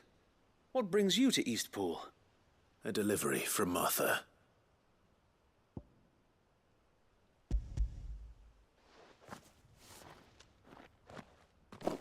These are Gazal green seeds. Martha's keen to cut the apron strings then, is she? I jest, of course. You see, I had thought we might be able to revive the old wheat fields, but they'd long since gone to seed. Only, without the seeds. Martha was hoping he might be able to show the bearers how to plant and tend these, so that they'll be able to fend for themselves. That's not a bad idea. These bearers had only recently escaped their bonds before we brought them here. They know little of freedom, of providing for themselves and their loved ones. Unless we teach them how to live like free men, I fear that all we have achieved in bringing them here is to exchange one master for another. Not that myself and the Guardians have been the best example to them so far, subsisting almost entirely on Martha's charity as we do. It's about time we all started to provide for ourselves, bearers and Guardians alike. Unfortunately, we've been a little too busy of late to focus on much besides bolstering our defenses. There have been alarming reports of... The Horde is closing in. They're coming, Sir Wade, all of them. Damn it all, I thought we'd have more time. Gather the men in the square. Send to the rest for reinforcements. Yes, Sir Wade. The Horde. Akashic, a veritable legion of them. They've been seen prowling around the northern reaches for a while now. We don't have the numbers to hold back a swarm that size. I had hoped to build a perimeter wall so that myself and the Guardians might be able to defend the village, but... Now you're out of time. Precisely. If reinforcements from the rest arrive before they do, we may just scrape through, but I fear that's rather an enormous if. What if you could call on reinforcements from Eastpool? You mean the bearers? We brought them here so they might live, not die fighting for their lives. So wait. You said you lack men to defend the village. Are the bearers not men? Do they not wish to see Eastpool saved? Though they may not be trained soldiers like your Guardians. What help they are able to offer could still prove the difference between victory and defeat. You're right, my lord. I will appeal to them.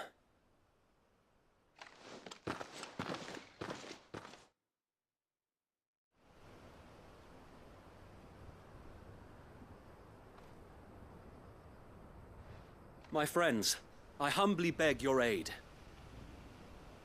We Guardians are few and our enemies many. But I swear we can defeat them with you at our side. You would send us to the slaughter, to serve as bait for those fiends so that you and your men might be spared. And to think we trusted you. Say what you will, a home is not worth dying for. But it is worth fighting for. Sir Wade fights to give you lot a chance. Just like I do. Just like Sid does. We all wanted to give you a home where you could be free. And you got one, didn't you? This place, Eastpool. This is your village. Your home. And if you don't fight to protect what's yours, you'll lose it. You know I'm right. This world wants to take everything from you. Everything. Your homes, your freedom, your very lives. So then, are you going to stand by and let that happen to you? Are you going to accept fate like good little Bran did and die, having never stood up for yourselves? Or will you fight like free men and women?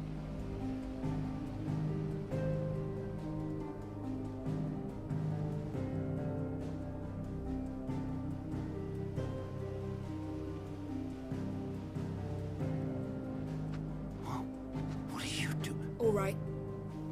Give me a sword. I never dreamt I'd have a home of my own. And now that I have, I don't want to lose it. I will protect what's mine, or die trying. We all will. Free men and women, fighting together.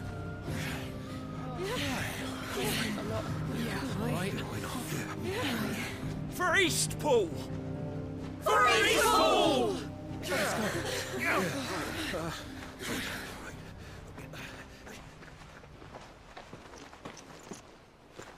Thank you, Martha.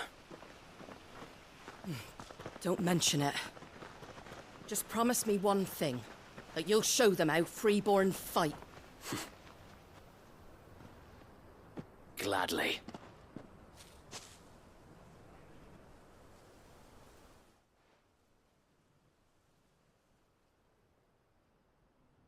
Well, if it was numbers you were lacking, you certainly won't be now. Thanks to you. Me? Oh, I just love the sound of my own voice. Lord Rossfield, my lady, we're ready. So what's the plan of action? We'll divide our forces into several small detachments, each made up of guardians, bearers, and guards from the rest. These will position themselves at strategic points around the village. Upon engaging with the Akashic, each detachment will keep the creatures occupied as best they can, steadily retreating all the while. You're going to lure them into the village? I am. We will have neither the time nor the resources to treat the wounded, so injuries must be avoided at all costs. Instead, we will focus purely on defense at first. By coordinating our withdrawal through the use of messengers drawn from among the bearers, we will aim to have the swarm converge at a point of our choosing. With luck, that point will be the village square, the perfect place for our most able warriors to surround them and fall upon them, and for you and I to finish them off. A sound plan, but one that'll require a leader with a cool head and strong nerves to coordinate the retreat. I'd say you have both in abundance, Sir Wade, but you'll be needed. Please, leave the last of the fighting to me. Ha! And let you have all the glory. Sir Wade! They're here! Then you know what you must do. We work together, everyone playing their part, each shielding the other that no man might fall, that Eastpool might live on. For Rosaria! For Rosaria! We've no time to argue, my lord. I'll do as you ask. And I will do as you ask. Suppose we'd better do our bit too then, eh? Right you are, Martha.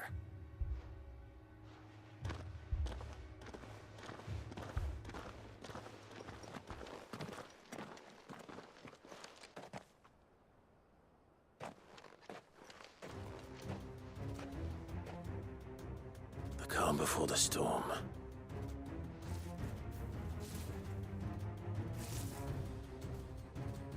And here it comes. I will not let this village fall.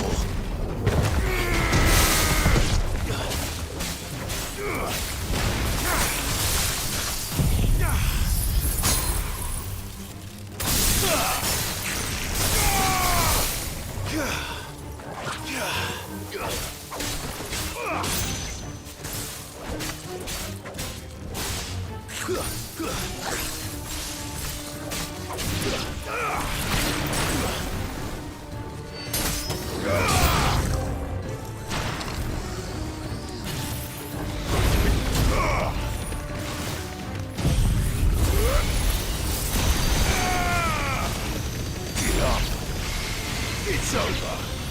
Farewell.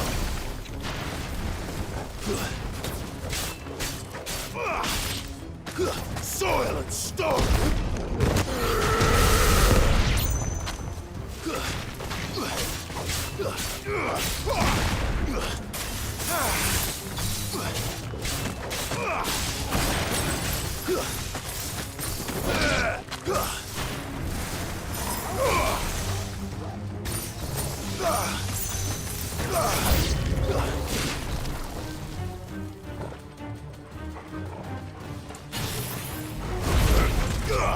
Titan!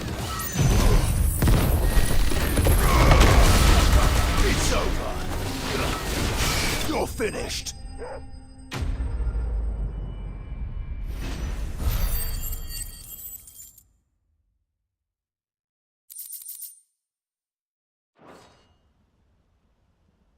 Looks like that's the last of them. Lord Rossfield! Change of plan! What is it? Owl from the rest. An Akashic curl's been sighted on Rhiannon's ride and is headed in their direction. Well, the better half of her guard is here. So wait, how many Akashic remain in East Pool? Hard to say. My men are still facing some resistance, but I think the worst is behind us. I could order a detachment or two to fall back and... No. Let them finish the job. You stay here too, Sir Wade. Your men need you. I'll go after the Curl. Join me only when East Pool is won. If you're sure, my lord. May the Founder protect you.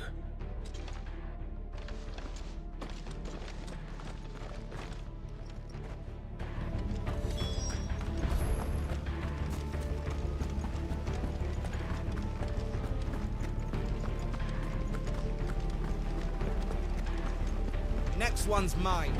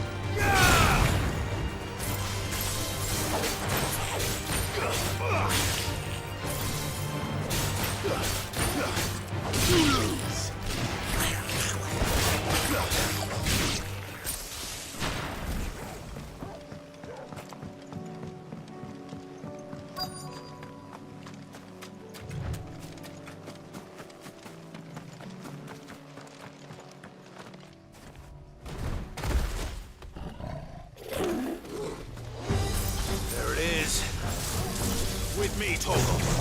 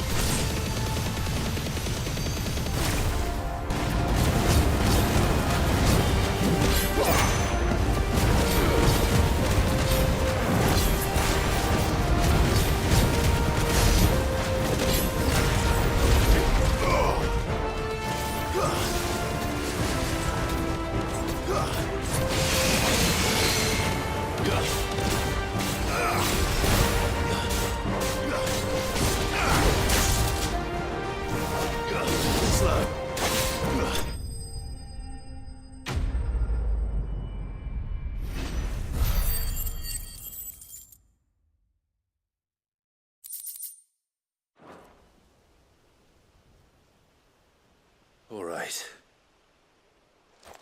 Back to East Pool.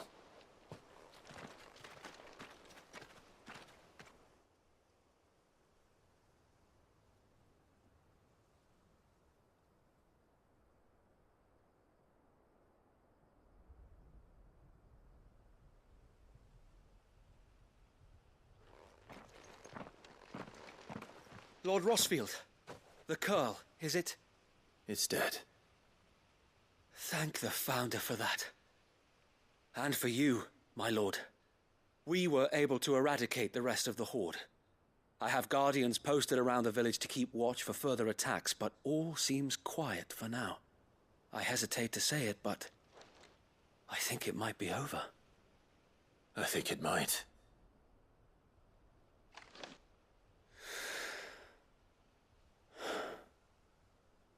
We did it. We saved Eastpool. Thank you, my friends. Thank you. No, Sir Wade.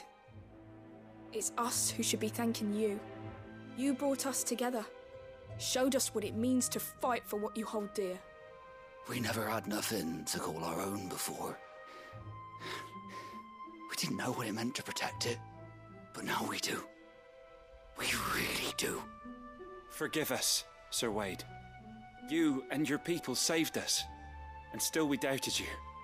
But there's no doubt in my mind anymore. We're free men now, so we have to start acting like it. We have to fight to protect what's ours, to protect Eastpool. And we shall. We all shall. Together. This is our home. And if anyone or anything tries to take it away, they'll have us to answer to. Come on then.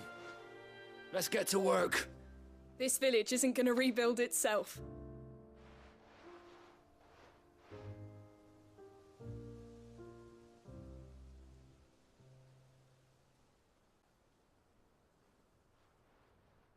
They're not slaves anymore. no. They're Rosarians. Your father took pity on the bearer's plight, and I believe if he was still with us today, this is what he would have wanted. I believe you might be right. I shall remain here, my lord, and do what I can to help rebuild the village.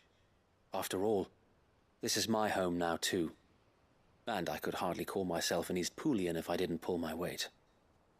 I think you'll find it's Eastpudlian, Sir Wade. But you should be proud all the same. I'll have to pull my weight too. Can't have the rest getting outclassed. Speaking of which, I ought to be getting back. Can we continue to count on your support, Martha? Of course, and I'd be counting on yours too. Us Rosarians have got to stick together, haven't we? Indeed we have. And Clive, come by the Golden Stables when you get the chance. I ain't paid you for delivering them seeds yet. All right. I will.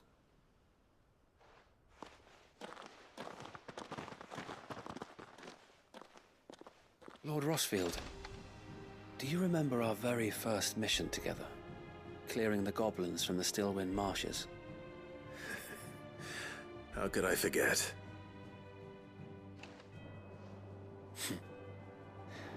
There's one sight that I shall never forget.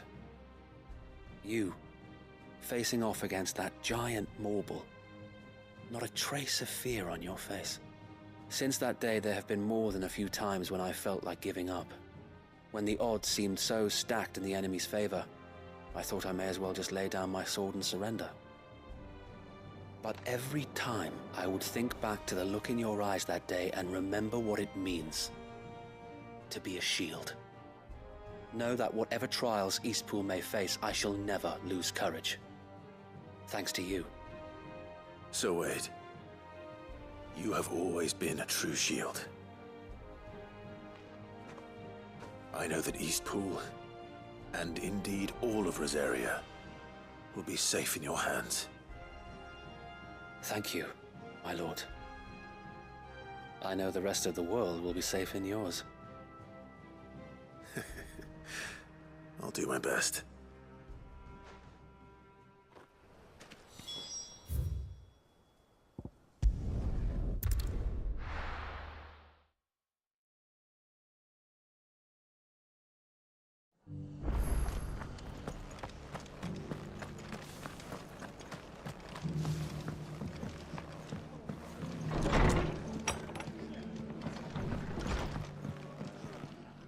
The hero returns.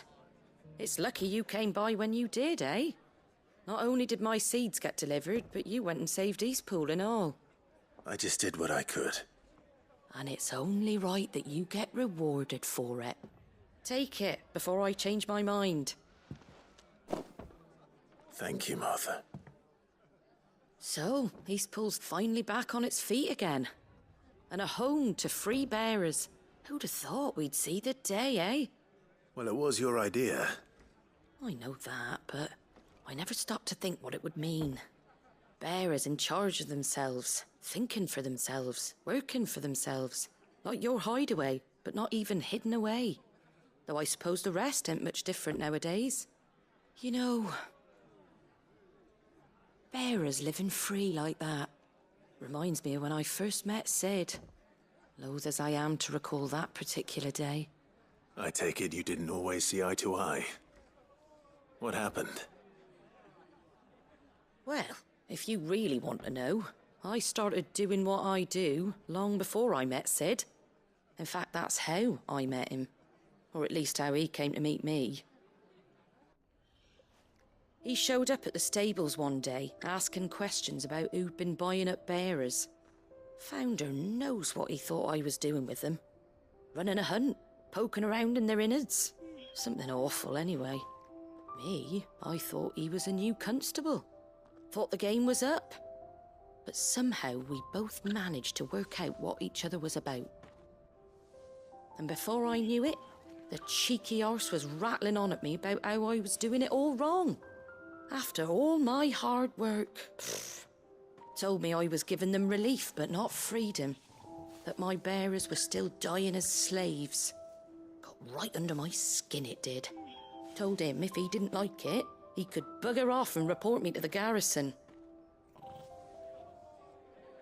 And do you know what he did? He smiled. And then he laughed. And then I did the same. We made a pact that day, that whenever one of us was in need, the other would always be there for him. And you were? Well, we both wanted the same thing. To make life better for bearers. Just like your dad.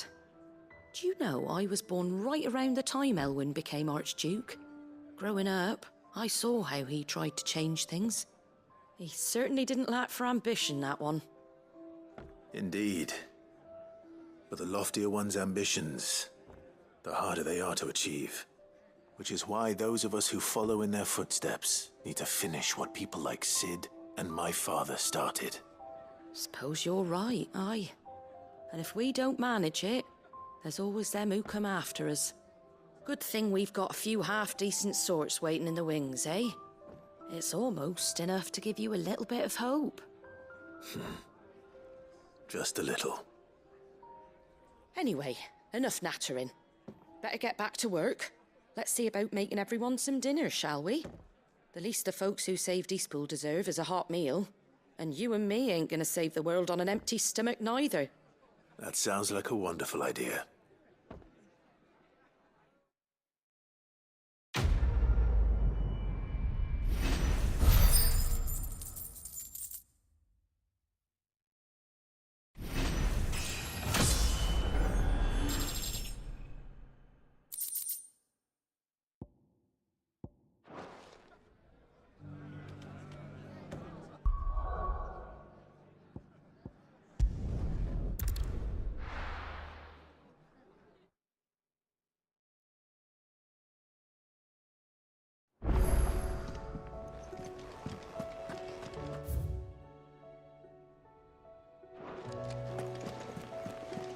Covered in nicks and lumps, the lot of them.